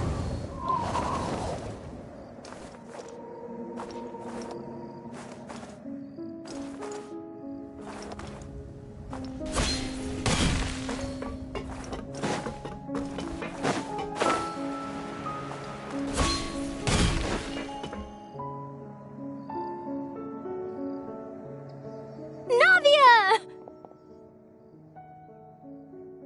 Oh, it's you. What brings you all here? having a look around. I'm here to update myself on how things are going here. Oh, the Fatui are here too! Let me introduce you. This is Mr. Garunt Snezhevich. He represented the Knave in sending us a large amount of supplies, and is helping with our work. Our residents are hard at work as well. Thanks to everyone, work is progressing nicely. We've lost a lot of people, but we're moving forward. That will have to be enough. Hello, Miss Charlotte. I'm a big fan of yours. I especially like that article you wrote last year about Fontaine's stray cats. But if you don't mind, could you not emphasize our role too much in your report? It's not charity we're doing here. We just happen to share the same interests as the Spina. I get where you're coming from. I'll keep it as simple as possible. Or would you be willing to feature as friendly neighbors? That would be fine. Thanks. Oh, you're back too. How are things? We finished laying down the construction materials. It'll be another hour before the workers are able to go over there. Huh? You're here too, Clorinde? Well, her reputation's greatly risen after that whole duel business with Miss Farina, so she's here in Poisson to wait out the heat. All right. She really came here to help me out. There's too much to consider in the reconstruction of Poisson. The Spina has need of more decision-makers. And, well, I do already happen to be connected to Mr. Callis. Oh, wait just a moment. Do you mind me asking a few questions? You know, about how you felt before the duel, about what it was like facing down a god.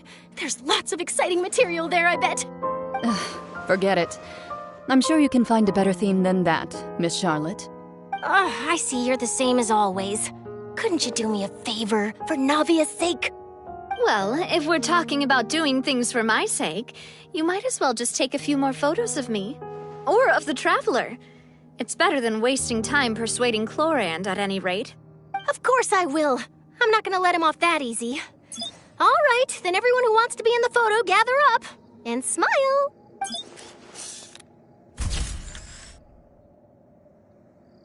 How did it go? Was it a good shot? Did Paimon look cute in it? Not bad. Your addition really helped the composition of the picture. All right, hang on a moment. Let me snap a few more shots.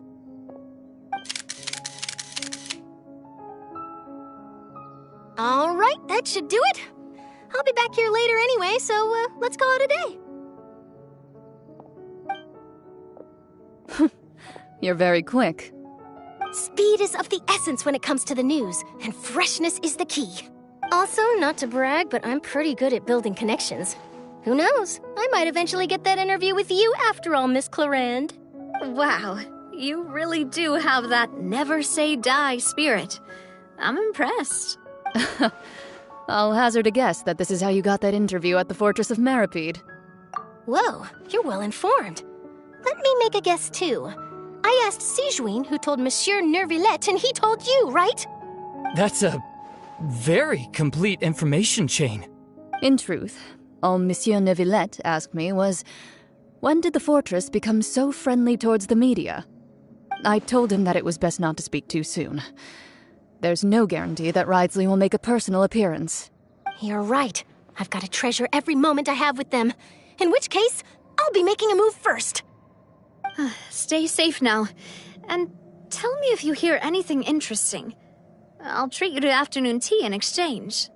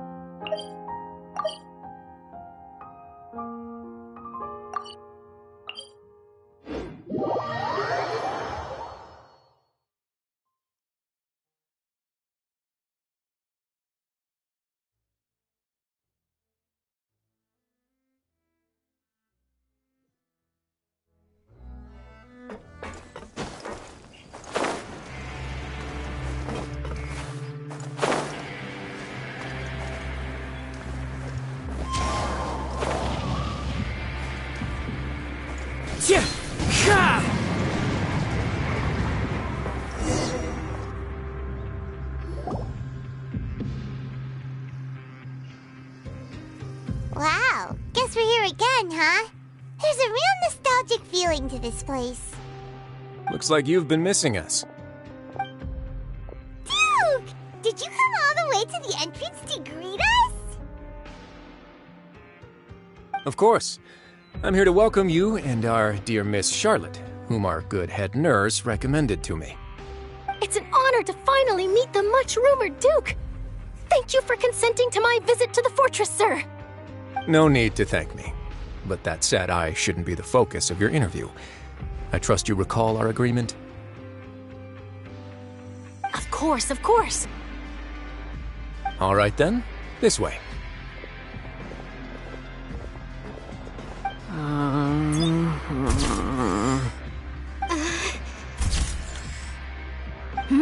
Hey, no need to be so nervous.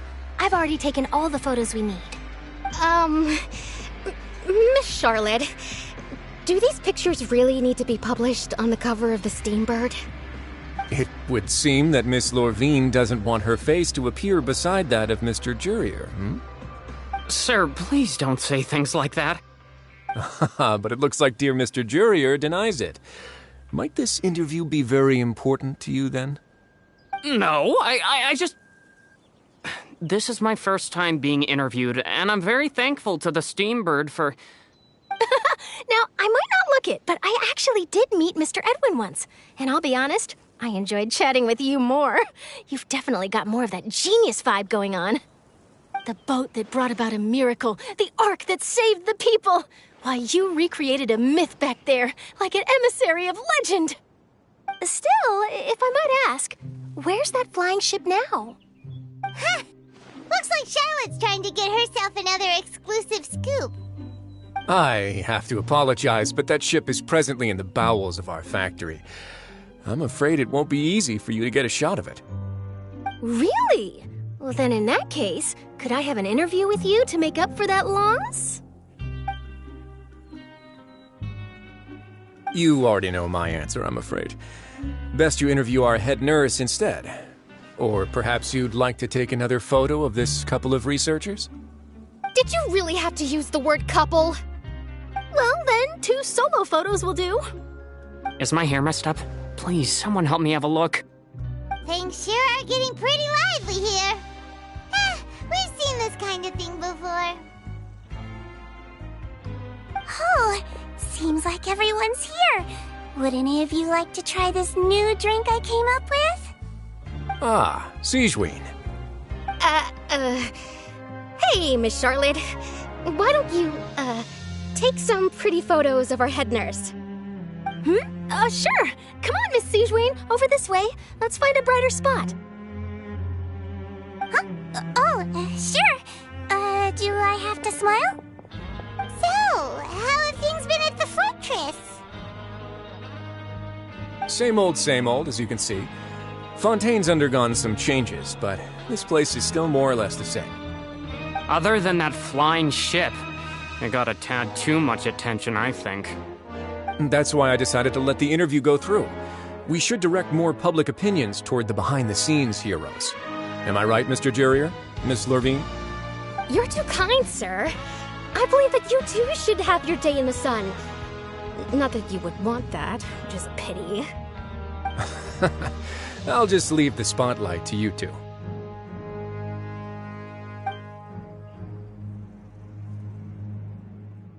I see. Lots of things happened that day, huh? Anyway, regarding that Harbinger, I'm not sure you remember, but his 3 young followers are still waiting for his return. He sure did win them over, huh? I'll tell them that there's good news and bad news. The good being that their boss seems fine, and the bad being that they must face extended sentences for abetting his escape. Oh, actually, what about you? What change can there be? The fortress will keep chugging along, and so will my duties. As to what Miss Farina's departure will mean for the nation, and if our laws and governance will be transformed, we'll leave those to the folks in the overworld. Hey everyone, the photo shoot's done. Good. In that case, let's call it a day here. Thanks for your cooperation. Come on, Traveler, let's go. Till next time, everyone. There'll be a next time? Maybe. Who knows? knows? I might write a story about the underwater factory next time. Until then... All right, last stop, the docks.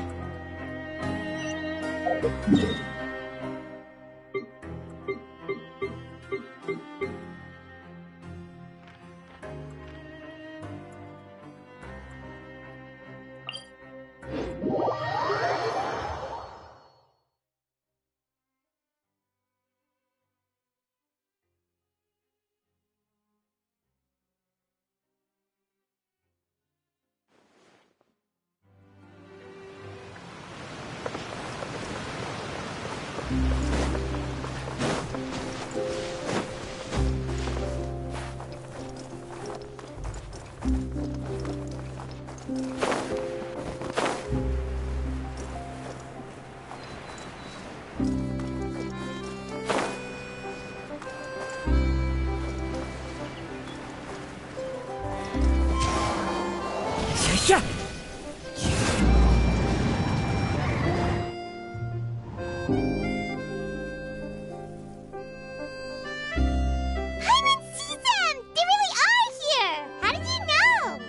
Navia mentioned that she stayed in touch with Limmy and the others after working together.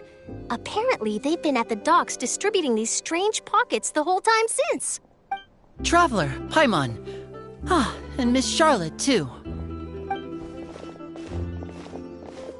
Would you like a magic pocket? What sort of gadget is it? It's a wondrous bag that can be used to carry many things. The water level has returned to normal, but if you see any of your things floating around, you can use this to carry them. Or you could trick a friend into doing it for you. Trick a friend? I wonder which of my friends would fall for that.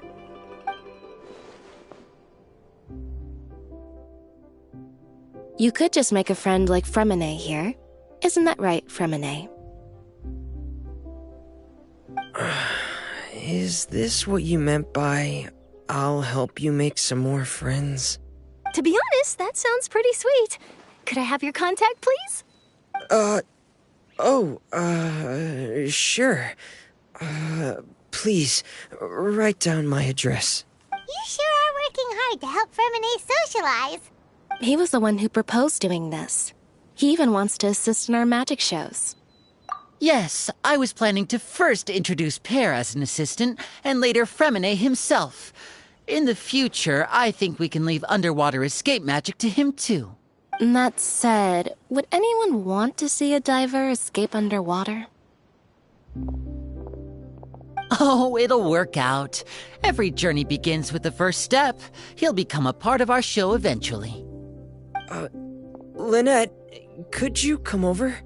Miss Charlotte says she wants to take a picture of us. Got it. My, that Charlotte is rather perceptive.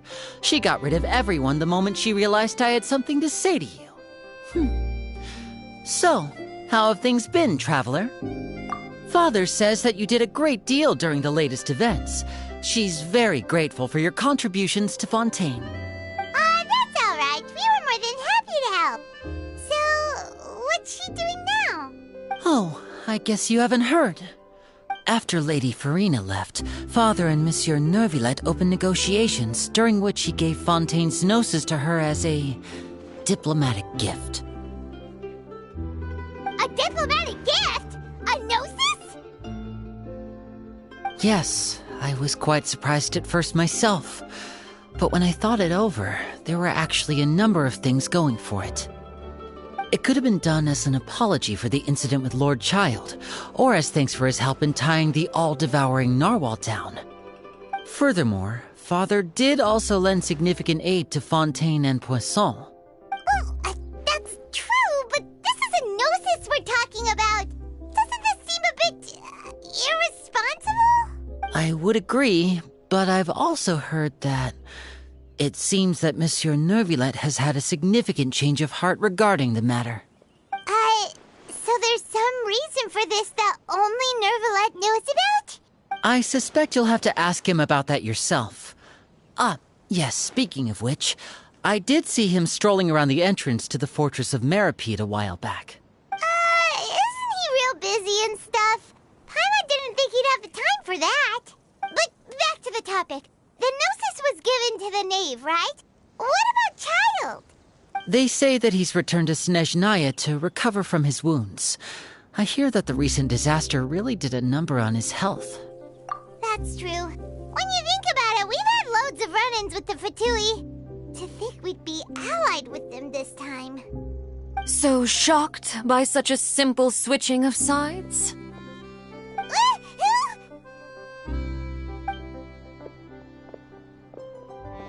Father! Well, what do you know? Come to the docks to see how my children are doing and meet the Traveler by chance. Please do not pay my accomplishments in Fontaine too much mind. I would have done them regardless. Are you going to take the Gnosis back to Snezhnaya? That is our duty as harbingers, yes. Don't be too preoccupied with sides. The goal of the Fatui concerns not a single place or person, but the entire world. With such a grand goal in mind, it is inevitable that we must wear many masks. Switching my masks is something I've always done. Well, that depends on many things. No one truly knows what the future holds. What good is honesty if you can't rely on it forever? As for you, I very much look forward to our next collaboration.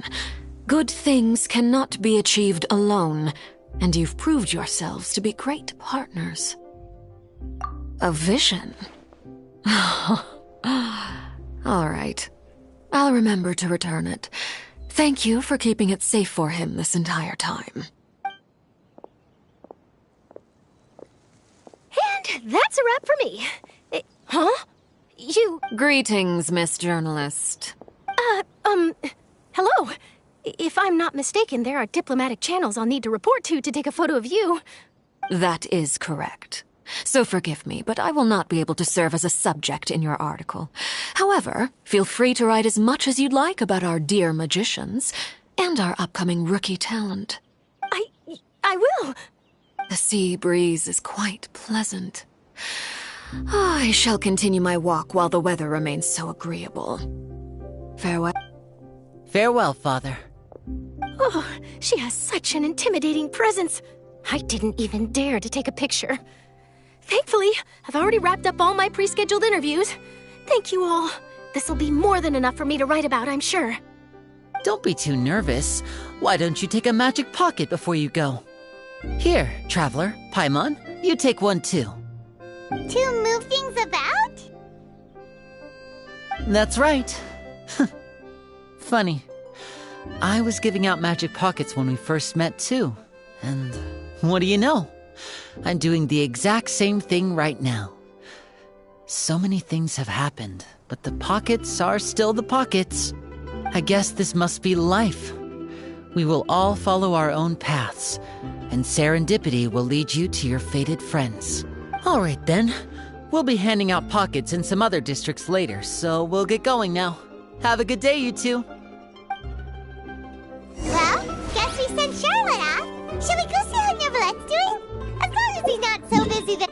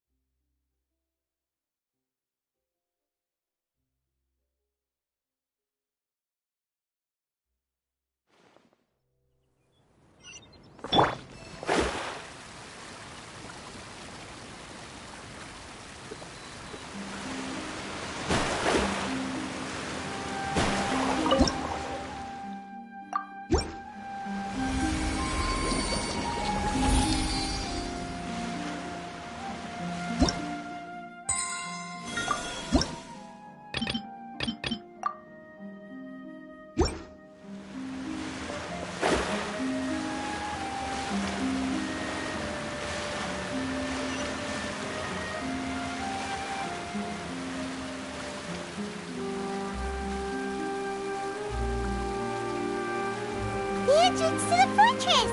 Ooh, he really is there!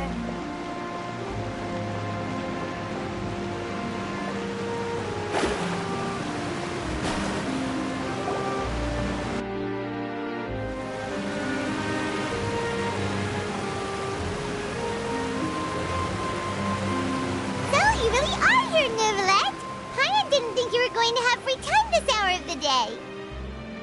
Really? Oh, I suppose you must have met Mr. Linney. He took the time to greet me earlier when he passed this way. In any case, you came at a good time. I was just considering reaching out to you to set up a meeting, so I may explain some things that I haven't had the time to before. Aw, Paimon's glad that you remembered. Thank you for keeping us on your mind, what with you being busy and all. Alright, let's have it then. How was Fontaine actually saved? The whole business is still quite the mystery to us. It is strange how words can often leave a bitter taste in the mouth when it finally comes time to say them out loud.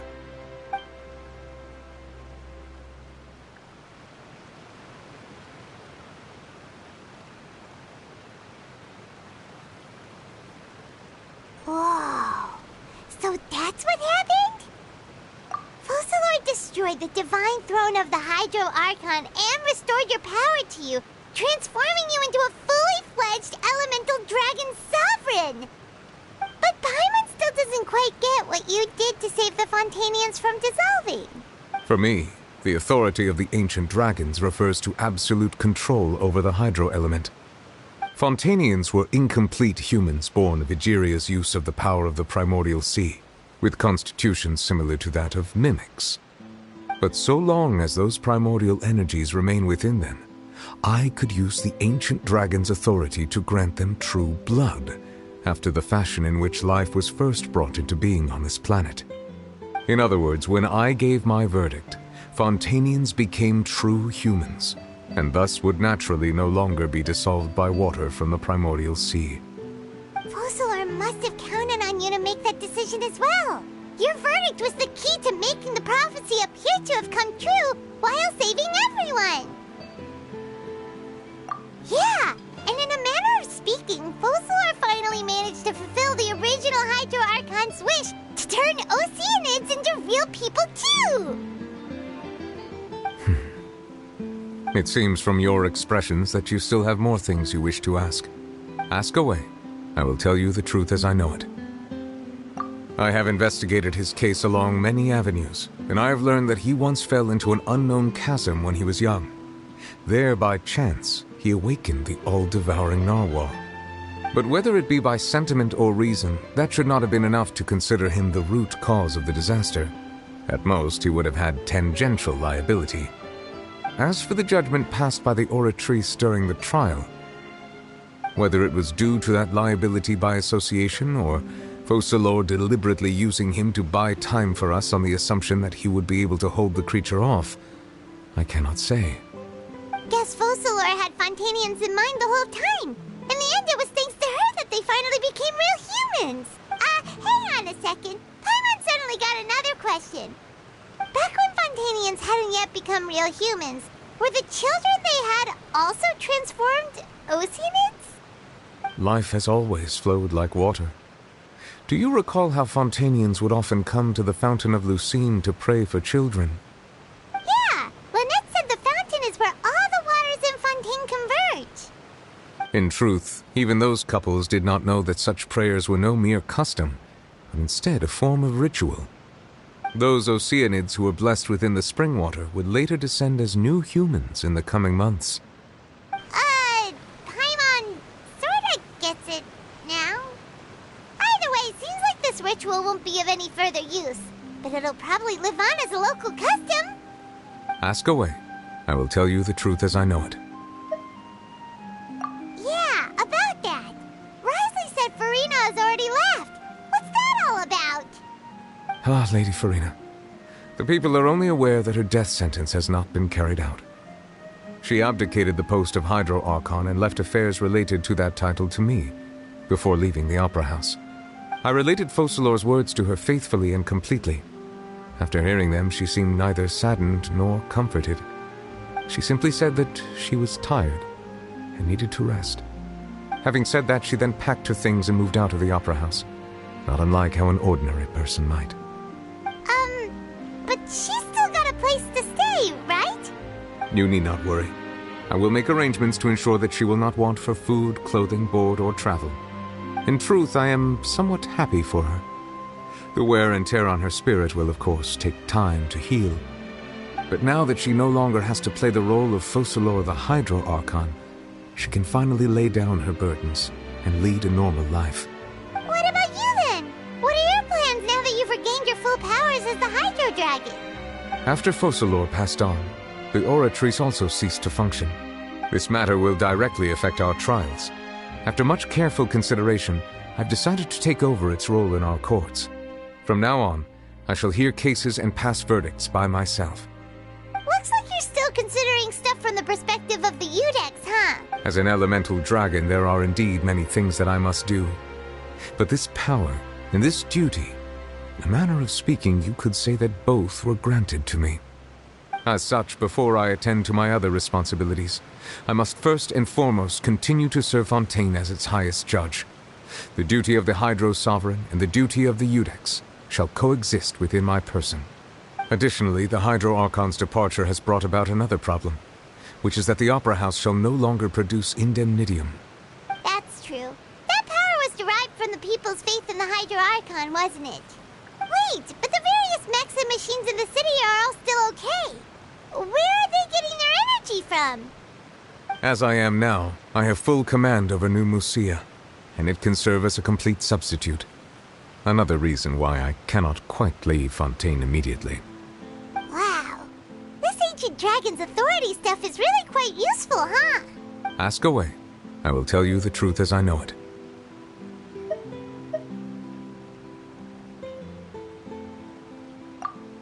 Oh, that's right! They say you've given it to the knave as a diplomatic gift or something! Leaving aside their intentionality, the two Fatui Harbingers have indeed done much for us during this crisis. Their sole remaining goal in Fontaine, at least at this point, would seem to be the Gnosis. The Oratrice has ceased to function. The Hydro Archon's divine throne is now no more, and I do not need the Gnosis's power. As such, it has lost all meaning for Fontaine. If the Fatui have impure designs, then we might as well accede to their request now, and avoid unnecessary conflict. What complicated considerations! Paimon thought you were just giving it to them out of gratitude to the knave and as an apology to Child. Ask away. I will tell you the truth as I know it. You will soon be heading to Natlan, I presume? I'm afraid that I have little talent as a travel guide, so all I can do is tell you what I know about that land. As far as I'm aware, Natlan can be said to be a nation of dragons. A nation of dragons? You mean like you? No, I suspect that I would not find myself welcome there. Unlike ancient dragons such as myself, the dragons of Natlan have undergone long years of development and evolution. Large numbers of them have entered a form of coexistence with humanity. Natlan is also the nation of war. War ravages those lands like an undying flame. There is one other piece of information I got incidentally from my negotiations with the knave that I believe may be useful to you. The Harbinger known as the Captain has thrown his hat into the endless ring of war. The Captain. Sounds like a real tough customer. Seriously, everywhere you look, there's a Fatui Harbinger doing their thing. I suggest that you fully prepare yourself before going to Natlan. In the meantime, Fontaine's doors will always be open to you. Ask away. I will tell you the truth as I know it. Hang on a sec. Paimon's still got a question about the Gnosis. When we spoke to Linny earlier, he mentioned that your attitude towards giving away the Gnosis had clearly changed. We guessed that there might be some reason for it that only you were aware of. No wonder the House of the Hearth is the Fatui's intelligence division. They are certainly sharp. So regarding this specific issue, I was just getting ready to share something with you. What is it? In truth, I exchanged some further words with that lady named Skirk after sending you two back to the surface. It went something like this.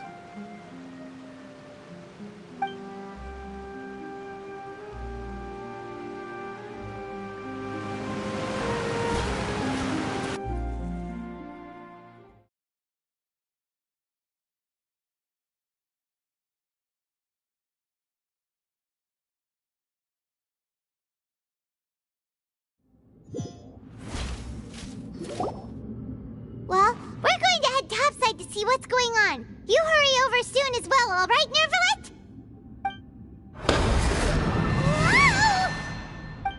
What next? The all-devouring narwhal isn't here, so I'm no longer getting any interference. I can finally catch the scent of your power, what it's made of.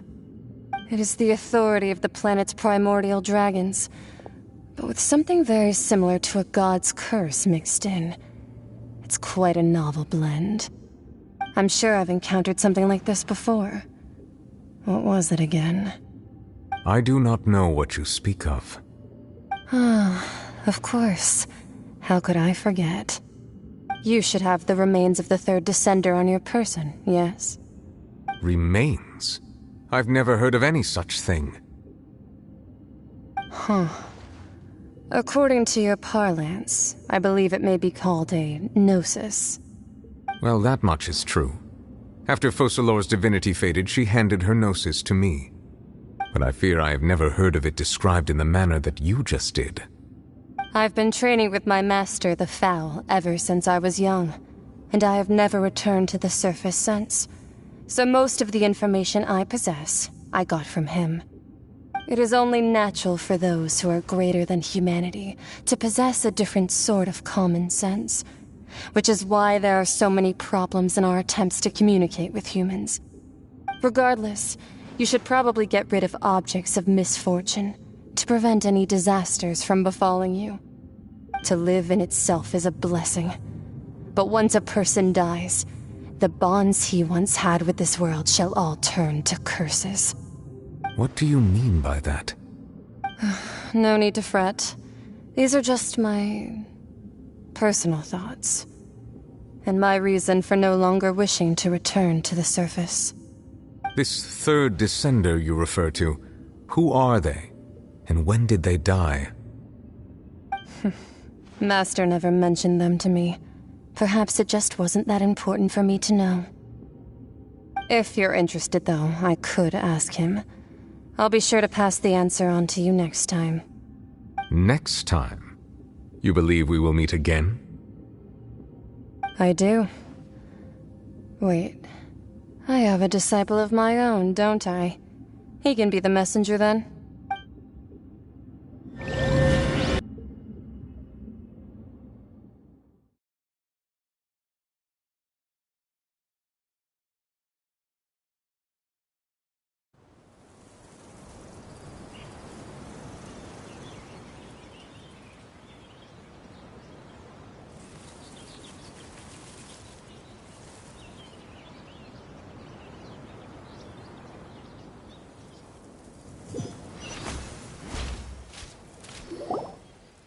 That's what she told me. Whether it would prove useful or not, I wanted to pass that information on to you. The remains of the third descender? So that's what the Gnosis actually are. Paimon just thought they looked like chess pieces. How could they be a person's remains?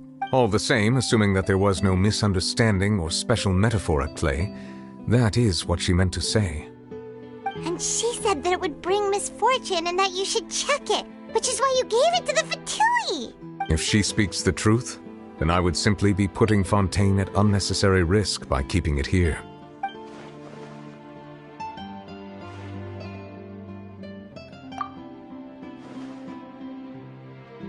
I had guessed that you might already be familiar with this concept, but I did not expect you to be one of them. That means that the Gnosis, which are exceedingly element-compatible and can even enhance elemental abilities, do indeed come from the third descender. I wonder, does your body also possess similar properties?